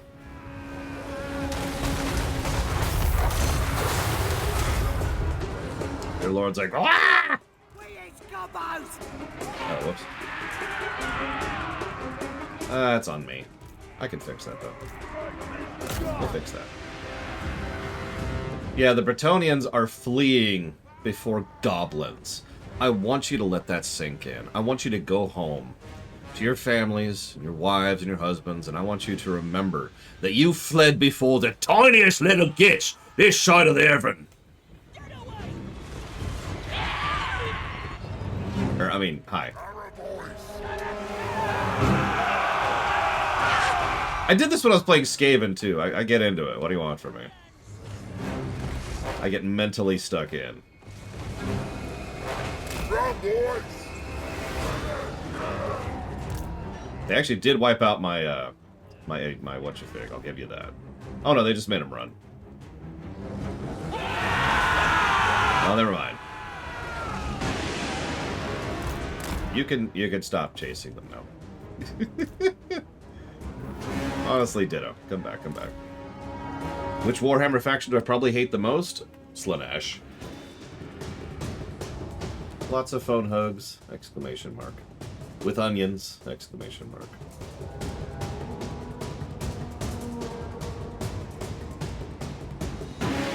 Like, Nurgle was gross, and I honestly don't like pretty much any of the Chaos factions with the exception of, you know, Scarbrand.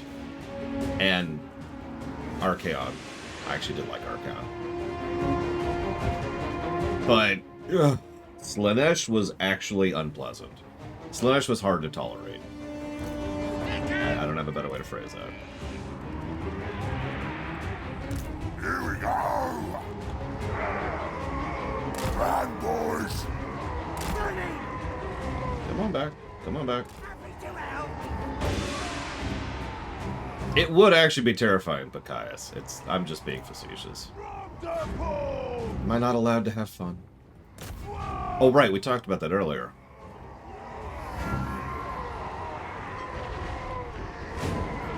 Oh, Jesus Christ. Orcs with gunpowder is not something we need more of. Or, conversely, it's what we need so much more of.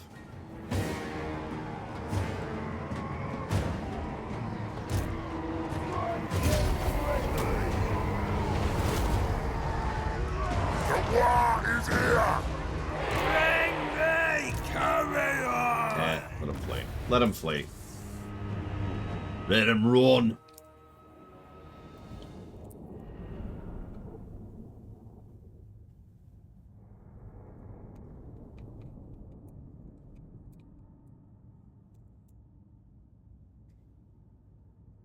Wow, we took very few losses on that.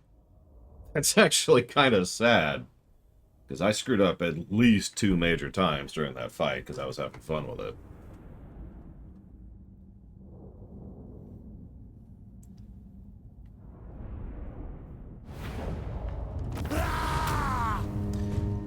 Yeah, the Dark Elves were pretty bothersome, especially the first 2 factions, but I did actually like the mechanics and gimmicks of the coastal dude and the Pokemon guy.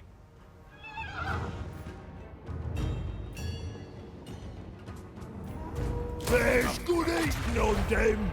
Like, they were, from a purely mechanical gameplay perspective, they were fun. I'll never touch them again, but they were fun. Your path of violence and destruction has begun, mighty lord. Your reputation growing with every victim and settlement that falls before you. Continue warmongering, and you will eventually gain momentum enough to make the call to war. Temporarily getting additional mobs for each of their armies to help raise or occupy a targeted rival's capital.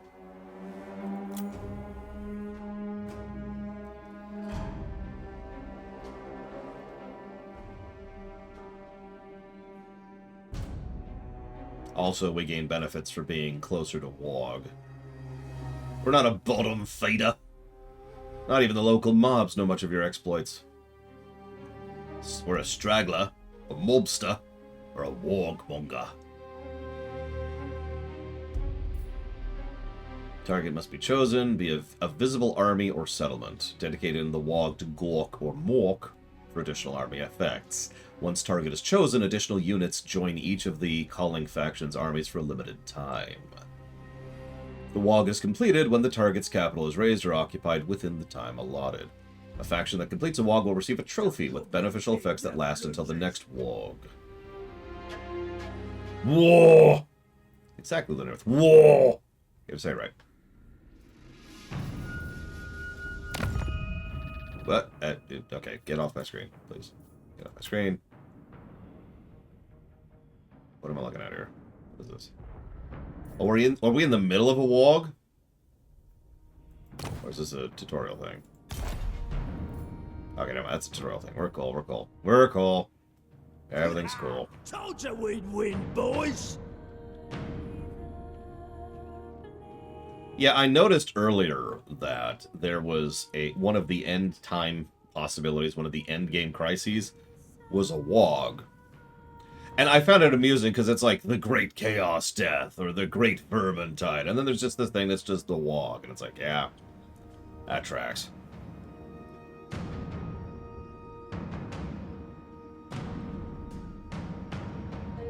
Oh, gotcha, Linnerith. I honestly wasn't paying attention. I'm sorry.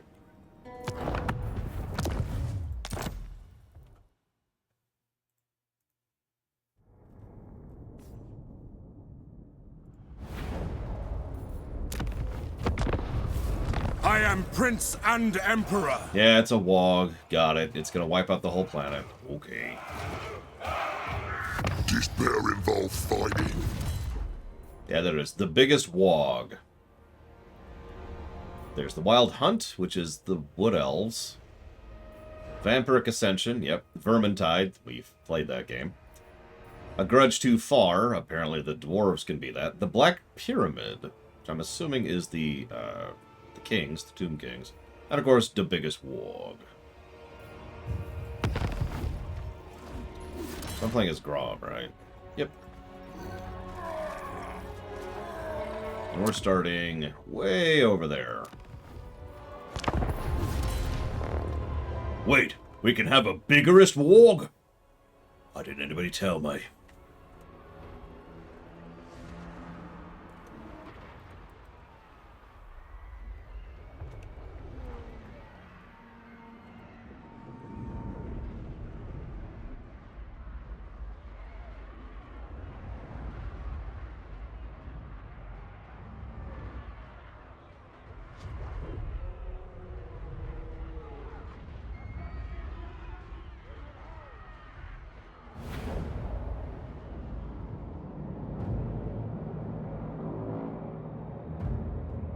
Let's give Gork a show. Get smashing!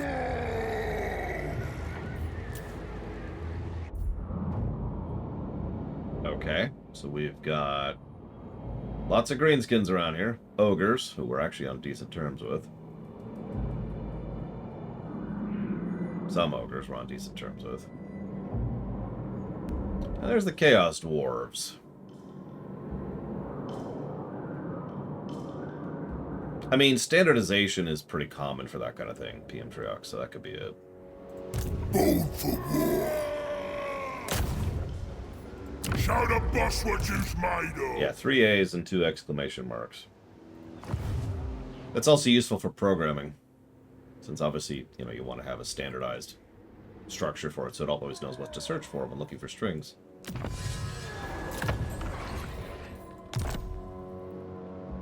I was gonna say, the Chorfs, I actually know exactly where this is, because we've played over here before.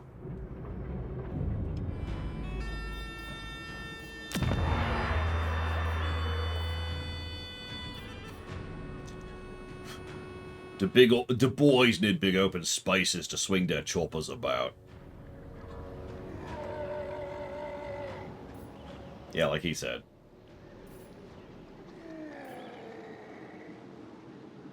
Don't stick your finger in a squig nest. Honestly. There's trolls. There's goblins. We're not doing goblins. Goblins suck. Ugh. Goblins ain't good for nothing.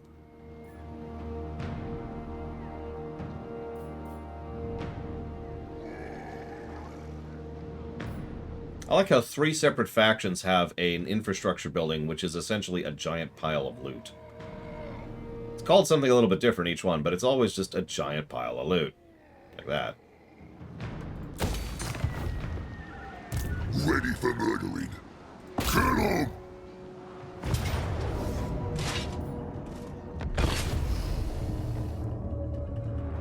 I don't know if there are hobbits or halflings or gnomes or anything like that in Warhammer. There might be. Yep, we're gonna go fight us some big boys. Get us some tasty meat. Sorry, wrong faction. Apparently there are not hobbits within the Empired lands. Oh, that's great for visibility. I can definitely see what I'm doing here. Look at that screen. Just... Can we fight over here, please? No? Okay. In the shadow of the mount. I cannot see my units. Look at this. Look at this. Okay. What do we got? So... He has an ability. It's a debuff called You're Next! I think that speaks for itself. We have Black Orcs. We'll come back to those in a minute. We got basic boys. We got gobos. We got a boar unit. And more of those catapults.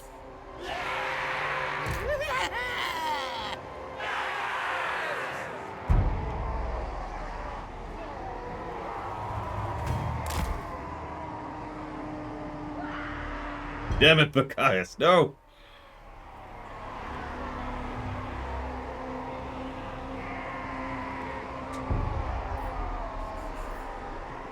I mean, isn't all that invalidated now as of Age of Sigmar, Dakota?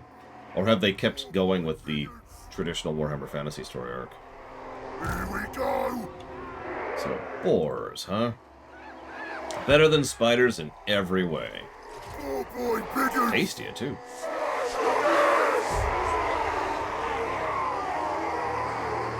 Interesting.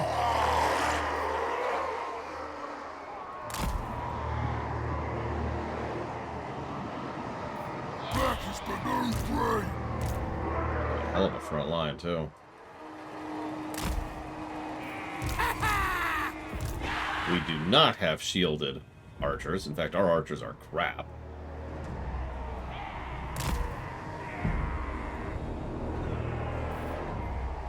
Show us the enemy! This is it! The mortals are ready! Biggest, brutalist orc! Alright. Oh boy, biggins! Run, boys! Interesting.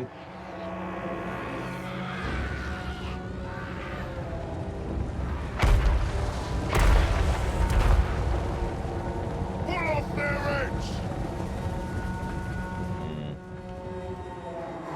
Choppers ready! Moving fast!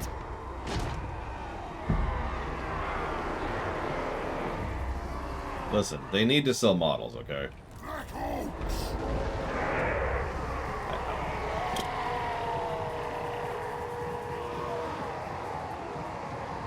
Where's the scrap?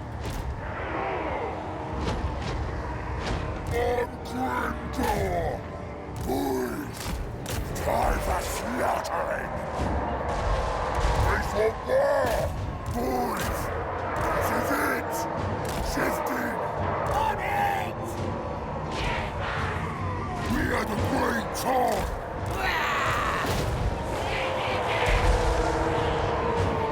Wolves versus boars. That should be fun. Good fight! Watch ya! Goodbye! Yeah, expecting something reasonable of GW? I don't know, man. Shifting! Please bang them! Wow! The Black Hawks will win! Moving fast! Jesus, we are absolutely destroying them. I haven't even been able to actually start doing anything fun yet. We are just crushing them like a bug. Boys! Listen! On the bus! Black Hawks run! Oh boy, biggers! Run, boys! Choppers ready!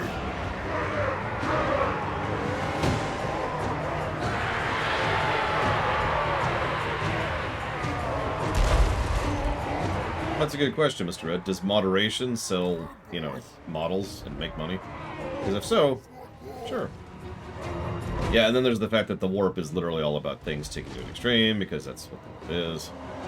Boys! Time to slaughter it! Come on, boys! That's actually a good question. Have they ever branched out with GW? Attack! Black is the new green! And it! Black is the new green. The war is here!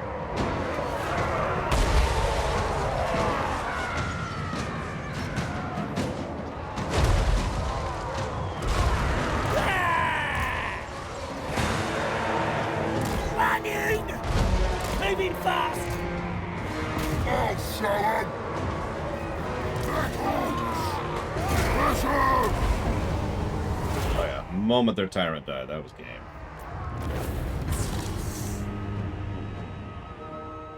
We must be extremely moderate. Wait. Does that even work? It'll work today! Filthy neutrals.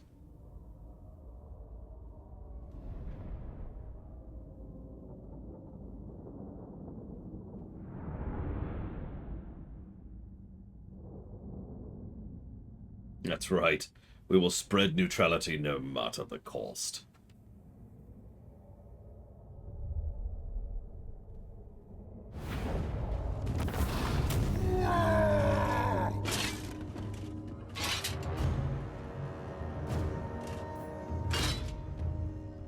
Yeah, let's eat them. That seems ironic, right? Eat the orcs. Or, excuse me, ogres. Get nasty! Speaking of which...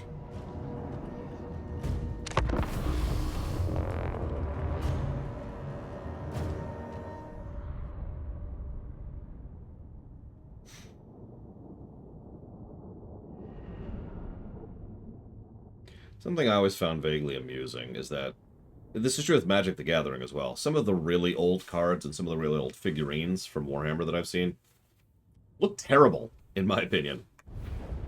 Like, the art's bad, the figurine, like, looks crudely made. Those are the ones that are worth thousands of dollars, of course. This is it. And yes, I get what scarcity is. It's still just funny to me that the crap ones are the ones that are worth so damn much. Ready to kill.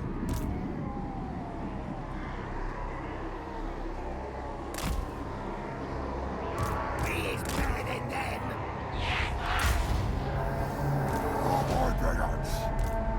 Surprise.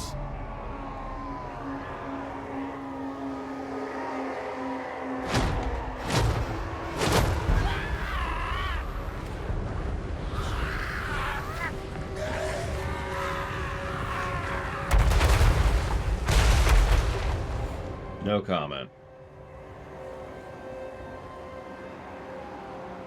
Boys!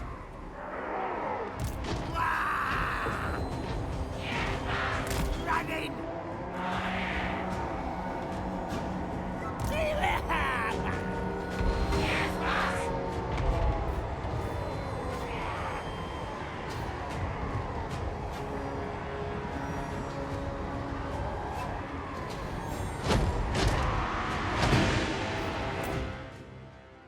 In case you missed that.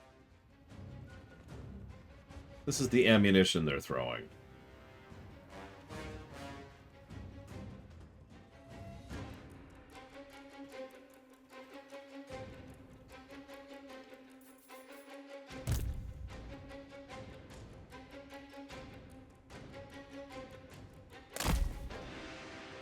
Damn it.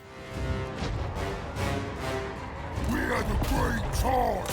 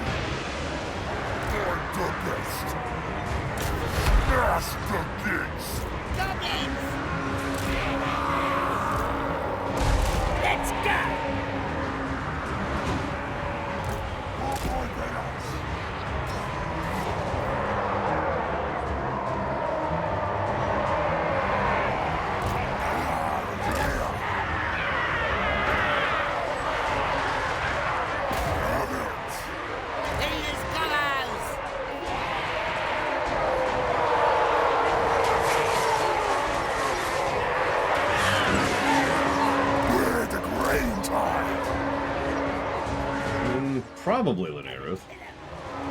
Anybody in chat have an answer for Linearuth's question? Boys!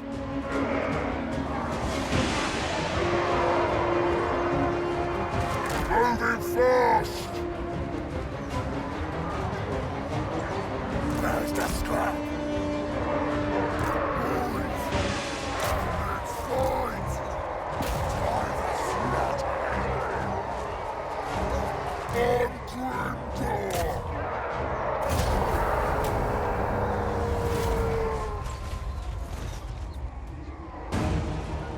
You don't understand what happens to them on impact. Yeah, that's probably a thing.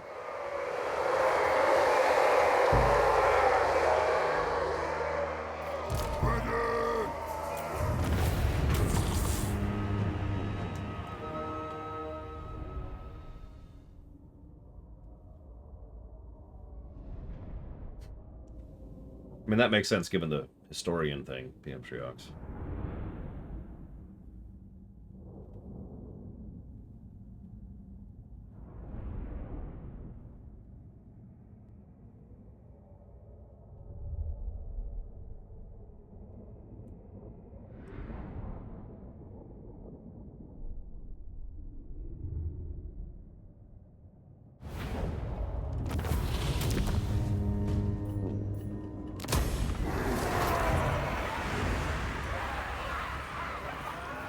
Looks like the Greenskins also have the underway. That sucks. Because we're probably going to be fighting them later. Cool. At least we's a mobster now.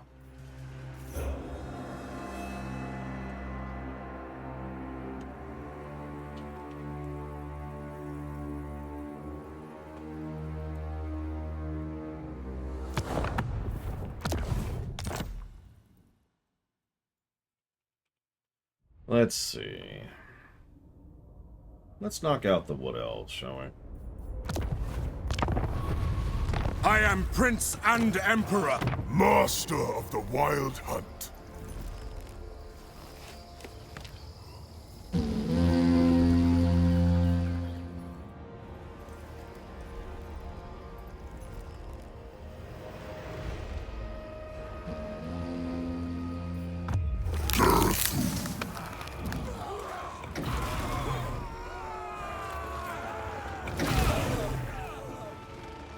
Right.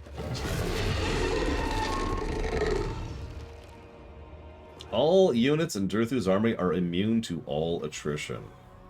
Reduced upkeep for forest spirits. Annoyance of netlings. Resplendence of luminescence. Pure as starlight.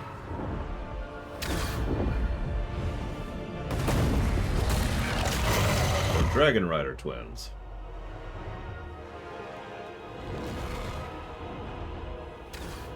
I thirst for the hunt.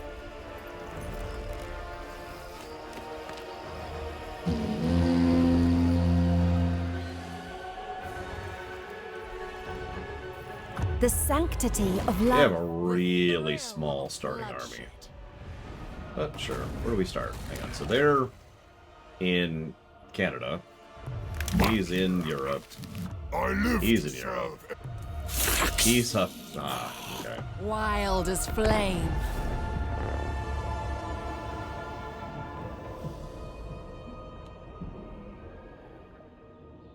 No, I only say that when I notice it, so I don't comment when they have a large army, like the people we were just playing as, or the people before that, or the people before that, or the people before that.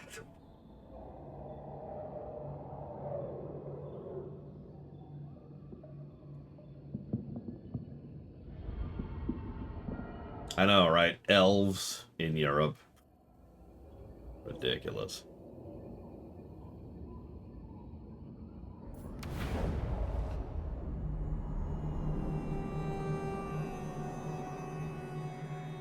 The Twilight Sisters, ready for anything.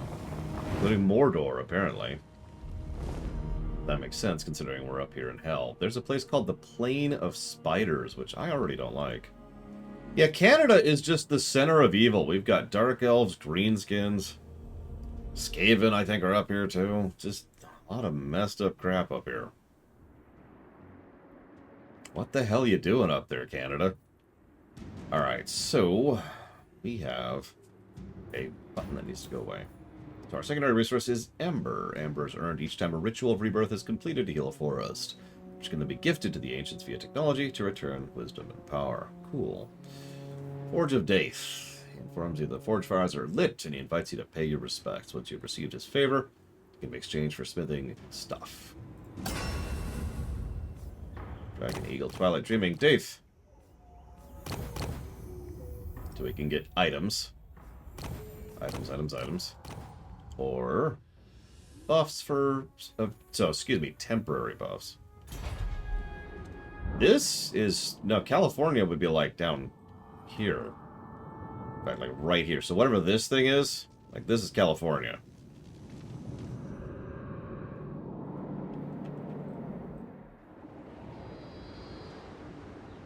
Let's see. Sword of Cain. Apparently we also care about that. Whoa! World roots form a network that connects the most important forests of the world. Healing them not only strengthens the world roots, but also grants you powerful benefits. Okay. So select a forest currently. So we have waypoints, apparently, between roots. Eligible forces are marked with that. Return to your capital by clicking the home key. Okay, go away.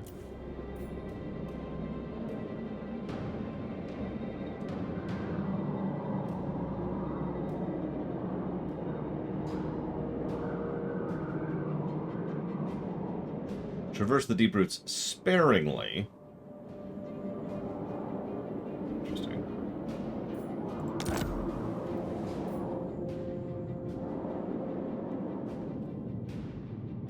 Oh, there's no roots up north by Chaos Hell? Yeah, I noticed that we can go over to frickin' Cathay right now. We can't go to the other Chaos Hell either. Darn. We can go to Atlantis, though. There we go. Wait, they're making a Streets of Rogue 2? We just finished our playthrough of that a couple weeks ago. Huh. I'll have to look into that. Alright. We have a court.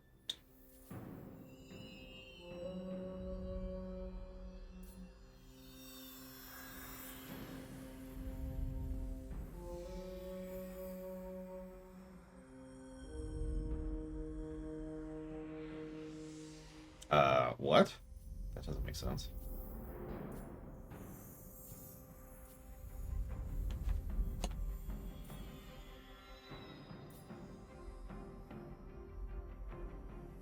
Okay, hang on.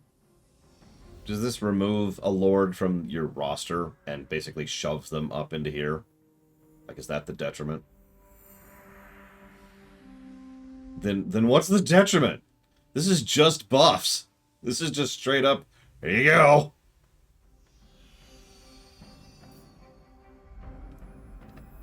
The Dark Weaver. Malice Dark... sorry.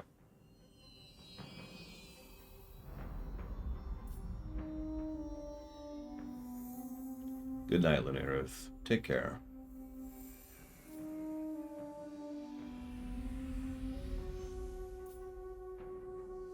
Interesting. That is an extraordinarily small tech tree, although...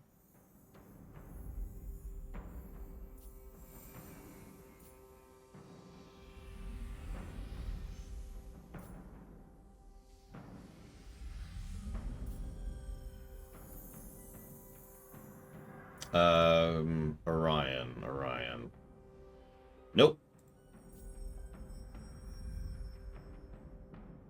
Farewell, Mr. Red. Mr. Red was never found again. All he could do was dance around singing like an idiot. See you around, Crazy Norse.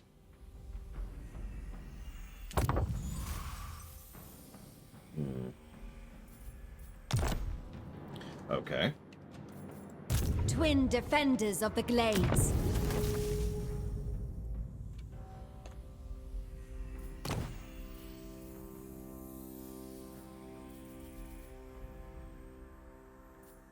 Wow, we can actually gain increased rep even with the Dark Elves. That's... Not sure I want that.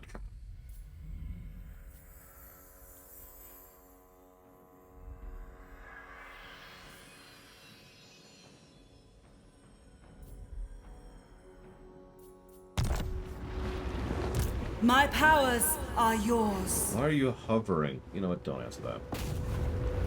We shall unearth great relics. For the forest!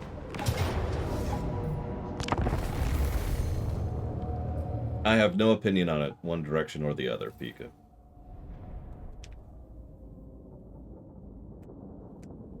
Although, if I'm remembering correctly, a lot of people called that, like, a while ago.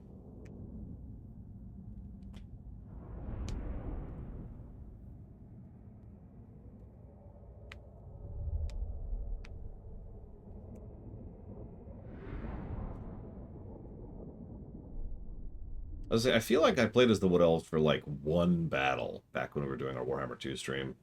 And I just walked away from it like, yeah, okay. I don't know why, though. So what do we got? Sisters of Twilight! Of course, we have these two. Naturally.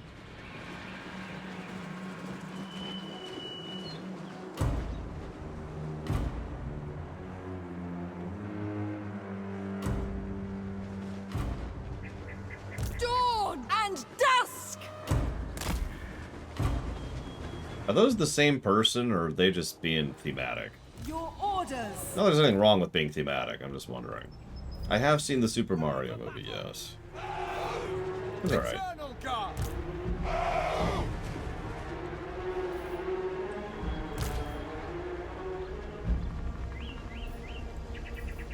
Our bows are yours! Do we all have Forest Stalker? Jesus, like a lot of us have Forest Stalker. They were one person. See, that's kind of the thing I was asking about.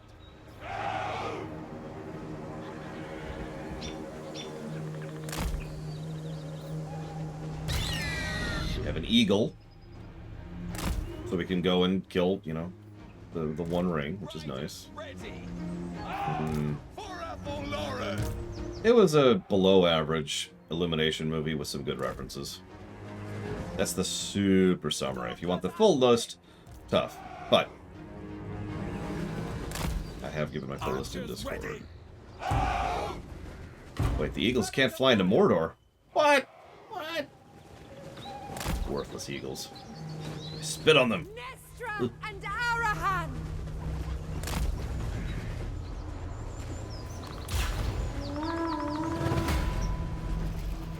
If I must. Damn you, Saruman. Damn you. It's frickin'... Oh god, I can't remember what they're called. They're birds, but they have a name for them. And they're irritating as crap in Lotro. Eternal Guard! Archers ready! Kreblin, that's them. Armed and ready! Season of Wrath! Sisters of Twilight! Harmony! Warfare!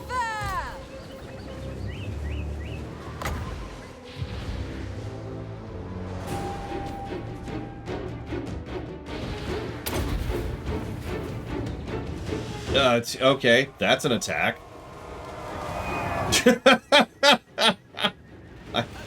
I can accept that being an attack. Your orders! Shoot! Eternal Guard! Bowman, ready! It shall be done! Defenders, Athel Lauren! Cavalry! At speed!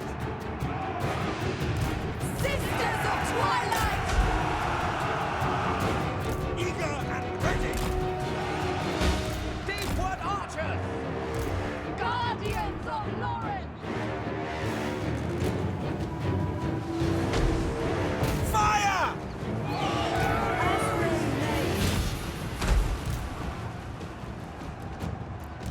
Human ready!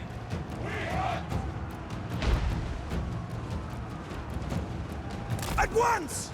Yes? At pace! By Kernos!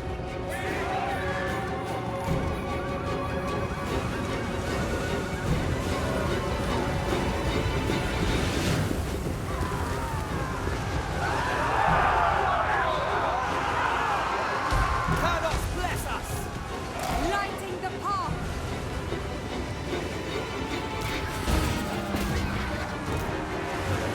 Attack!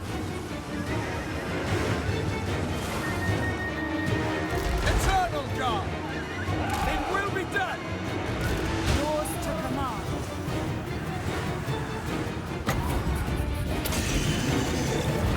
Missiles ready! End them! Shoot! Deepwood As the saying goes, shoot her. Shoot her.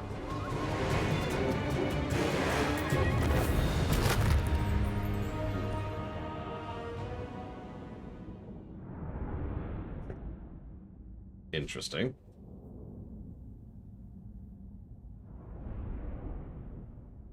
All life is a struggle against chaos, a struggle that is ultimately destined to be lost. Well, next game. No, I'm joking.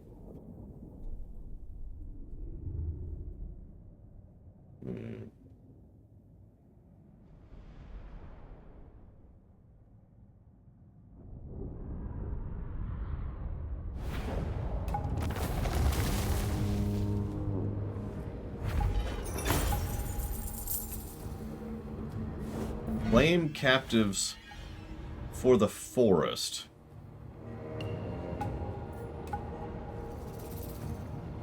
What does the forest do with these people?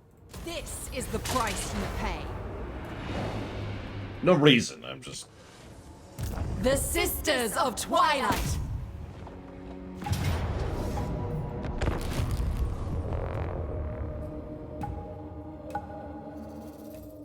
Like, I'm picturing... Because it says takes captives, which means living people. So I'm picturing they just tie living people up around, like, ant mounds.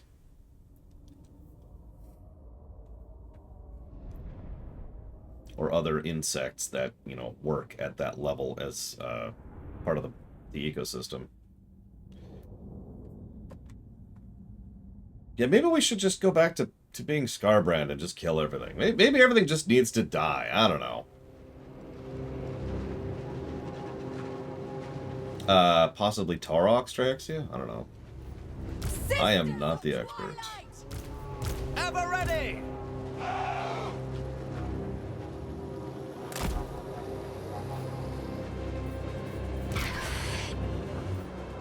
My bow hungers! Ever ready!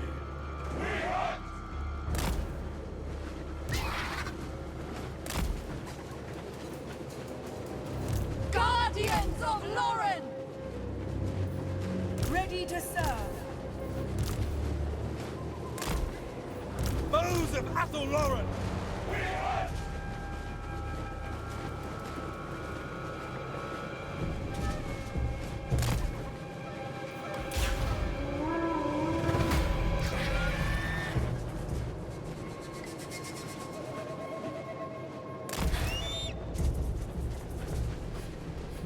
Yes! Hurry!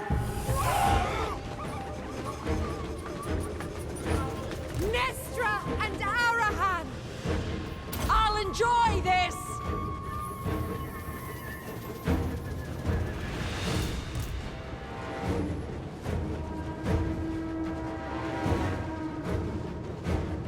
With haste! Our bows are yours!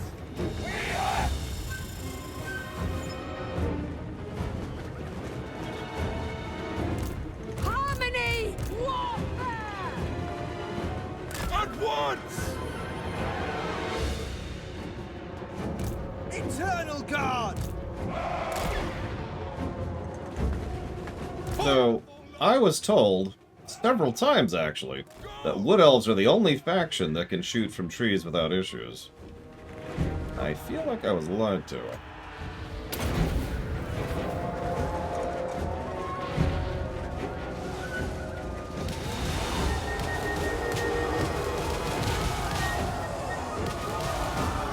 There we go. Take aim! Riders ready! Asray Mage! Why are you... At pace! Armed and ready!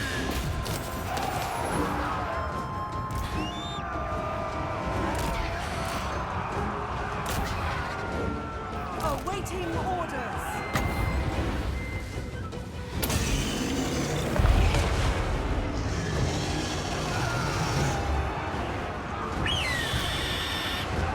Asray, attack!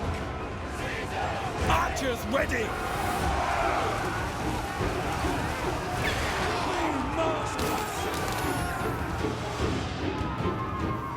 Hunters! Swiftly! Swift!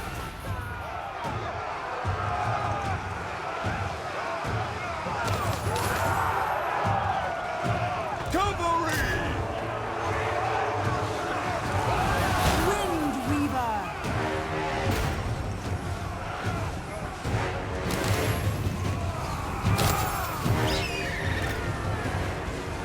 No alternative! Eternal Guard! Archers ready! Loose! Armed and ready! Death to all! By Kurnos! Of course. Oh look, we can see a Dark Elven settlement over here. You can tell it's Dark Elven because spikes.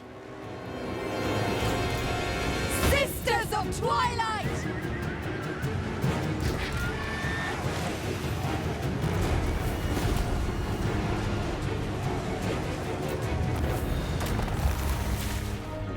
Pyrrhic victory, my ass.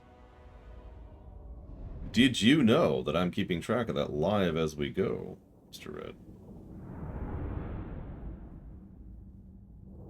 Mr. Red's response, no, I did not know. Know that the knowing can only be known by one who knows what one knows, knowingly.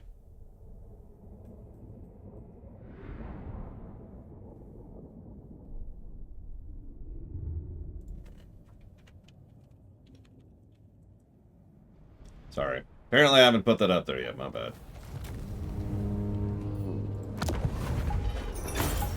So, you can occupy, which contributes to health.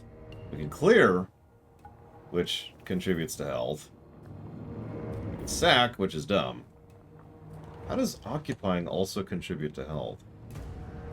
Oh, okay, it contributes a lot less to health. Okay, that makes sense.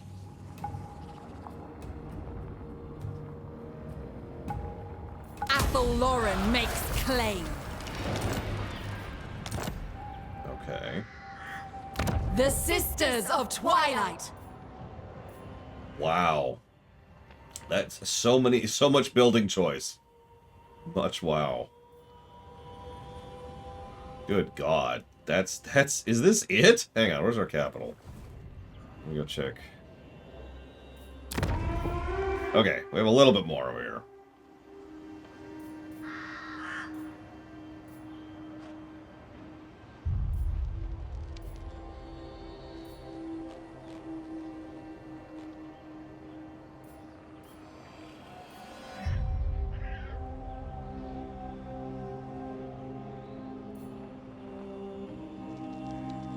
Interesting.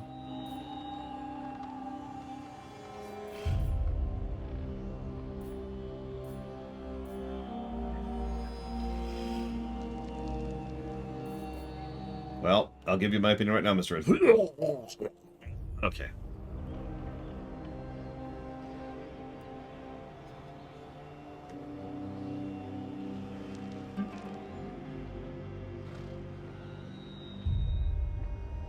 Interesting, Uthor. So hang on, to make this very clear, let me make sure I understand this correctly. So we have our major cities, which are the tree cities. These are regular cities. Anywhere else we occupy, When do we fight? we get jack for options. Am I understanding that correctly? These aren't even good buildings. Yeah, outposts. That's a good way to put that. Okay. Interesting. Hello, Raskor.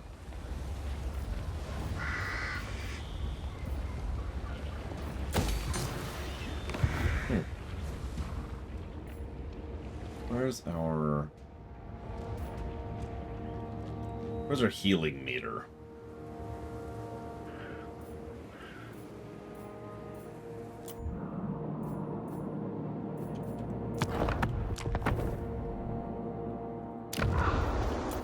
Oh, stop. God damn it. Go away. Him.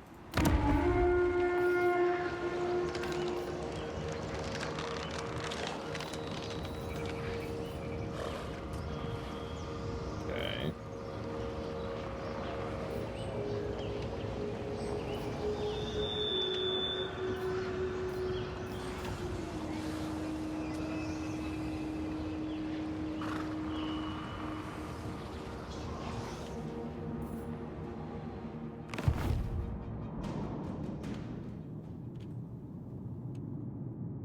Not even a question that. That's what I thought. Because the other one gave us high elf rep. This one gives us... Or excuse me. The other one gave us dark elf rep. That one gives us high elf rep. This one gives imperial rep. This one gives vampire count rep. That one gives dwarven rep. That one gives Bretonia rep. That one gives the Tomb King's rep. And that one gives Lizardman rep. How do I make this stupid? Okay, there we go. Interesting.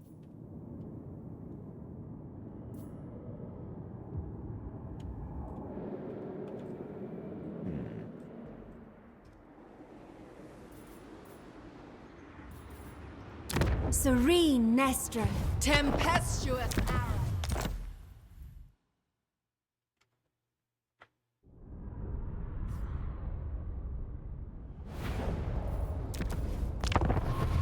Bring me to my men. I live. See, that's sexy. Reduce diplomatic relations with the Wood Elves. Cheaper upkeep for Dryads, Treekins, and something. Increased upkeep for Elf units. Starts with an Amber. All Elf units are glamored, reducing their something power and making them expendable.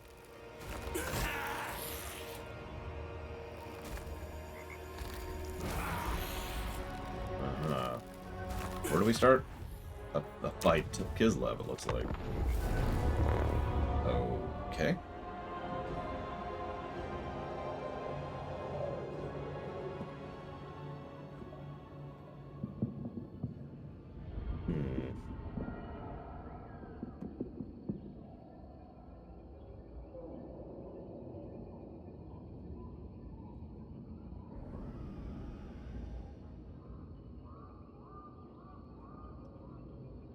I mean, that's a very moderate, reasonable, you know, respectful attitude to have. Oh, you didn't protect us, so we're gonna genocide you.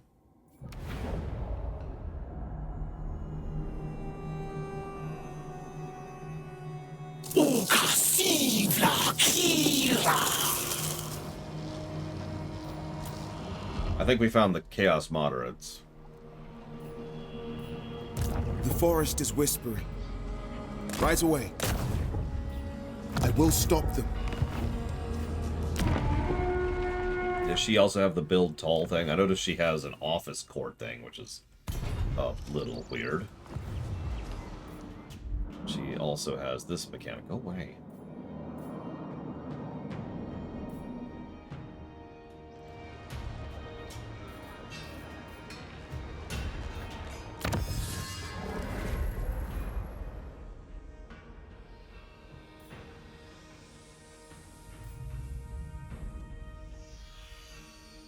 Treeman was apparently the other unit.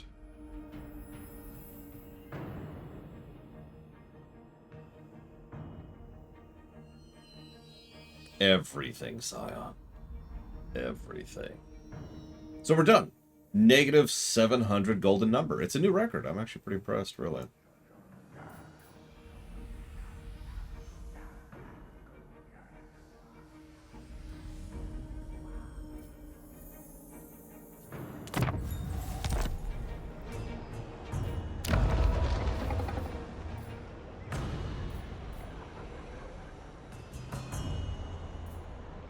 Yeah, we're going to finish the wells before the lunch break. No matter the cost. For a brief summary, the dwarves were okay.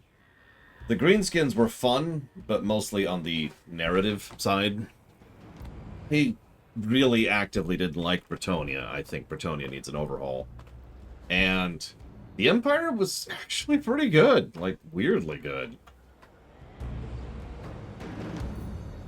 I wasn't expecting them to be as interesting as they were, but they are.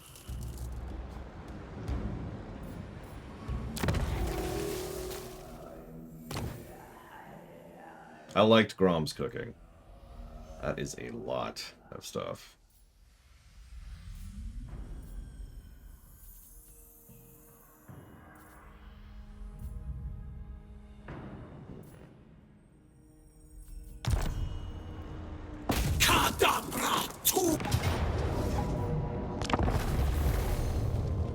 You know, honestly, I don't think so, Blade Tavel. Not unless we just went beyond reasonability. To your own, Justin. So what we have left... Hang on, let me pull up the list.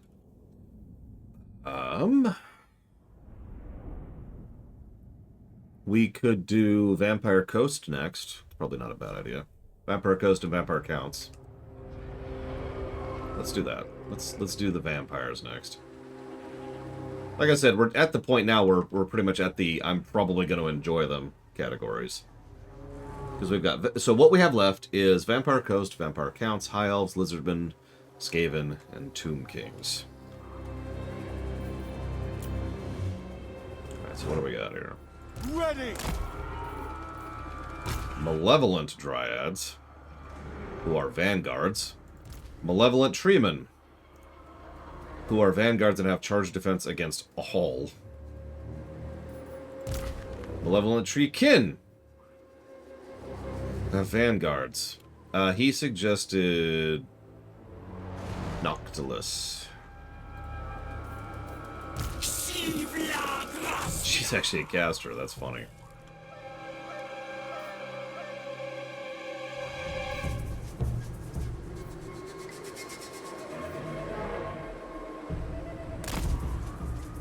Deepwood Guardian!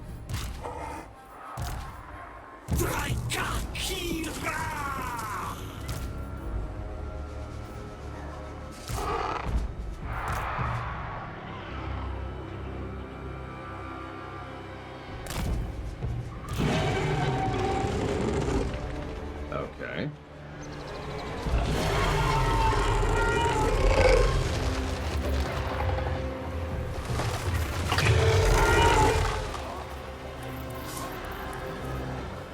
Okay.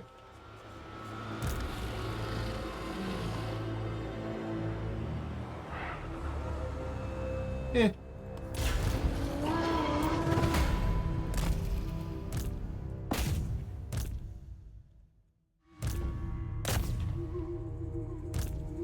We'll do quest battles later, Sound. Don't worry. I haven't forgotten about it. Probably whenever we pick our final in-game faction.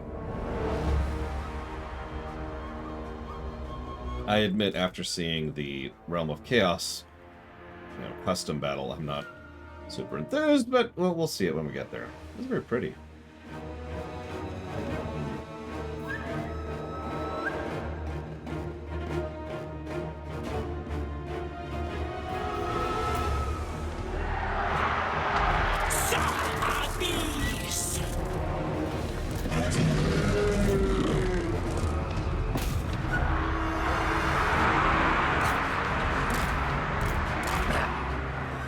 Greenland!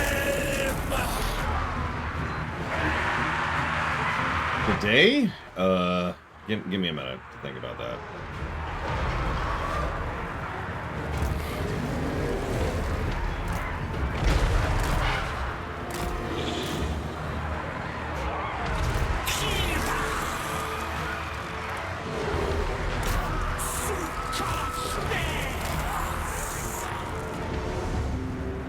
You know what, honestly, just keep chasing them.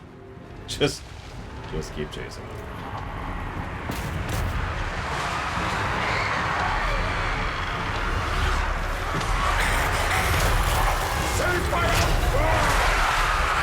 So this is what it was like at the end of the 2 towers. Retreat! Surrender! Favorite dwarf? I don't remember any of their names. So, book guy for dwarf. I liked cook guy for greenskin. For Imperial, I think I would probably play as Franz. I like the mechanics and gameplay side of Conquistador guy, but I can never bring myself to play that character, so that's gonna be my answer there. Favorite Dark Elf was either Naval guy or Pokemon guy. Probably Naval guy, honestly. And then favorite Wood Elf, and honestly, probably the twins we were just playing as.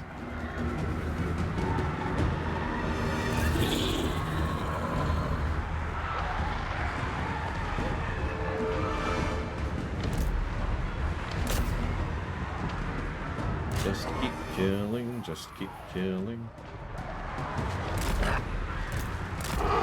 Actually, no, this.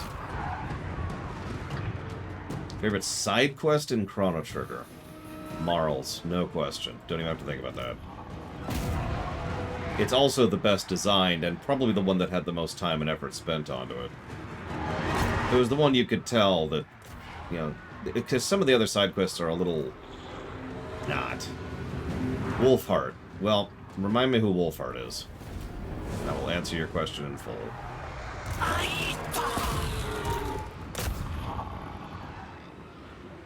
Forest Stalker! Isha!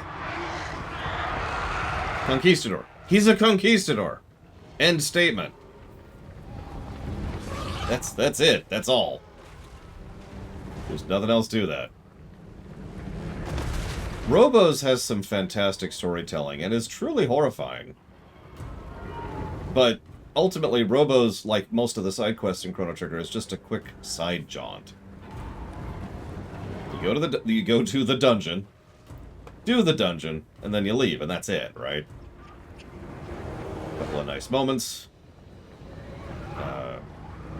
with Atropos. Got to think about that for a second.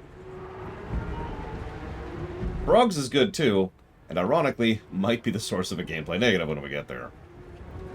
This guy is just... He's getting his workout in. Look at this. You got this, buddy. What race are you? Who am I killing? Are you a Skaven? Oh my god. I think we're killing a Skaven. What is it with Skaven and running? Don't answer that. Not my fight.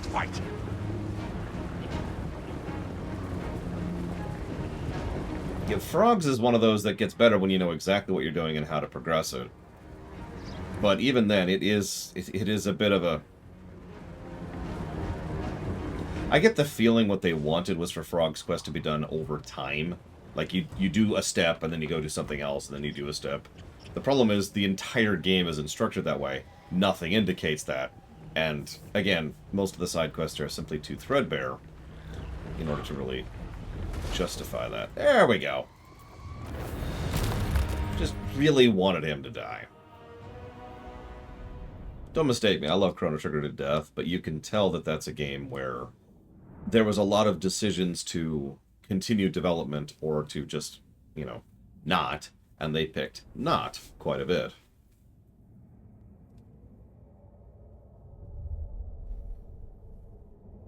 Probably because of the fact that Squaresoft was in the middle of developing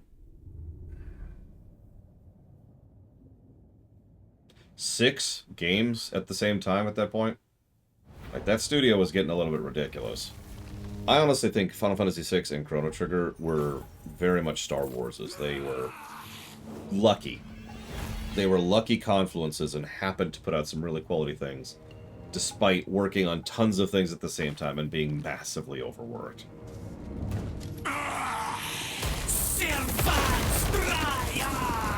Jesus Christ.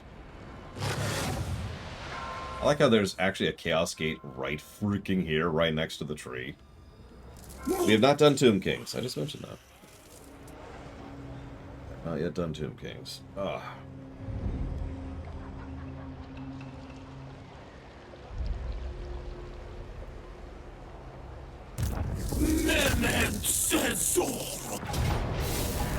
So, to repeat myself, we have the Vampire Coast, the Vampire Counts, the High Elves, the Lizardmen, the Skaven, and the Tomb Kings. That's what's left.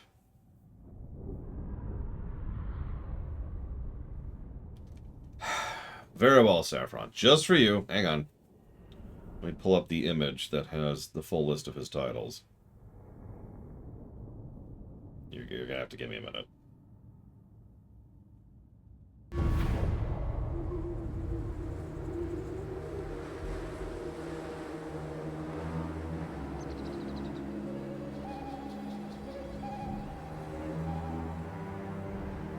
Give me a second. There it is. Found it. Okay. So it's more... It would be more accurate, Blade Travell, to say that Final Fantasy VII, Xenogears, Parasite Eve, Secret of Mana, Chrono Trigger, and Final Fantasy VI, and I think that's the full list, all had essentially the same people working on it at the same time, which means there was a whole lot of cross-pollination across those games. In some cases, it's extremely obvious, like the parallels between Genova and Lavos and Eve. And in some cases, it's just vague ideas that then got repurposed into other things, such as game concepts, or the nature of how battle was being conducted, or just other little stuff like that. But all of those games shared development. Let's be stupid, just for fun.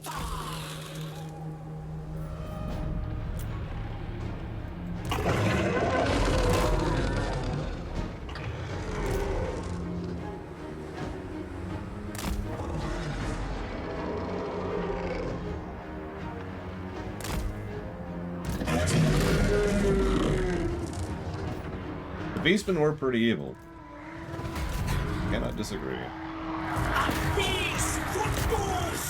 I say as I'm playing yet another evil faction.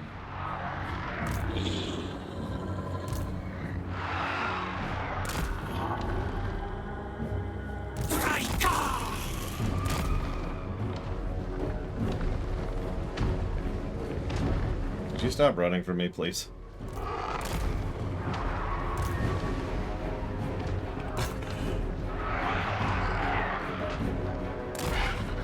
Oh no, the Beastmen are pretty messed up overall. I would probably never actually play as them. And by that I mean I will never play as them again. But yeah, you like how she's just stuck back here like, wait for me. So go kill those.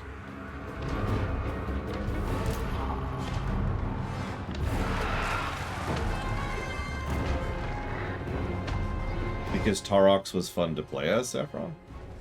I don't know what else to add to that. Although, that is interesting, since you point that out. That actually shouldn't be there. That should be down here. Okay, here. There we go.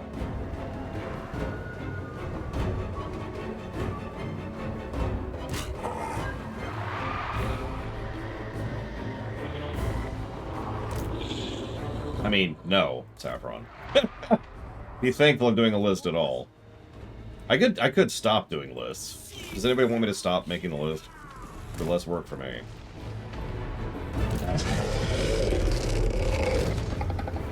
There he is.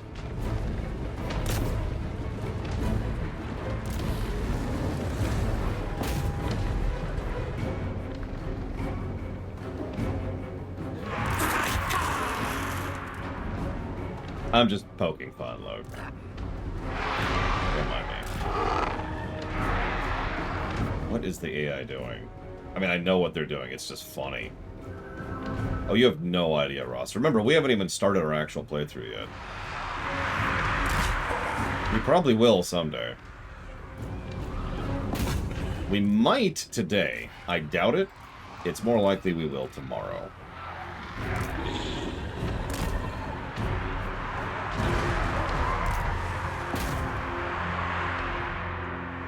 God, if we take until May, I'm gonna shoot myself.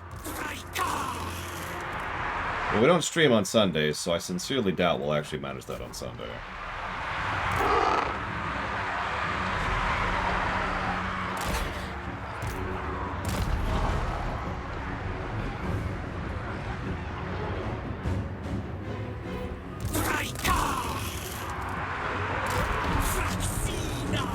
Just leave the game on autopilot. Does this game have that option? I know a lot of large-scale strategy games tend to have that. That's what we're trying to decide, Geludo. I don't know. Waystalker! For Drakira!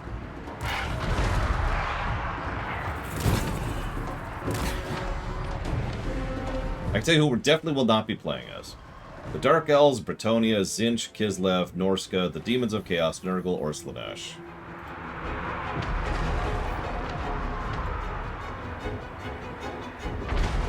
Interesting. Whoop.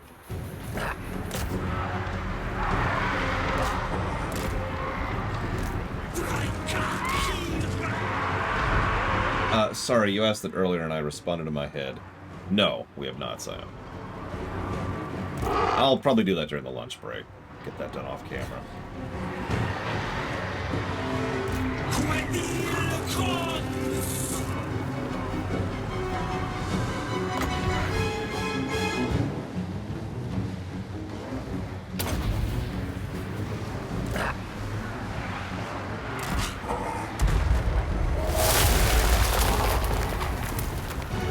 I mean, we never did get to do a full playthrough of the Skaven back in Warhammer 2. Calls to us. Forward! I agree, Dr. Winter, and I think we will. In fact, I'm going to go ahead and just finish this battle right now, because I've seen all I really need to here.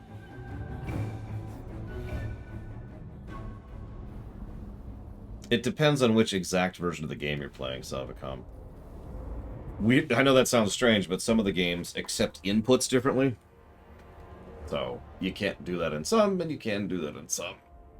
But for now, I'm going to go grab lunch. And no, I haven't.